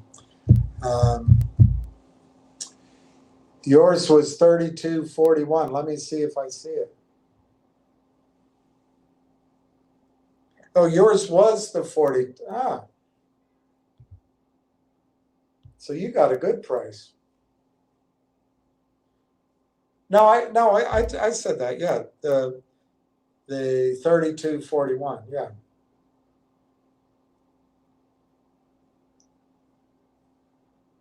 So they made $220, I think. Just like that. Boom, boom. That's what they do. I'm wondering if I want to read. I'll show you what I'm not going to read it, but I'll show you what I was going to read. I may do it another day. South Korea's sovereign AI gambit, a high-stakes experiment in autonomy. South Korea is betting its future on a risky state-led sovereign AI strategy. I don't want to read it today because I'd like to get something to eat. But this trend, Canada's sovereign, China, of course, wants to be sovereign. Now South Korea, the Middle East, maybe we're going to get in there. But the point I see is this demand for sovereign data centers is not going to disappear overnight. And to the extent that Railtown has a piece that slots in between the user of the data center and the data center, at least for 3, 4, 5, 10% of a $300 billion market. I showed you the other day that they're estimating the market at over 500 trillion. 500 billion and 1 trillion, between 500 billion and 1 trillion. So it's pretty amazing. All right, I'm going to join Pat in wishing each of you happy Thanksgiving. I hope you get to be around people that love you and hug you, and that any dogs in your life greet you with joy and wagging tails, and any cats do the best they can. I'd share the earlier sentiment. I do pray for peace in the world, and I wish you happy Thanksgiving. I might talk to you tomorrow if there's trading tomorrow in Canada that justifies it. But it's just because I have no plans for Thanksgiving other than dinner. So I'll have time on my hands. But anyway, peace out.